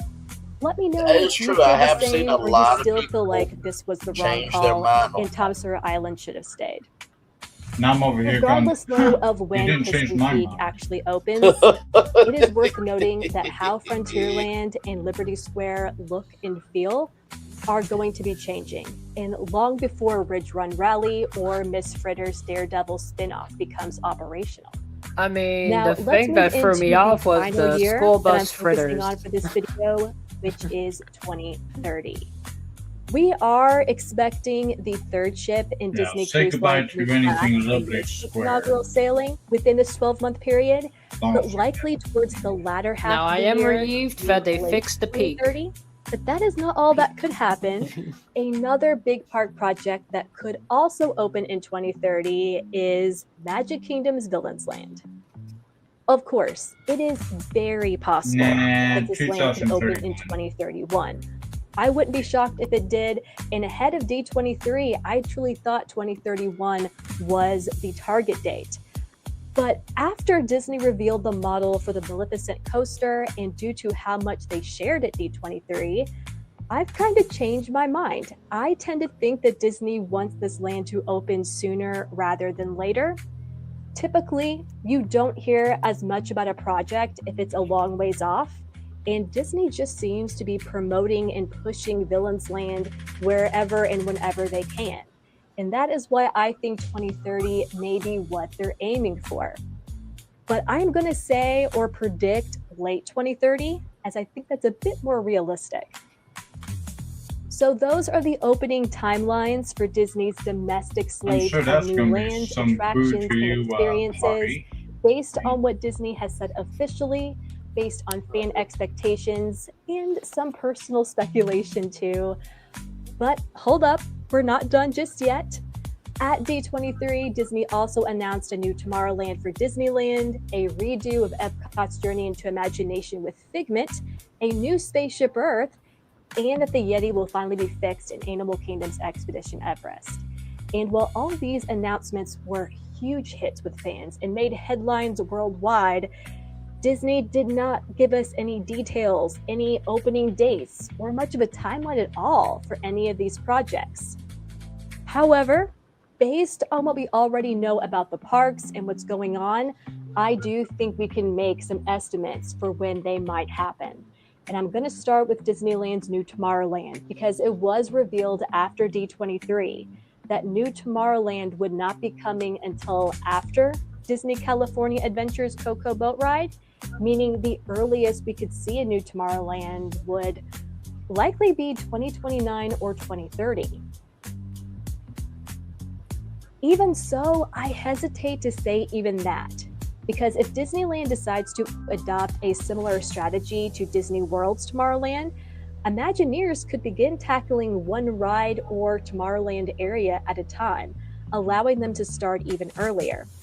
So much is just really going to depend on what Imagineering's vision proves to be, but I think for anything big, anything beyond, say, an update to Buzz Lightyear Astro Blasters or some cosmetic changes, won't be until 2029. Now, over at Walt Disney World, we know new technology is responsible for Disney being able to finally fix Expedition Everest Yeti. The question is whether this tech and this fix is going to require Disney to completely shut down the coaster. But since a closure and a refurbishment period seems the most likely scenario, I don't foresee Disney even attempting this fix until after Tropical Americas opens. Animal Kingdom has a known issue with having too few rides. Waiting until Tropical Americas debuts with its 3 attractions just makes sense from a capacity standpoint. Therefore, I think the Yeti will continue to be stuck in disco mode until 2028, if, of course, Tropical Americas doesn't open until late 2027. Finally, as for our Epcot attractions, Journey into Imagination with Figment and Spaceship Earth, these are real wild cards. I know that there have been ideas and concepts for both of these, but what Disney chooses to commit to, that's unknown right now.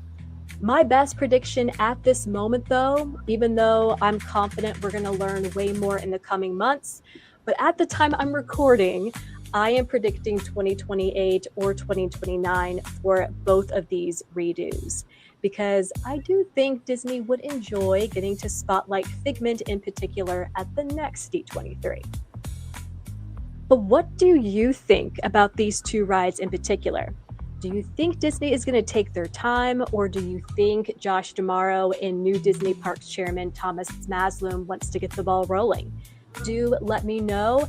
And of course, please do let me know if you have any predictions of your own or any insight into any of the timelines or projects I've covered today.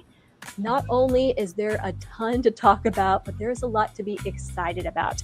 We are truly in the midst of what might be the greatest Disney park building boom of our time. Also, if you would, please do hit that like button and subscribe if you define enjoyed the building. You're looking forward to these projects, and if you want to follow their progress and analyze what we continue to hear and see about them, that is what I'm planning to do here The on buildings this happen forward, overseas. as well as highlight any info. I know. and Where's the details Epcot that Resort? you may Where's not the hear anywhere Venetian? else. That's the building of our But time. regardless, I still Yeah, appreciate they're building taking that the time kind of to click on stuff this video. overseas, I Florence. know how many Jeez. Disney YouTube channels there are out there. So anyone who chooses to click on one of mine, I do not I tell take that y'all, lightly. when you see, So when thank we you for your find out support, what they're, and when I you really find hope out the you enjoy attraction this and the podcast, parks the that they're Magic building Link. at Abu Dhabi, expect that same emoji from Phil. Mm-hmm.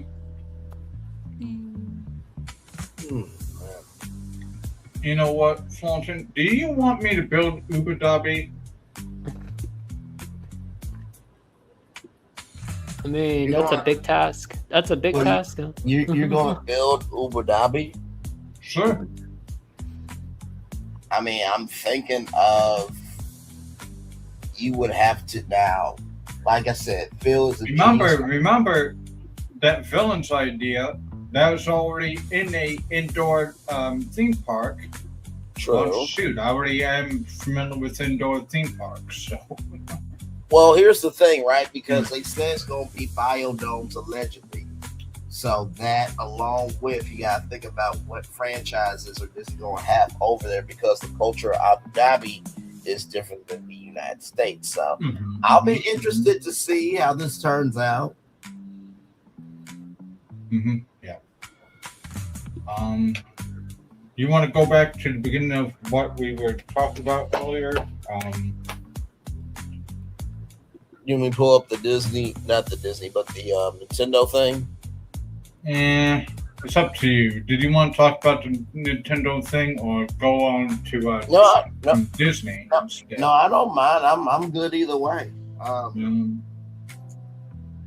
Okay, I guess we finish off the. Yeah, no, I'm good either way. If you want me to pull it up, I can pull it up, or we can talk about Disney. I'm chill with you. I'm good. But since you know what, let me just do it simple, more simple than just reading it all. All right. I'll pull up the Mario thing first, and I'll just show you the picture. Okay. Sounds good. Like I said, I think Nintendo has a long highway to drive on with what they want to do. And like I said earlier, I would not be surprised if they start doing, Nintendo hotels and all-inclusive resorts around the country and around the world. So I would not be surprised. Anyways, as you know, this all began as a joke because there was I think it was a Instagram meme video done very well, and it's got 47 and Mario together in different segments in that movie. Thornton watched it. I wish I would love to share it with you because it's really funny. What did I watch? I'll tell what? Mario and Yeah, Teletubby? person No? number 47 and Mario are in that one game. I forget what it was called right now, but it was funny. It was good. It was a good video. Anyways, you got a golden flower lawn and golf club. You got sand traps made in desert from World II. Water hazards infested with cheeps. I guess I said that right.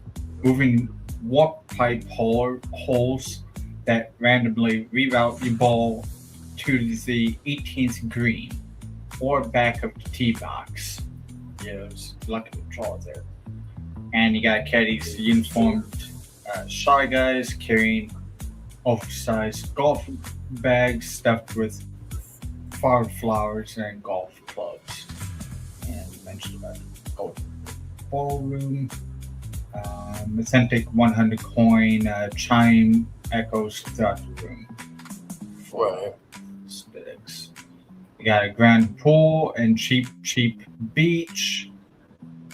Cabanas and private air conditioned cabanas equipped with personal bomb fridges, plush Yoshi Egg Lodge chairs, and dedicated tote attendants. Right. There's a ban on bloopers, inks, and green shell throwing in shallow end as a strict policy. Bowser's private vault and security wing. Deep beneath the resort's south tower is a guarded 24/7. Is guarded 24/7 by thwomps. I'm guessing that I said that right. Suspended by heavy chains and chain chomp patrols along the perimeter of hedge mazes. Contains the millions of red coins, Super Mario World blueprints, and classified Mushroom Kingdom documents stored in vintage crates. And if I find the video of like 47 Mario together, that's why I inspired all of this. So yeah. So we got dining at the Golden Mushroom Grill. You got prime dried aged piranha steak. You got Peach's Riviera Royal Caviar. You got Wario's garlic and truffle rigatoni. I got the Ultra Mushroom Souffle. And these are the prices on the side here. So prime dry aged piranha is 500 golden coins. Peach's Riviera Royal Caviar is 750 gold coins. Wario's Garlic Truffle Rigatoni, 350 gold coins. And the souffle is 200 gold coins. Not sure. Club membership tiers, a green shell tier accesses the public grounds, pool deck, and standard warp pipe transport. Super tier is for the VIP dining access, preferred tea times at the golf club, and ultimate use of the Super Leaf Valet service. And then if you want to be top tier, the Golden Crown, invitation only, unlike private audience chambers with Bowser administration, implement immunity on the Rainbow Road, and personal toads. So yeah, this was only merely a joke, people, but yeah, that's a nice image. No, that's it sounds like a Nintendo golf club, which sounds interesting. I appreciate Gemini for making this image. It looks good. Yeah, no, a Nintendo golf club sounds interesting. I will definitely say that. don't know how many will actually, go to golf. Well, it's Florida, so. Well, yeah, I mean, I know that, but you get what I mean. A prestigious golf club versus a. I mean, if you get to sit on the pool chairs with a Yoshi. Yeah. But like I said, this is merely a joke here because, this short that I shared with 14 months ago, or like this year, is done well. It's a very interesting concept. I love the take on it because when you think about Disney golf courses and how they've done that, I mean, I can definitely see that applying to Nintendo. And not to mention too, there was a game called Mario Golf. For those of you who may remember that game, so yeah. Now, the jokes continue to this other concept, and it kind of correlates to what you were doing at the beginning of your show. Mm-hmm. And I just remembered it when I thought of Mario. I did a concept for Mickey as well as a joke, and it turned out pretty interesting. So this is where the blueprint begins for the Disney's answer, you could say, or the earliest concept of a Castaway K, with the so much development as what you just presented today. So if you want to pull it up right now, we got the Mickey. So this is a Disney response. Yes. Yes. To Super. This is the Disney response to Isle of Delfino. Yeah, oh, no. Even though this was a part of the joke, of course, because Mickey Lago, but no shaded Mickey at all, please, people. As Braylon would say.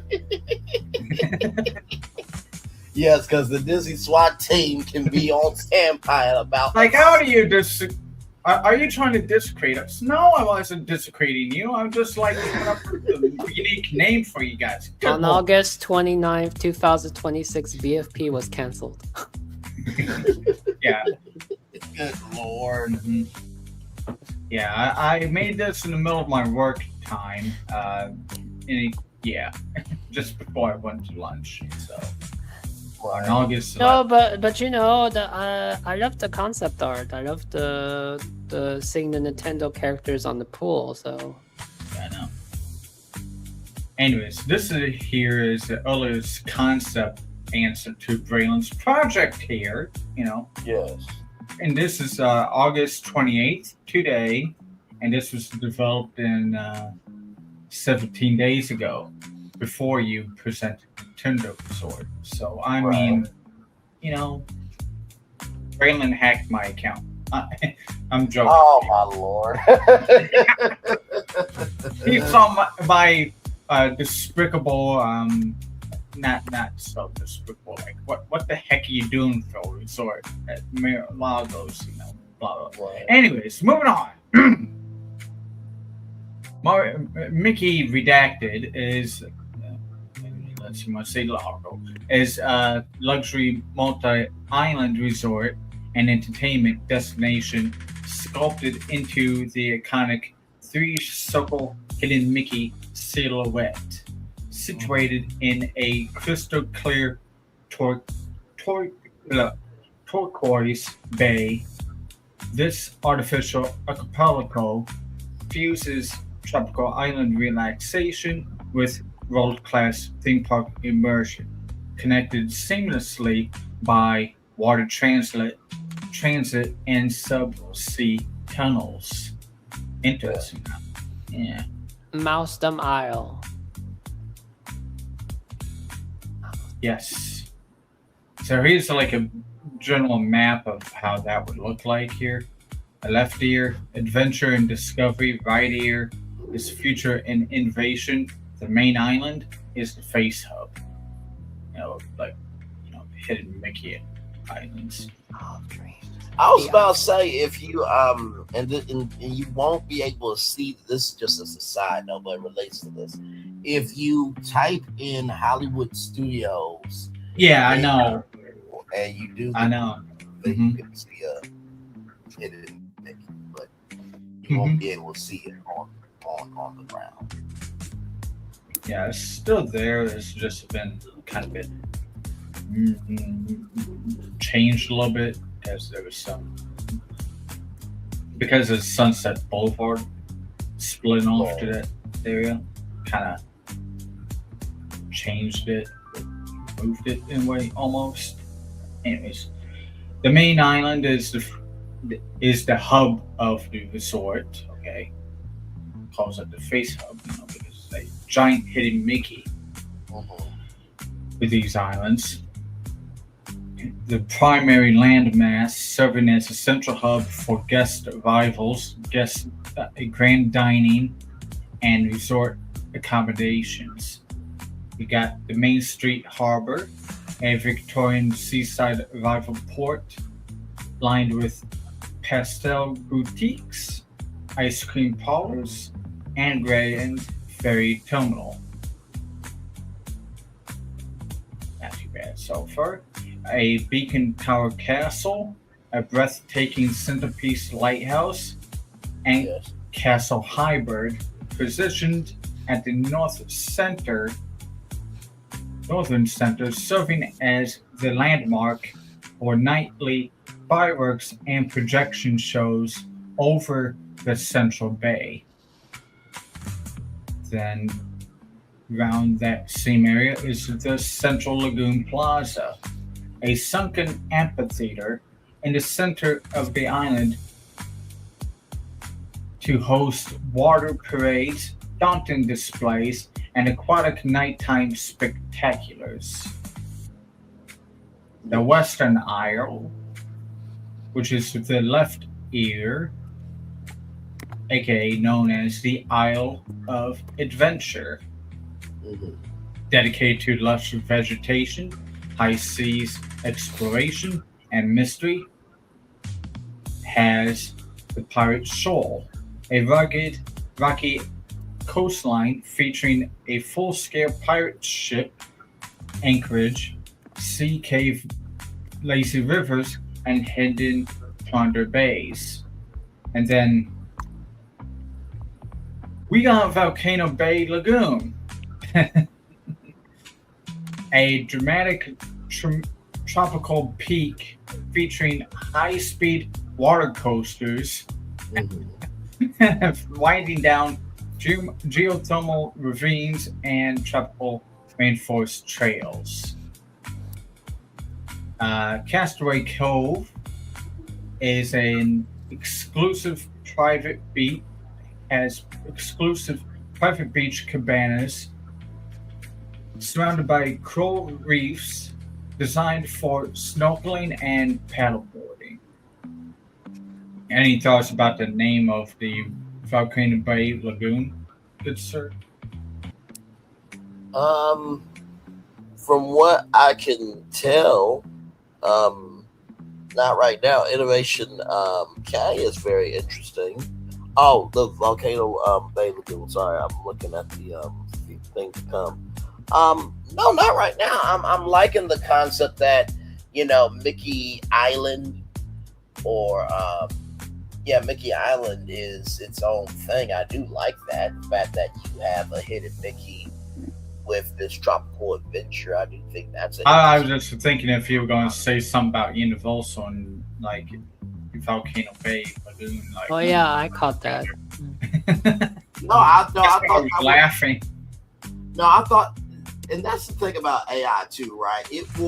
As AI gets to learn you, it will go to the things that you think first before you actually execute the concept. So I did find the Volcano Bay Lagoon interesting. A little bit on the nose of it, like, oh, that's a Universal thing. It sounded like to me. Yes. Shade. The Eastern Isle, which is the right ear, known as the Innovation K, a forward-looking oasis blending sleek, futuristic architecture with serene beach life.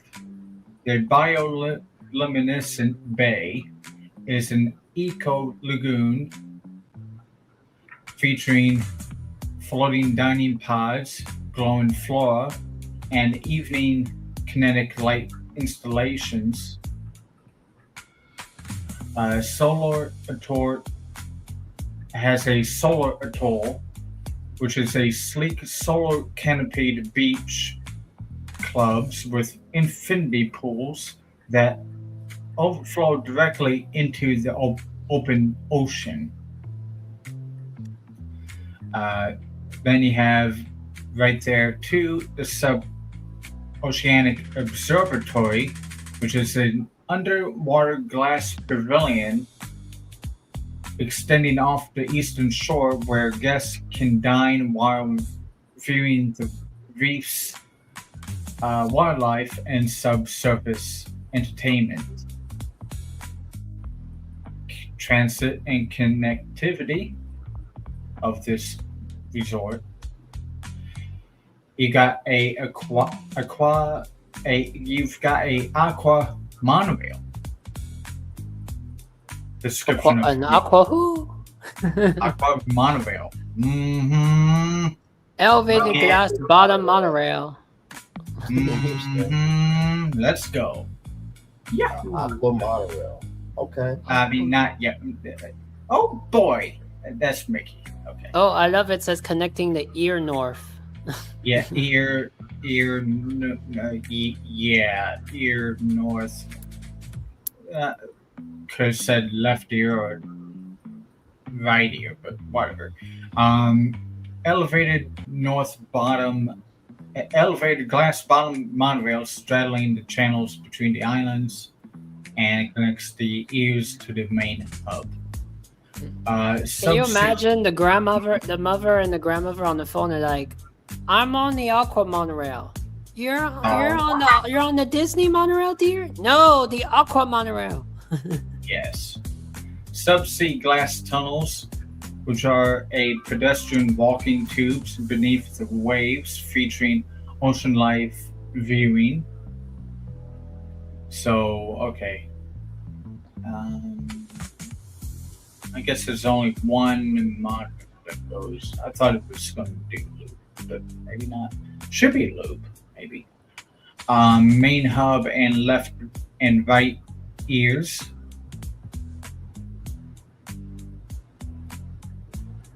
Oh, I know what it means. Loops connecting to the ears in the north of the main hub. It should just set ears. I left out the S. Yeah, okay. Friendship ferries, which is vintage wooden water taxis providing continuous cross-bay transit. The route is of the premier circuit around all of the 3 islands. It's Friendship ferries. Designer note, FYI, is that the outer barrier reef surrounding the entire Mickey resort is engineered in a crescent shape, acting as a natural breakwater to keep the inner lagoon waters calm, crystal clear, and ideal for watercraft year-round, because it's pretty important. Which I hope your Nintendo Resort, Braylon, has a barrier reef, and surrounding it. Okay. So here's that barrier reef, and here's that Hidden Mickey.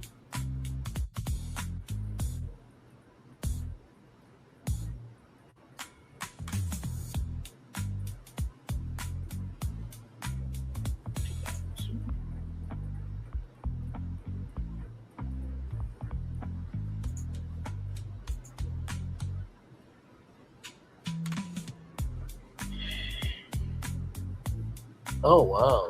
Wow.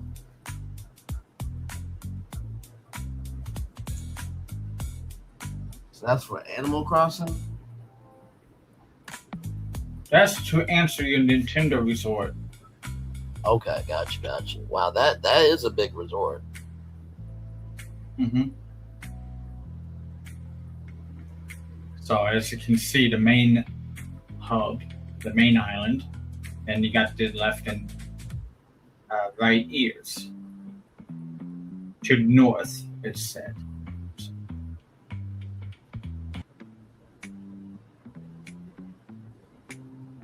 Now, it said that these monorails were supposed to be submerged. Of course, Yes. so it should be, but you know, it generated what it generated.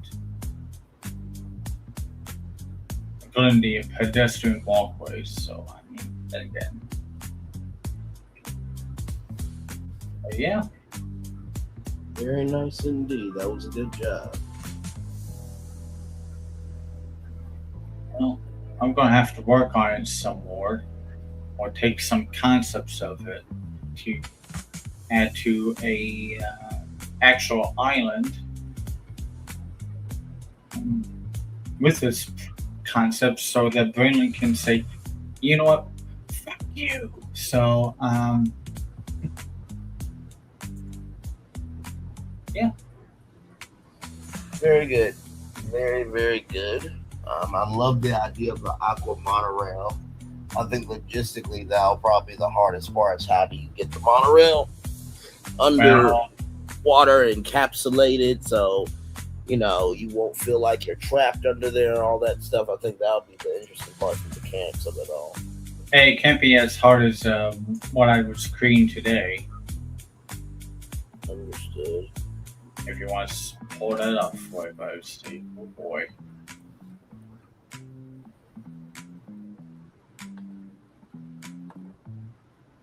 Thought Epcot was a big deal. Building the city of Epcot. Goddamn. Oh yes.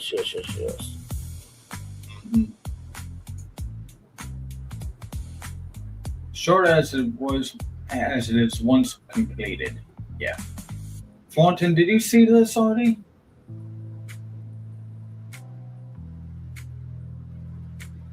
Is Thornton?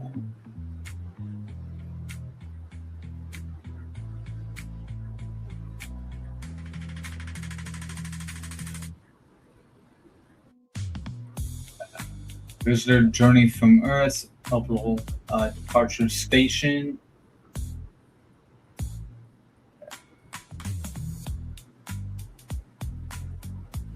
Themed habit sections, panoramic viewing observatories, microgravity leisure areas. For the Disney Aetherius Orbital Leisure Resort.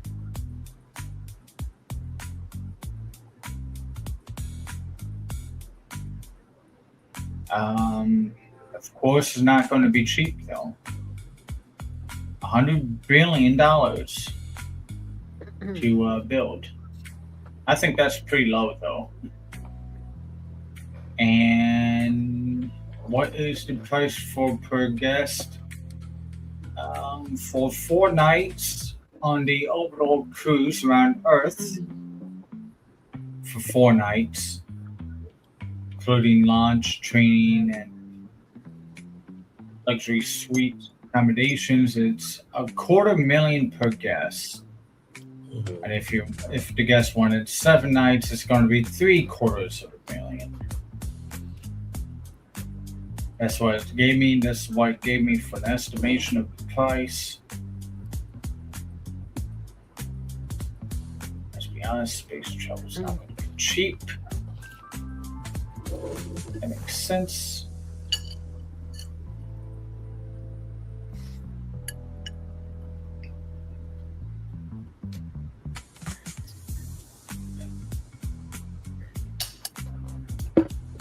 You saw it here first, guys. The first ever concept of a functioning Disney airship transportation for tourists to take advantage of the space travel market, as it could orbit or be even docked on the moon accessible by rocket from Earth.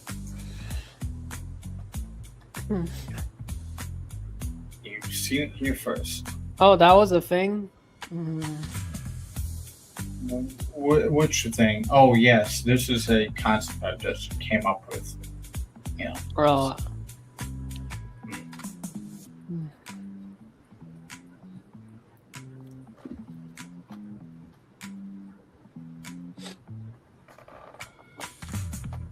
I mean, space travel is going to be a real thing eventually. So you're telling me an aqua monorail is going to be cheaper than my 3.5 billion? Yeah. Mm-hmm. But this will be $100 billion. This Opal resort, yeah. I mean, then again, I mean, if you want to be the first ones in the market, you know, for like, go for it if you want to. If you want to spend that much money, that is, which is quite expensive.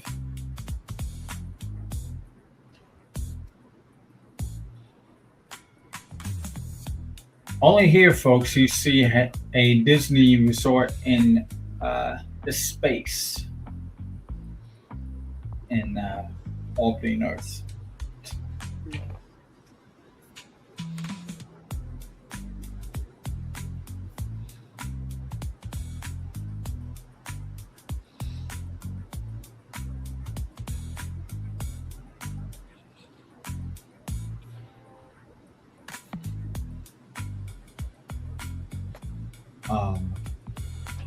Fulton, is she sleeping? I don't know.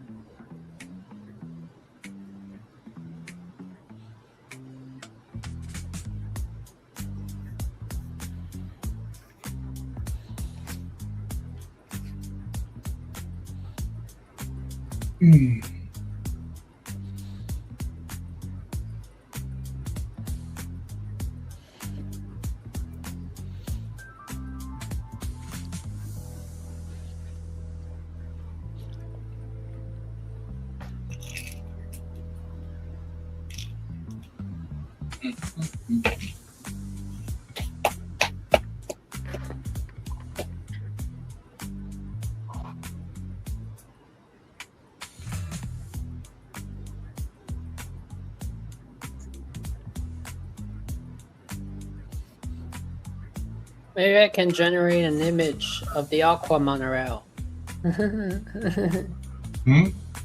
Maybe I can generate an image of the... Go for it. Sure. What was your park called? Oh no, your thing on... Well, I called it, Mickey, Oh yeah, I see. Oh. Yeah. It was a joke after watching that video. It was like done so well. Very. What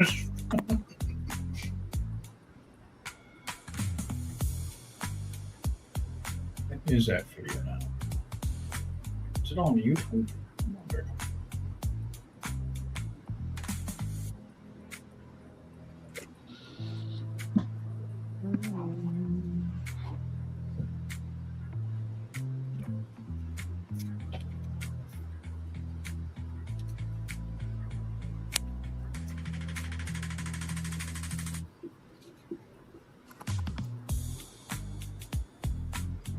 Oh my gosh. Hey.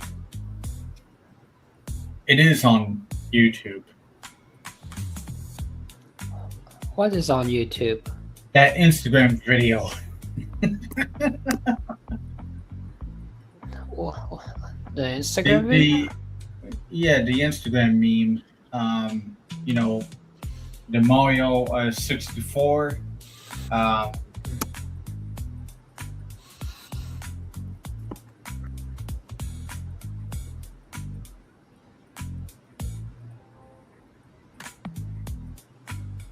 Yes, I'll share it to you, I guess.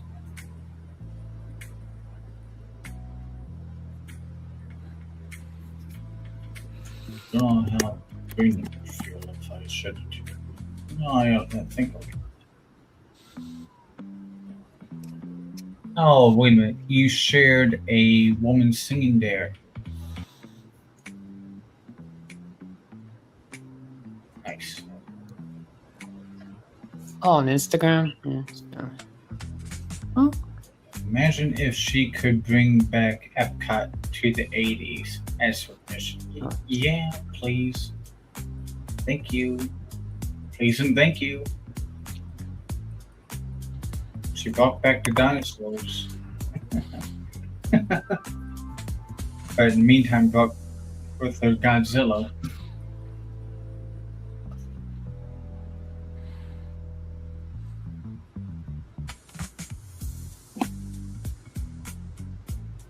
Yeah, it's the same meme video. I would love to click on it, but I think that's the reason why. It's probably that reason why Prince not here.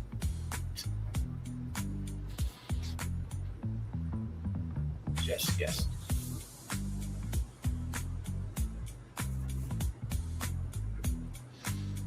Oh, very nice. A nice stay at the boathouse.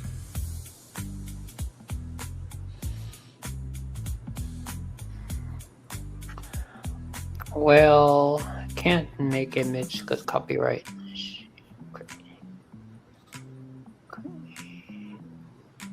Well, I want to know what resort you got, though. Did you get like a hidden Mickey in yours? It's a layout.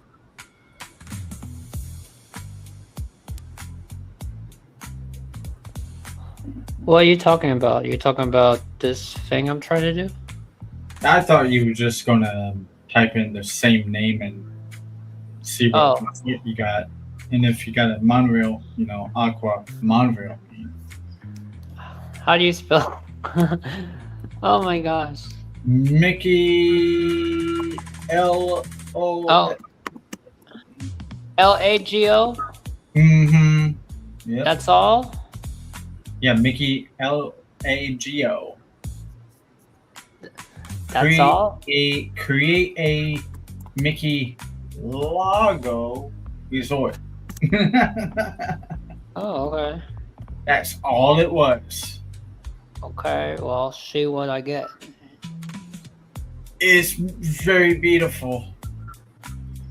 I got steamboats. I walked up to Mickey and I said, "Hey, Oh. you want a Mickey Lago Resort? Yeah, I'll give you a Mickey Lago Resort." Hey, sounds good, right? Oh, wow. Probably better than mine, I'm guessing.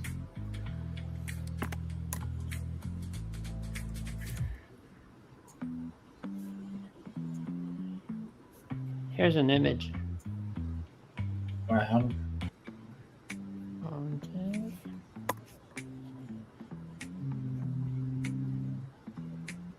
Well, like I said, I told Brandon that you and I were gonna try to outdo Nintendo logo. I thought we were gonna outdo like for a cruise ship. God damn.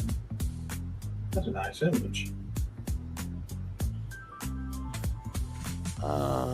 That's a pretty image. For a moment there, I looked like the Venetian Resort. For a second. Because I looked at the front of the building, I'll look at the pool there. That's real pretty.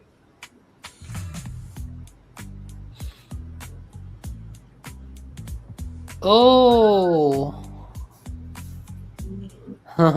Pretty. You think that's pretty? This is even prettier. What, the interior shots? No, there's another exterior shot.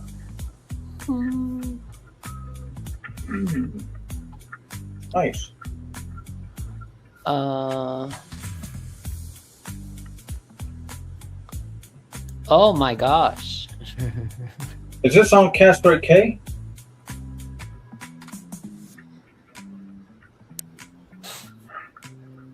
That doesn't matter to me. I just like looking at the background. It's like it's a pretty big island, a big land mass. Very good. Here we have a view from the ocean. Very nice. From the ocean.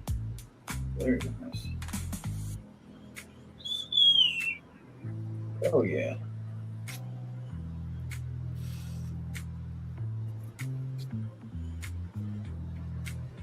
Yes, please. Oh my gosh.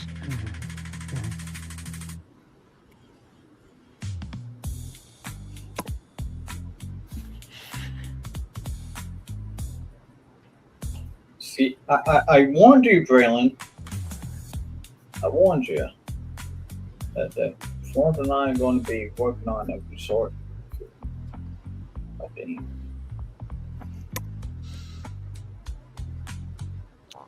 I got descriptions for each of those images. Yeah, go for it. Just so, send prompt. You can just send me that prompt. You know what I mean?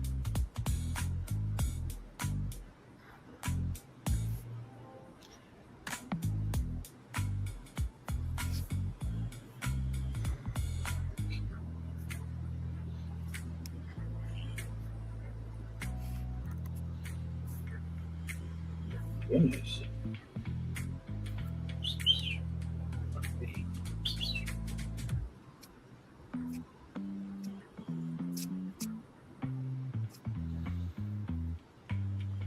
Steamboat Suites Tower, Riviera Bungalows, Grand Vacation Club Wing, Café de la Sorcière, Oasis Bar, Lagoon Beach. No, I don't have an aqua monorail. Well, you did have a nice looking resort. Oh, so we see what the rooms look like. Yeah, that's a.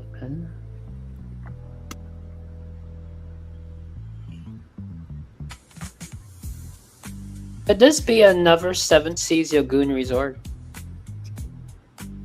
That's what I mean. I was looking at it and I thought like that one looks like a attempt at being a Mediterranean.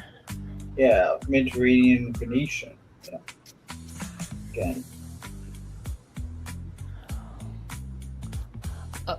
Oh my! And of course, it's here we have our first room. But it's like, dang. Ooh, the Mickey on the wall. Look, Mickey and Pink.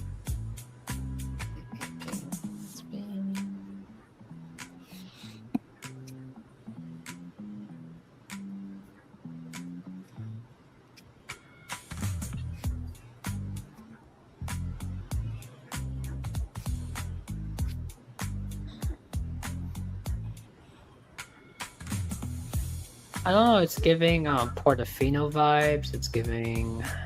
It's perfect. It's giving kind of like, especially the night shot. It's kind of like Cinderella, and then you got the clock. You got the clock on the clock tower.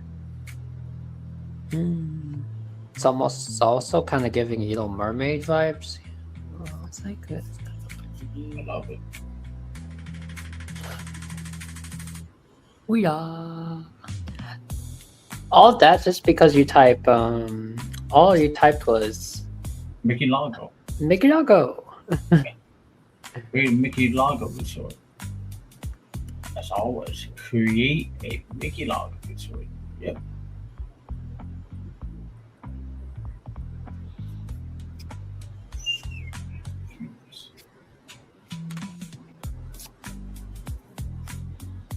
Oh, that's how you got those images. Huh, that's how you get your images like so nice. Make an image tour of your sort. Okay. There you go. I don't think I've ever done that before. Okay. But then it gives the descriptions. Yeah.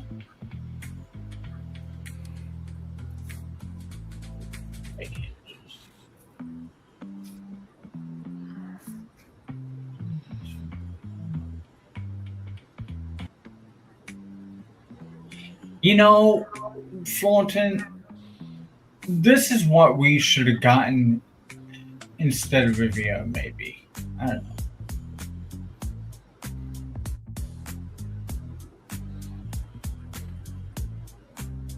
It's up for debate. Wouldn't you want this instead of the Riviera? No. No? Okay. I was just asking. I love the Riviera. I know there's. I don't mind the Riviera, but it's just so not like no theme to it. Like it's like lacking of stuff.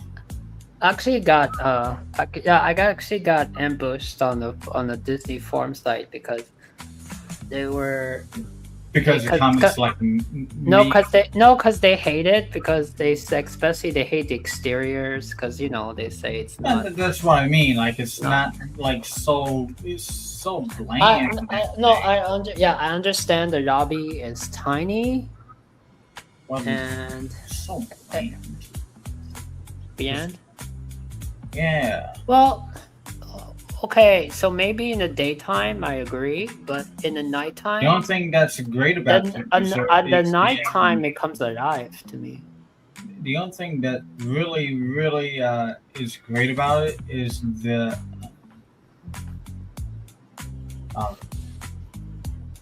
actually since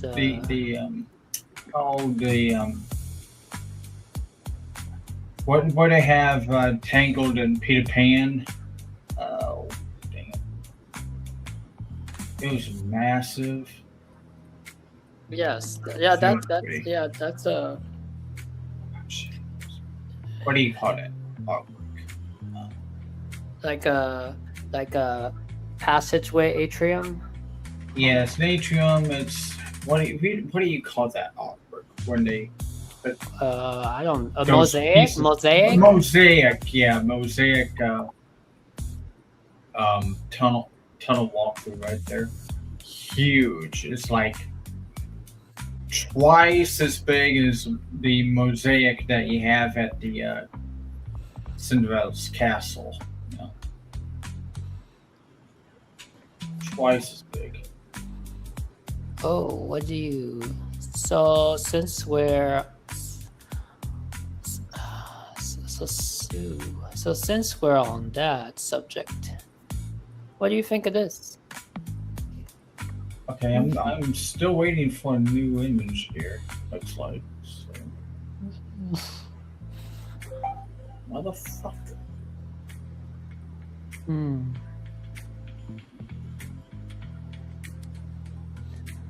Did you? Wait, did he make a new prompt? What?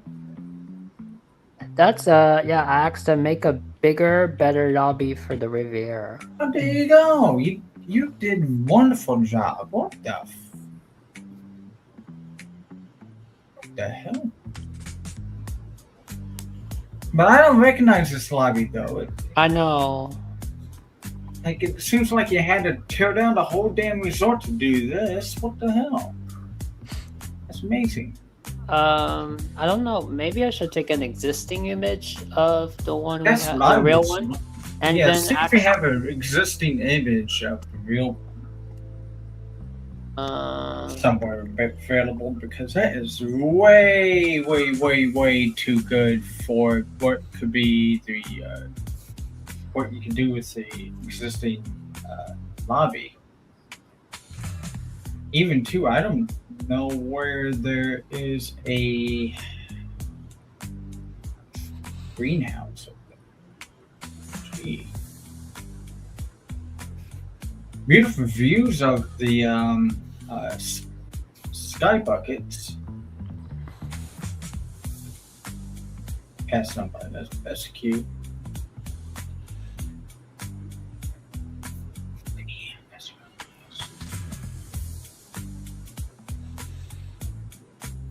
You know, I would be almost half tempted for you to say, okay, use that image, now merge it with this image. Go. Want you to remodel it like this. Maybe that's how it's going to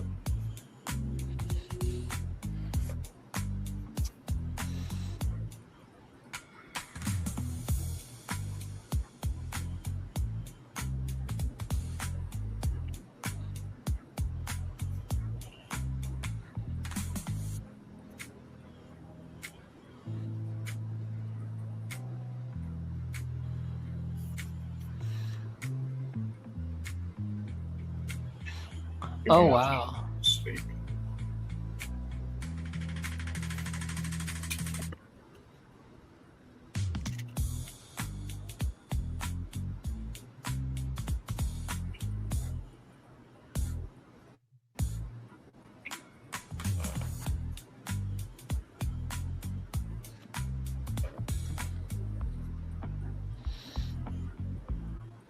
Whoa.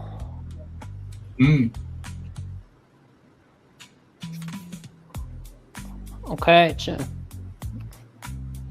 Okay.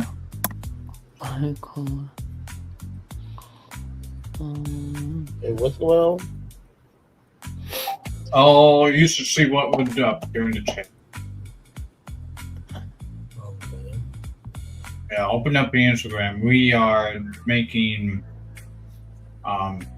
dreams come true, it looks like. Yeah. Oh, yeah. That's the lobby that I know. Yes. Yeah, that's the existing lobby. I took I'll show you which image I used. I remember my time going through you left the corner there. I used this image. I remember when I walked through there, it was just like a bunch of That's actually the concept art image. That's the concept art, but it didn't look that good. Or yeah, actually I swear, I walked on through there. Furniture is not good there. I walked through the lobby there. There was hardly that much furniture, and the room was very dim. You went at night or in the daytime? Daytime. It was very not bright inside there. Yeah. Understood.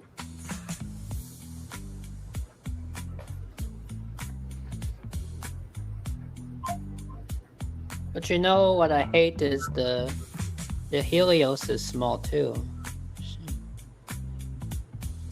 And the difference is one is called Grand.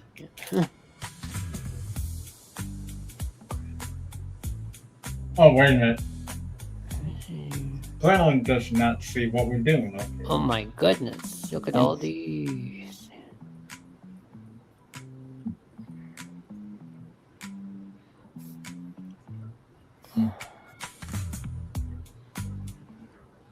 Do you want to share a screen? Just in case Brendan wants to see it. Do you want to see what we did? Yeah, sure. It's really good. I actually found some concept, but they're not. But the best part is they're real images, but they're from existing images. One is from Bangkok. Okay. Okay. Well, you could do that one, or you could show him what Mickey, you know. Oh yes. Okay. It Okay. turned out really good. Okay. Just didn't look like a major, huge, you know, resort. But it created a really beautiful Mediterranean European. Yes. Actually, let me bring up the. Hold on. Let me bring up. Is that the Gemini prompt? Yes. All right. Now, the question right now, I'm trying to remember. Do they have any Disney resorts owned by Disney overseas? I'm trying to remember right now. Outside the parks. Do they have like a equivalent to a Voa Beach in Europe, or? I don't know about Europe. I know. What you just had there maybe could be an open at deep sea opening in Mediterranean, I guess.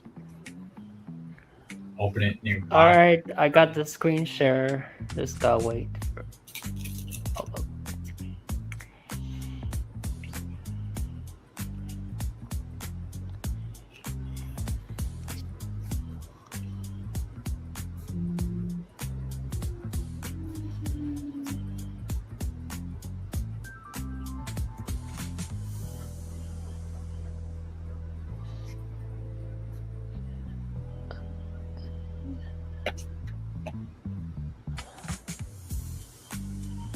Ooh.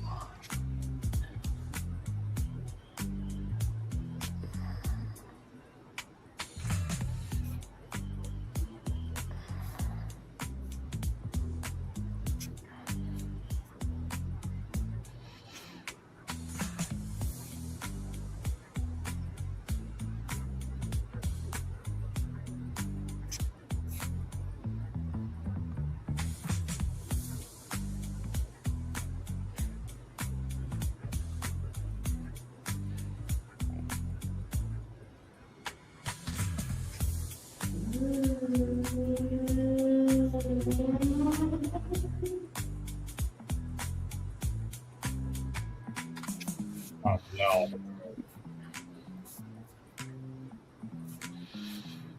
The same channel made a video of like 47 going through GTA.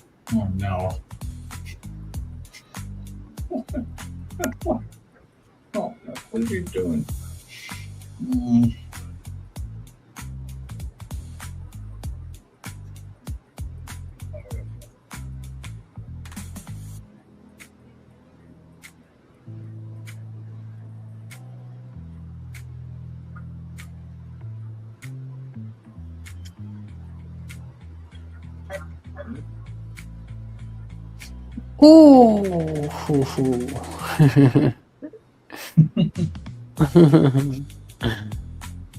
I'm watching the Super T64. Shakatash.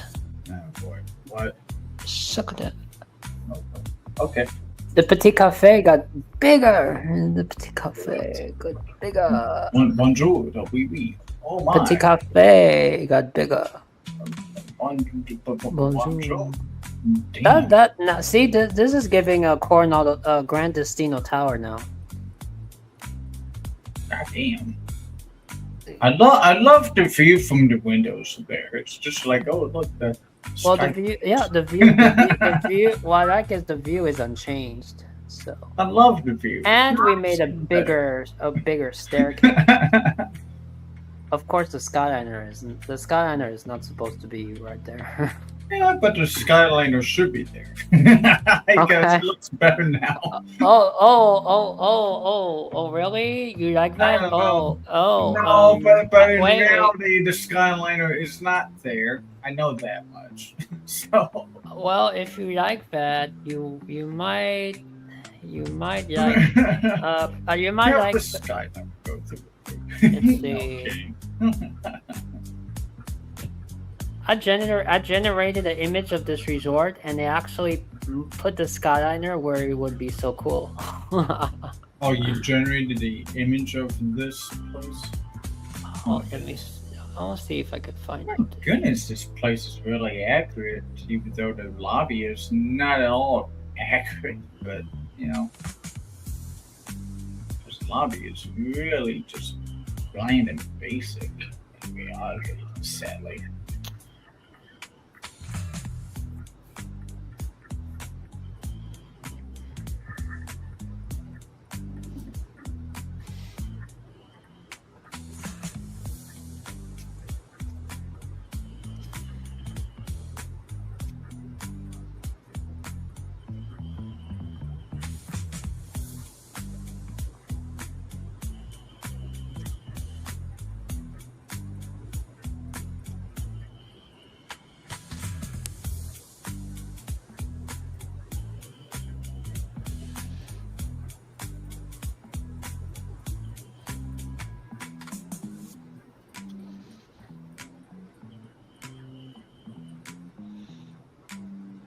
Oh, I have a cool Splash Mountain image for you.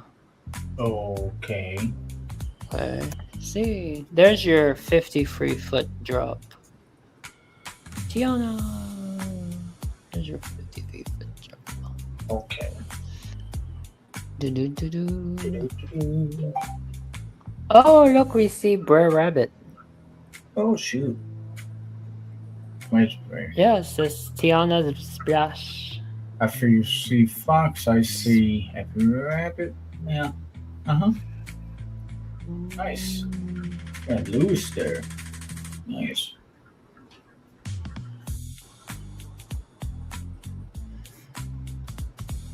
And looks like you got the back end of one of the resorts I'm trying to work on. Haven't touched in several weeks now. Oh. Oh, is that the Frontierian, the resort, or? I could not figure out what I wanted to call it. But then again, I told you that resort could be part of the Epcot resort. Being Did you see Tinky Winky pull the Yeti? yes. And pulling the water susceptible too. Nice outfit that the middle girl is wearing too. Got a Princess Tiana dress there, really nice. Pulling off really well.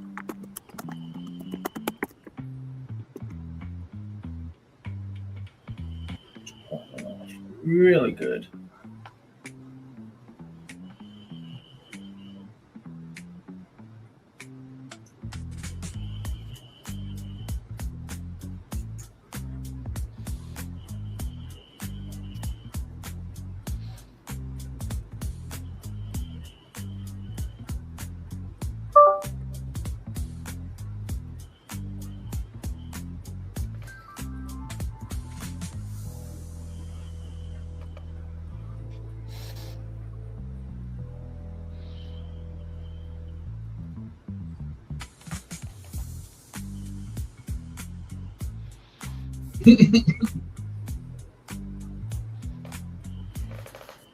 If you don't know what I'm laughing at, it's the short that inspired the concepts of those two resorts. So, yeah.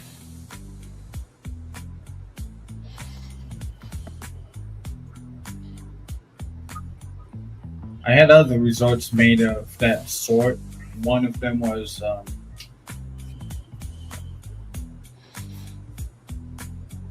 Iger, and for no shade to Tigger, but I wondered if if there was a bouncing logo for that one too.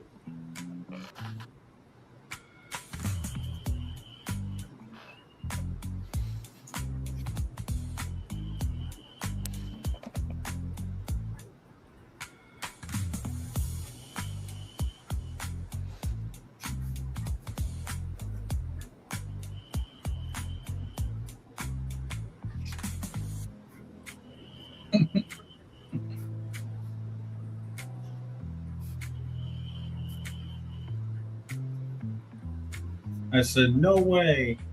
What we got? What we got? Oh, shoot. Nice work. Nice work. It's funny. It's funny. It's giving kind of like the style of the Nikiyago. Isn't that funny? In a way, yeah. This one was built on a half of a budget of the Oh my goodness! Look, you have Rapunzel on the wall. Like I said, you have Rapunzel on the wall. Oh, and Peter Pan is on the other side. Shit. You know what? Like I said, Fulton. Rapunzel. This is what should have been built instead. You just confirmed it to me, good sir, that we should have gotten this instead. God damn. You just confirmed it. The thing is, I'm I don't sorry, know. people who like Riviera, which are few It's now. Italian Mediterranean side. I don't know what would be the French side. Maybe you can find the French side. But this fits the architecture of the was there previously, in a way. So. So this would fit more with the Caribbean beach. Oh yeah, yes. Then some I'm some modernistic white land tower building.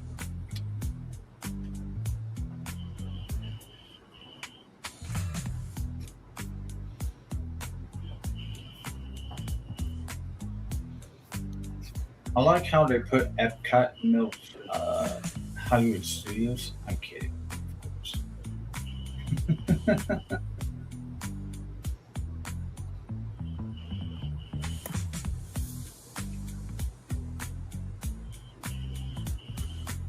God damn.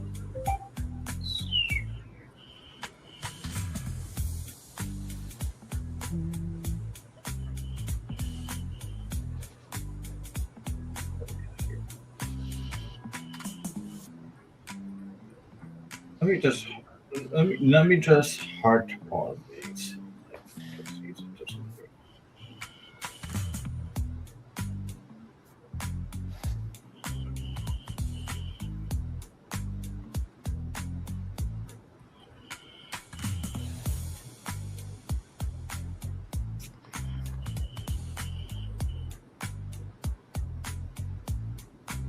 Well, add that to your list of things that you've fixed. or demolished, rather. You just demolished it and create something actually freaking magical. But damn. We did it. Good job. You fixed it.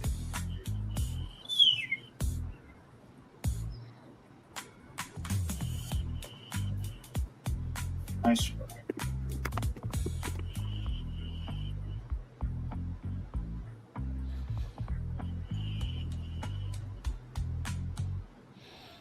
Oh, okay. So on the other side, we have Oh,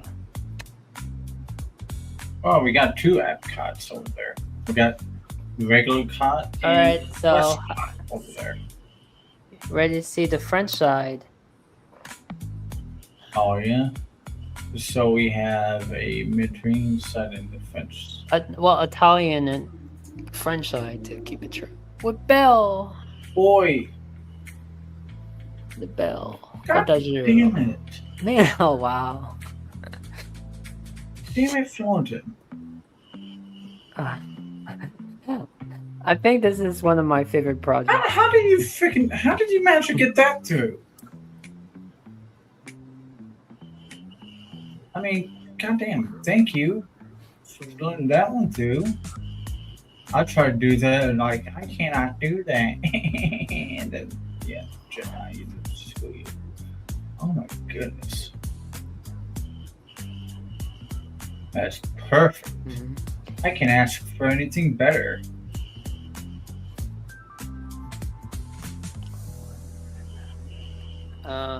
We need an Aristocat side. Aristocat. Well, that's on the French side. Oh snap! Oh.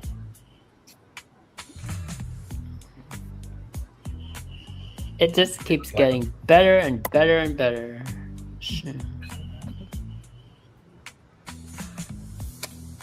The Garden of Dreams. Garden of Dreams. Aye. So I'm learning French today. Is Garden Dreams up there with pictures? No, here the rooftop is kind of like the roof is kind of like the current. So. Yeah, the rooftop is like the current, but we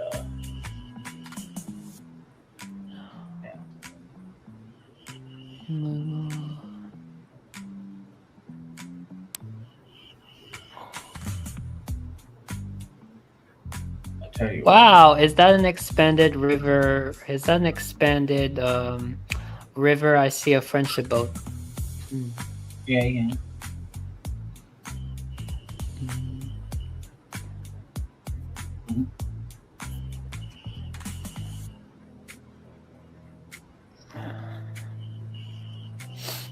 I won't ask how the friendship boat ended up over there, but you know. Oh, no. It's beautiful. I don't know what that building is across the way from the lake there. Don't look like the Caribbean Resort. Looks really nice as well. Might be a pavilion type of advertising.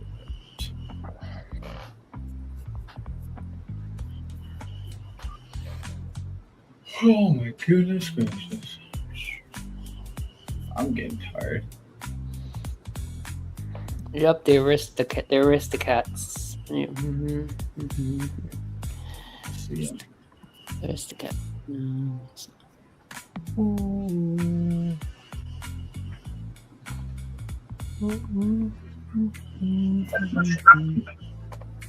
This is it.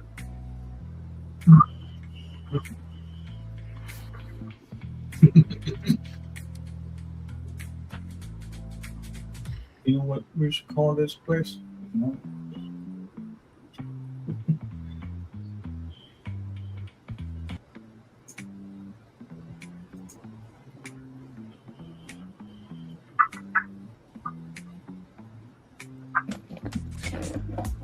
You know what's interesting is when I asked one of the what should be the next resort after Yakesor Lodge. One of the 4 options was an expansion.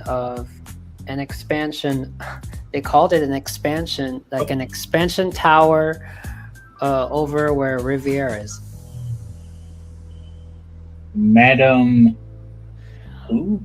I think it says Oh, I see Mr. Katz now.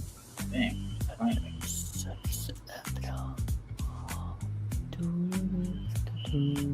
You know what, Fulton? You are... What the heck? Did he change the resort name? It did by itself. Oh, okay. I just wondered. I mean, the name is pretty nice. Maybe you call this section of the resort Village, but there's all. That means the Butte Coast.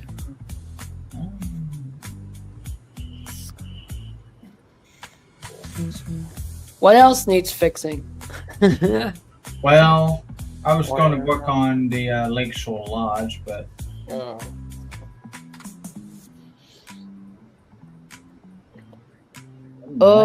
what if you fix Port Orleans at Tiana's? Why would I want to fix Port Orleans? No, Port Orleans is fine. It's fine. It's fine. It's fine. I was just the only thing in Port Orleans is like, what if I wanted to put the a Haunted Mansion restaurant over there because decide to use some spaces bathrooms instead. So, mind or resort of that sort.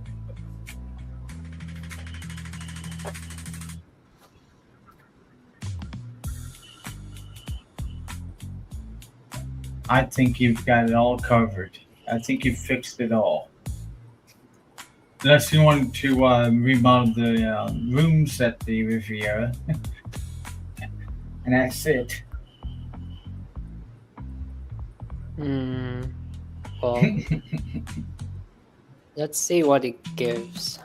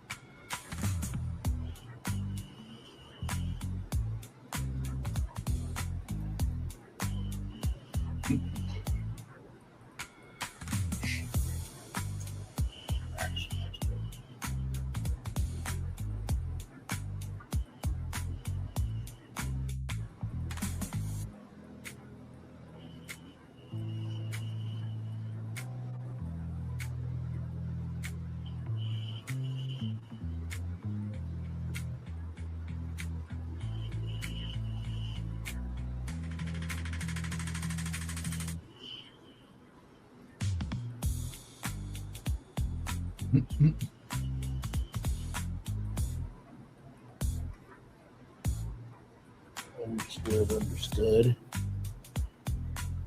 Oh yeah. It's about that time. No, I said it's about that time. I'm kind of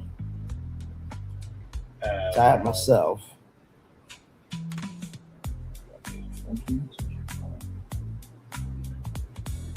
Get ready to get here.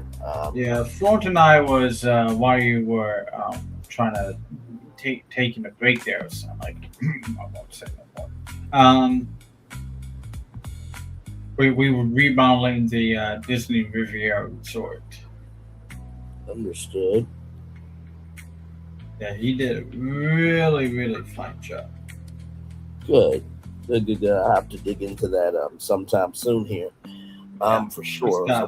He sent me a lot of pictures here. Really. Understood. So with that being said, it's time for this outro on YouTube. Know what you do and do what you know. Never say one more special because you are always born blessed and trust. You may not be where you want to be by individual. Do what you've been chosen to do. Watch what you've always chosen. One love, much love, all love. I had some time for you, some time for me. Hopefully, I spend time together. Watch be great together. And always remember we're doing radio, television, YouTube, living your best life, or just recognizing that hey, sometimes just being able to see the future can be a great insight of what's to come. Make sure to read best, not just right if you watch it, that's right. Let's do it if you want to say again. We love you, we value, we embrace y'all. See you real soon. Good night, everybody. Yeah, good night. Good night.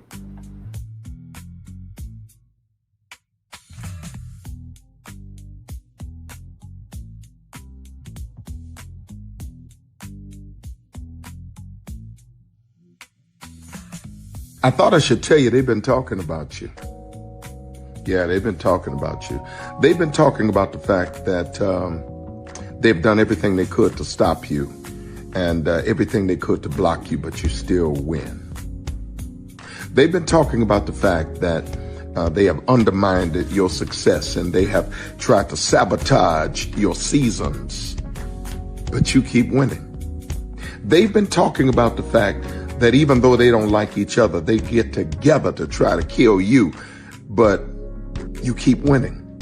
They've been talking about the fact that you were voted least likely to succeed, but like cream, you keep rising to the top.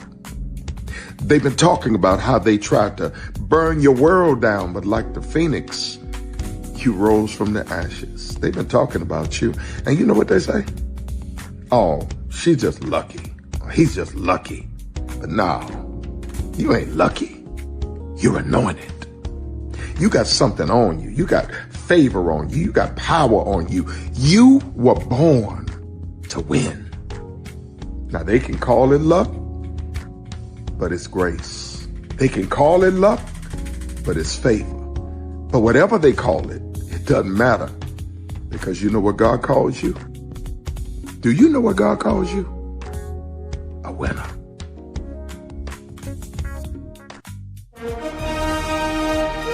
Prepare for a journey beyond imagination, beyond belief, beyond anything you've experienced before.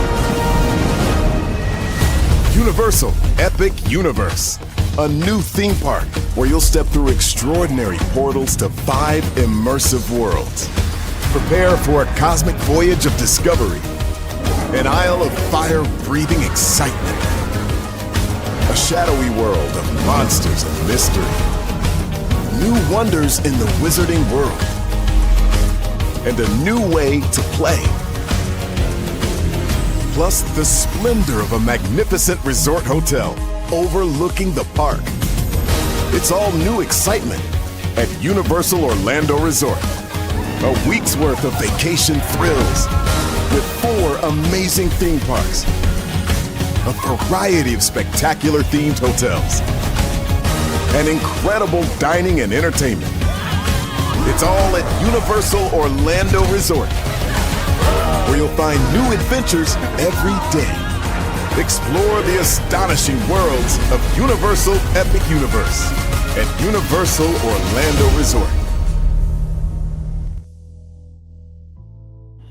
Hey, y'all. Sorry about that. Oh, Lord. Okay.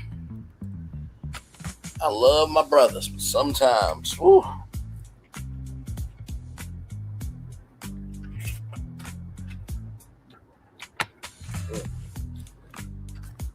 It's a little long in the tooth.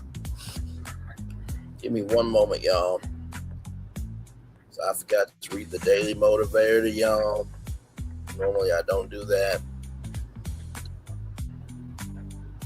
So here we go, y'all. Genius is the capacity to take infinite pains. Thomas Carlyle, very well said. It's time for the Daily Motivator for Friday, August 28th, 2026. The best you have to offer.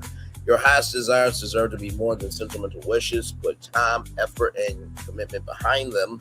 Just go beyond just saying you want something to happen. Do the work to make it so.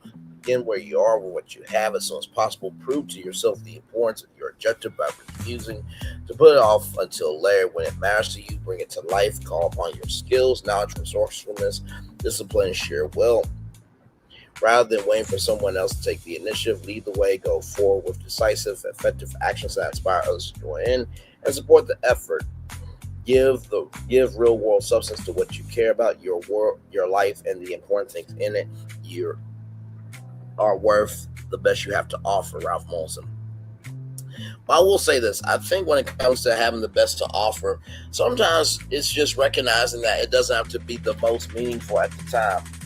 Like I just said in my final thought, sometimes the best ideas need to be worked on a little bit more. So sometimes you being able to just recognize that, hey, step one is important, that's a good thing. So that's the first thing I would say about the best you have to offer. The second thing I would say is when it matters to you, bring it to life. Call upon your skills, knowledge, resourcefulness, discipline, and sheer will.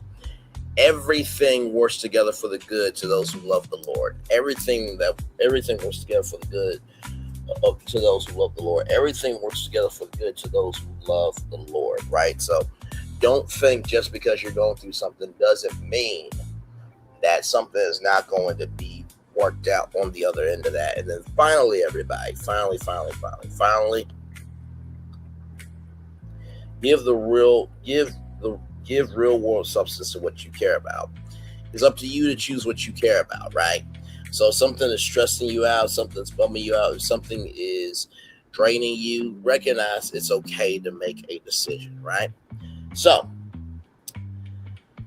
with that being said, it's time for the best outro on YouTube. Know what you do and do what you know. Never say 1 point special, because you are always one of blessing and trust. You may not be where you want to be, but by the end of it, you'll be where you need to be. Do what you've been chosen to do. Wise one thing to call yourself is another to be chosen. One love, much love, all love. I have spent time with you. You have spent time with me. Hopefully, I spend time together. Rise, be great together. And always remember where you're doing radio, television, YouTube, live your best life, or hell, just showcasing Nintendo. Hey, listen. A money maker's around the corner.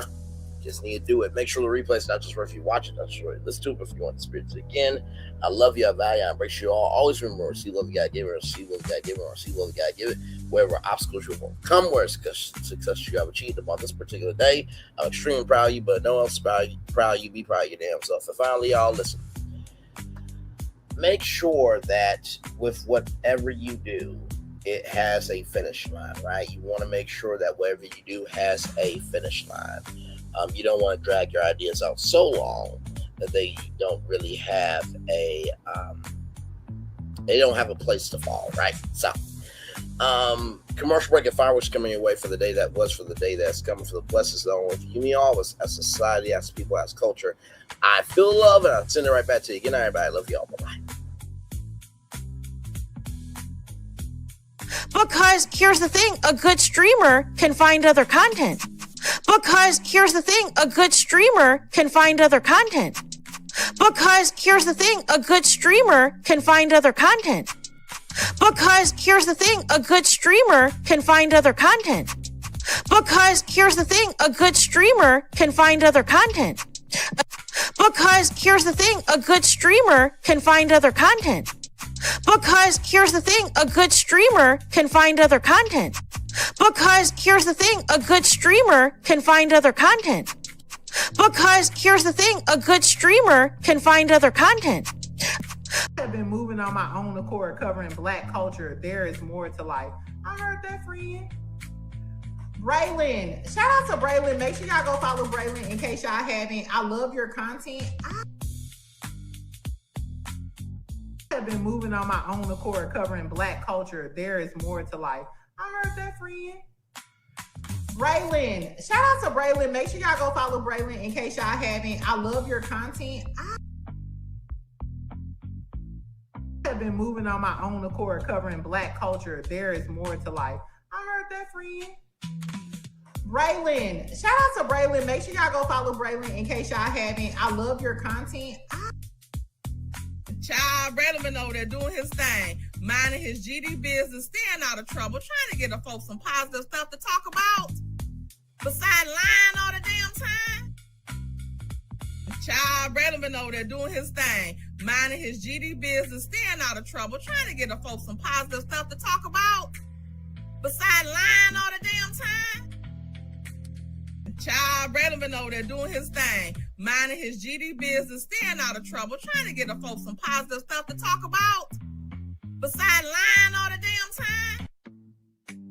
Power 923 Jams and the Arkansas Minority Health Commission encourages you to take the COVID-19 vaccine to help keep you and your loved ones safe. Involved in our community, the People Station, Power 923 Jams. KIPR Pine Bluff, Little Rock, KFOG, Little Rock, a Cumulus media station. And now, back to the jams. Hip Hop. Drake. Girls want girls where I'm from.